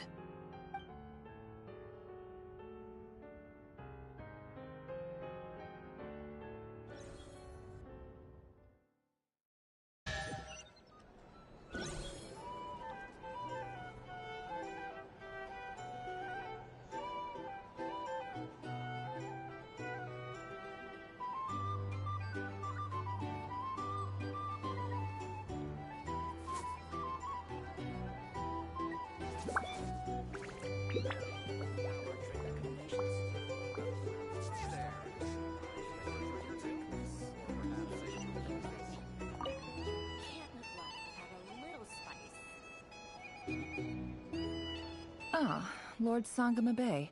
How lovely to see you. I must thank you for the device you provided. It was an enormous help. Would I be right in thinking that it was developed by the Academia?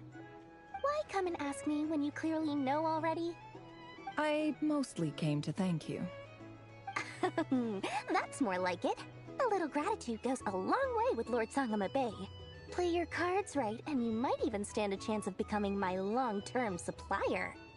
The chance to work with such a kind and charitable investor as yourself would be a great honor for the Curatorium. Huh? Charitable? Who said anything about charity? First time hearing about it. Let's see.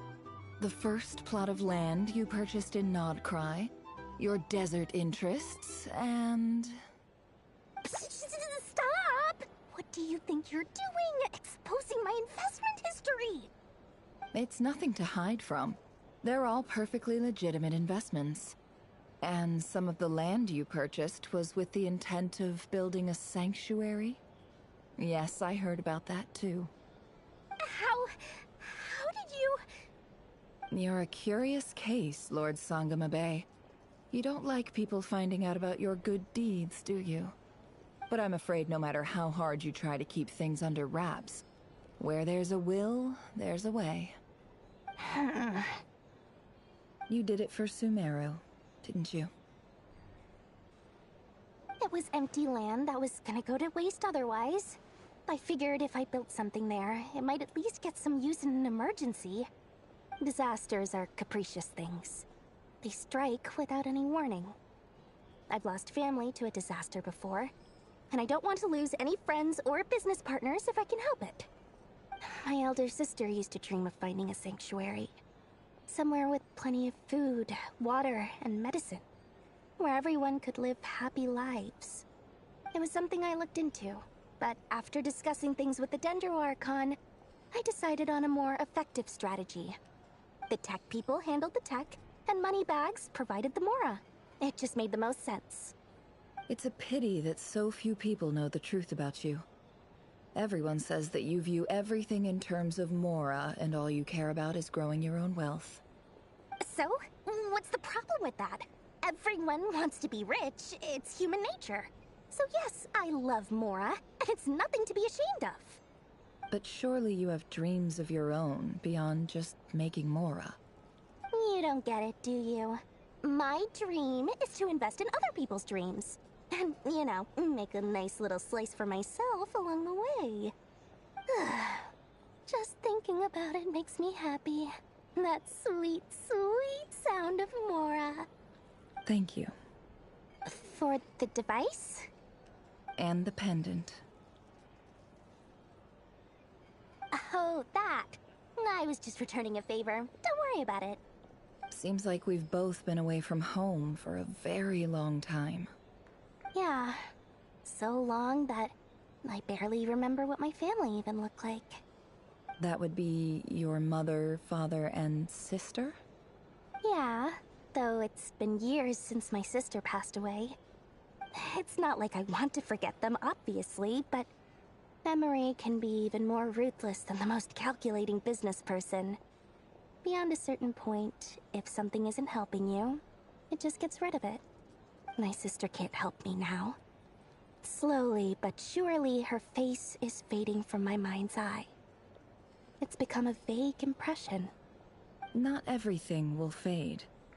When loved ones pass away, the beautiful memories are the ones that last the longest. Yeah, that's true. If you ask me, that's the one silver lining in all of it. Well, that, plus, I'm sure that life is much better now than it was back then. Oh, absolutely. I have tons of Mora, a big beautiful house, business is booming, and I'm as happy as can be.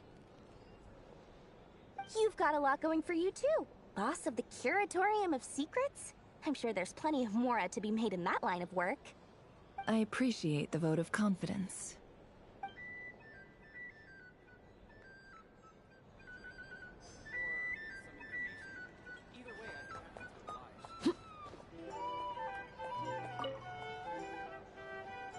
How have you been holding up?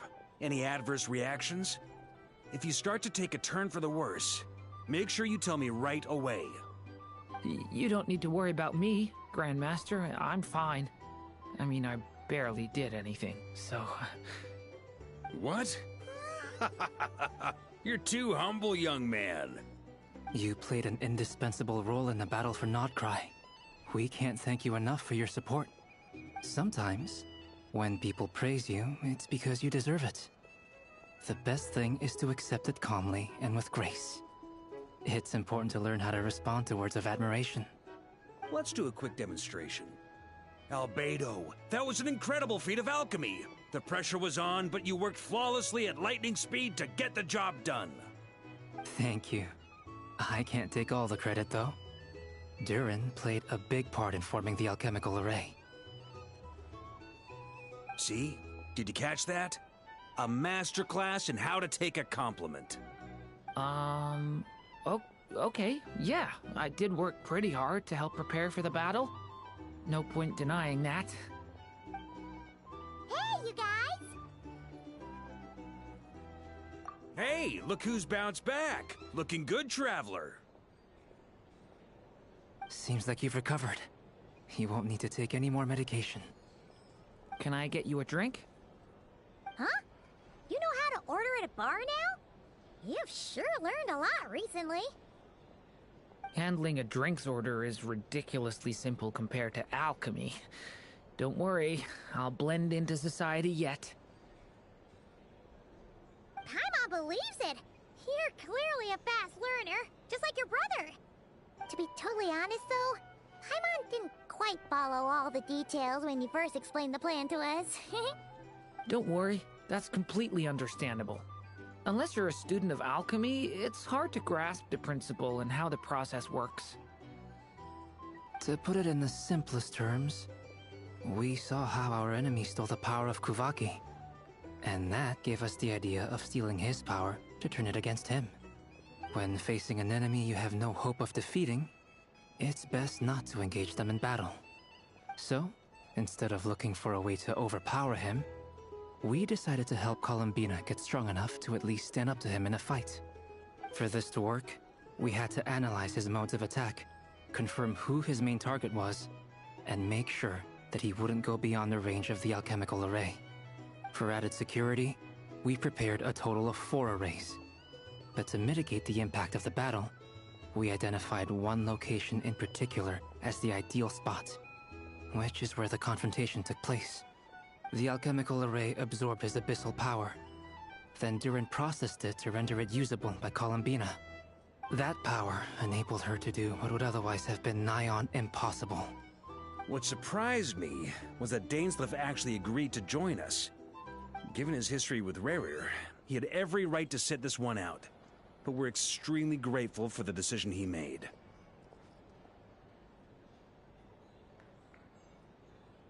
It must have been a painful choice to make. But I'm sure that making a decision was far better for him than staying in limbo. Absolutely. He was torn between 2 paths, but in the end, he made his choice and stuck to it resolutely. He doesn't strike me as the sort of person who'd stay trapped in limbo for long. Anyway, however you cut it, everyone gave a stellar performance. And now, it's time to kick back and celebrate.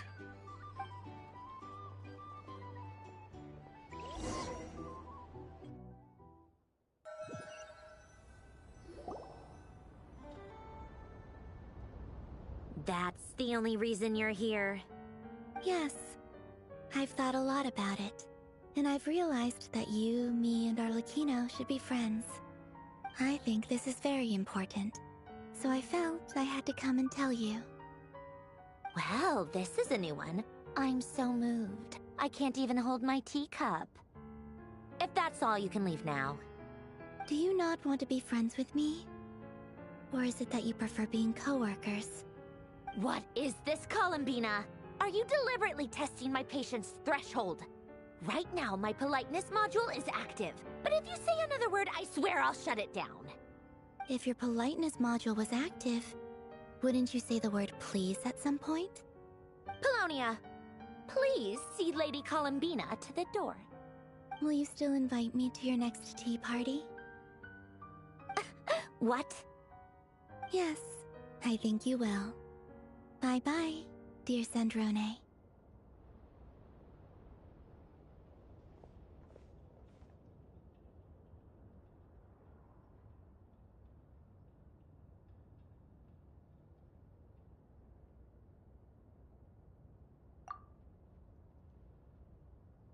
Last time, the Wild Hunt escorted you out.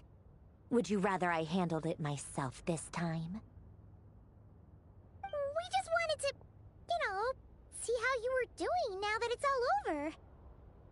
Why? Out of concern for my safety? I hope you didn't seriously think that the Reihir of Solnari would be able to lay so much as a finger upon me, given how prepared I was. Mostly because you kinda helped us out, so we just wanted to check you were okay. Looks like all your robots are fixed, huh? Oh, don't you worry about that. Tea time is already a write-off. The visitor before you managed to kill my appetite. If you're in the mood for tea, go ahead and help yourself. Otherwise, it's going to waste. My coasters are still missing in action, though. Use this notebook instead. Whoa! Pretty hefty notebook. Look at all those calculations. You can ignore those. They're just dumb scribblings. I doodle and write in my free time. Sometimes I remember the distant, dreamlike past. Sometimes I imagine the far-flung future. And other times, I grit my teeth and note down all the crazy nonsense going on in the present. Some people do the crosswords in the newspaper. This is my equivalent of that. Trying to predict the future is like daydreaming, and writing about the present just makes me furious. The past is my favorite. If nothing else, it's already set in stone, so I don't have to rack my brains trying to figure it all out. Huh. Although, having said that, the only vaguely interesting memory in my past is probably that guy they call Lord Artificer. Who else? Pretty much all the mecha and Fontaine are his personal handiwork. Wait, are you saying you know him? Like, personally? As a friend? I mean, I guess we were friendly enough.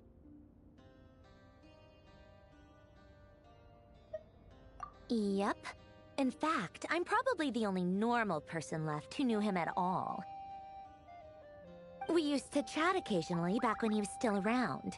Before he passed away, he asked me to destroy all his manuscripts. I honored his request, but I did read through everything first before destroying them. I mean, I couldn't let the genius of Lord Artificer Alain Guillotin disappear like that. Would have been such a waste. So, that's where the formulas in your notebook are from? I just told you. Those are my equivalent of crossword puzzles. They're just dumb formulas that I solve for fun when I'm bored. Alain's work was like epic poetry. The formulas in my notebook are just silly little riddles in comparison. Not that there's anything bad about them. I mean, at least, solving those riddles isn't going to hurt anyone. Except me, 'cause I lose a few brain cells in the process. Anyway, while we're on the topic, I might as well tell you about what happened to him and his friends. Alain Guillotin had two close buddies, Renee and Jacob. They spent their childhood years together in the Narzissenkreuz Institute. They were all quite competitive, so there was some rivalry between them, but it was a friendly rivalry. But beneath the friendship and the rivalry ran something deeper, a sense of nostalgia for the past. Unfortunately, childhood would end. The prophecy would come true, the apocalypse would arrive, and the future would never be. A mad dream that would normally only capture the minds of lunatics began to take root in their hearts. A dream of saving the world. And if Renee and Alain had been people of lesser wits, that dream would probably have ended up as something for them to joke about in their older years. But alas, they were some of the sharpest minds around. They nurtured that dream with the full power of their intellect, and it grew into something that ate away at their souls. The first of them to fall under its spell was Renee. Against Alain's wishes, he persisted in experimenting on a mutual friend of theirs to try and save their life. Alain did not approve and parted ways with Renee. It's complicated. Alain wanted to believe that Renee only did what he did for the sake of their friendship. But when he told me about what happened, I could tell he still had some suspicions about Renee's motives. Perhaps the seed that would grow into a nightmare had already sprouted in Renee's mind. Even then. The next time they met, Renee's soul had been completely engulfed by the dream of salvation. His futile attempt to change the tide of fate only resulted in a wave that swallowed up the world, even before the apocalypse came. And although that wave died down eventually, I hear that it just recently came back with a vengeance. As I understand, Renee wanted to live out his dream of salvation once more. But I'm told that the attempted resurgence finally died out for good. At long last, Renee awoke from his deluded dream. Though of course by then it was far too late. What do you think of Renee? Do you admire his transcendent genius? His view that any price was worth paying to achieve the lofty goal of saving the world? Or do you despise him? Dismiss him as an evil madman who wrought havoc on the lives of everyone around him as he pursued his delusional dream? Same difference, really. Just a matter of perspective. Doesn't surprise me. You share one thing in common, after all. You both want to be the savior. The only difference is, your dream came true, and his... well, he wasn't the one who made it come true. I don't like fanatics who give up their whole lives for their ideology. Nor do I like fools who let their delusions take control. Maybe I could understand if Renee had just been an ordinary person. But he had a sage-like intellect. And still managed to get himself lost in the labyrinth of his own desires. Anyway, that's enough about Renee. Now, moving on to Alain Guillotin, the Lord Artificer. He managed to put a stop to the first storm whipped up by Renee. But after that, Alain lost his friends and family. To his credit, I suppose, the loss of his family and friends was purely a tragic accident. It's not like Alain sacrificed them for his cause or anything. After that, the only thing supporting his work was the same dream that had dragged his closest friend down to the abyss. But although the desire to save Fontaine drove him to found the Fontaine Research Institute, Alain continued to reject any form of transcendental knowledge or power. He was suspicious and fearful of it, having seen the way it had affected his closest friend. I think that formulas and machines derived solely from human intellect were the only thing that gave him a sense of spiritual comfort. Yet Alain's intellect was simply too great. It barely left him space to breathe in his lifetime. Once he realized that the end of his life was approaching, he finally accepted the truth. The Nazissenkreuz Institute needed someone, and a human being, to see its story through to the end. He quit working on his formulas, trading them in for the fairy tales that had played such a formative role in his childhood, but which he'd barely touched in his adult life. He told me that the director of the Nazissenkreuz Institute used to read those fairy tales to the children as bedtime stories. Apparently, they worked wonders at sending kids off to sleep. I think that all he wanted at that time in his life was to be able to sleep deeply without being plagued by depression. By that point, nothing else really mattered. At the very end, he laid down to rest in the ruins of the former Nazissenkreuz Institute orphanage, while the Fontaine Research Institute he had founded continued tirelessly with its work. Many years after that, tensions over competing dreams would once again cause a rift, this time between members of the Fontaine Research Institute. But the actions of those fools had nothing at all to do with Alain. And that is the story of two people from the Nazissenkreuz Institute who both wanted to save the world. One went all in on his fantasy of salvation without ever looking back, and ended up calmly sinking to the bottom of the deepest sea. The other sought desperately to burn bright in his life, even though he wasn't sure where he was going. I do sometimes wonder, why is it that people like them have such grand hopes of saving the world? Even the grandest tree starts as a tiny seed. So perhaps, for each of them, their mission to save the world began with a very simple desire: to save themselves. They were young children with friends and family who mattered to them, desires to explore the meaning of life, ambitions to have a successful career. They didn't want to see all of that taken away in one fell swoop. Or maybe they just wanted to find something to anchor themselves within the chaos, to stop them getting quietly swept away by the storms of life. But instead, the search for their own salvation took them down the rocky road laid out by fate. Do you think the desire to save oneself is enough of a justification to try and save the world?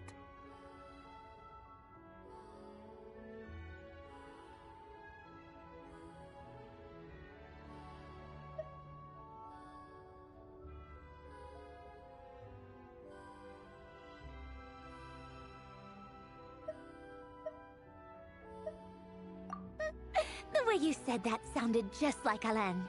I asked him the same question back when he was in his prime, putting all of his energy into his work. He gave the exact same answer as you did. No elaboration, just a quick short answer before getting right back to his work. He was always that way. All right, tea time's over. I owe Arlecchino a favor for telling me these stories. I'll have to bring a whole sack of gifts the next time I visit the House of the Hearth. I'm gonna go tinker with Paulownia now. You guys can do whatever you want, as long as it doesn't involve interrupting me.